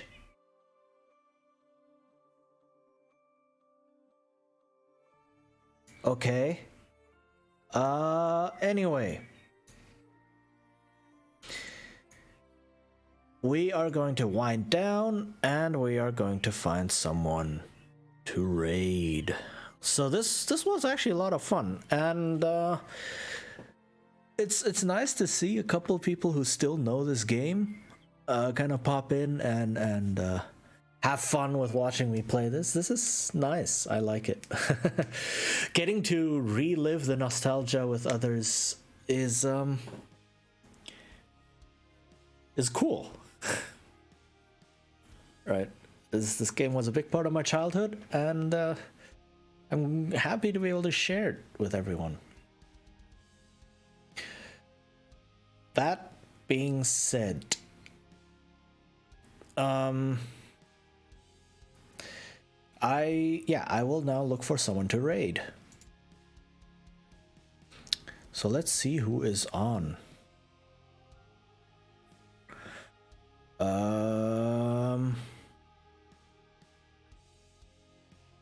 Not a lot of people. Let me see. people are probably just enjoying the weekend.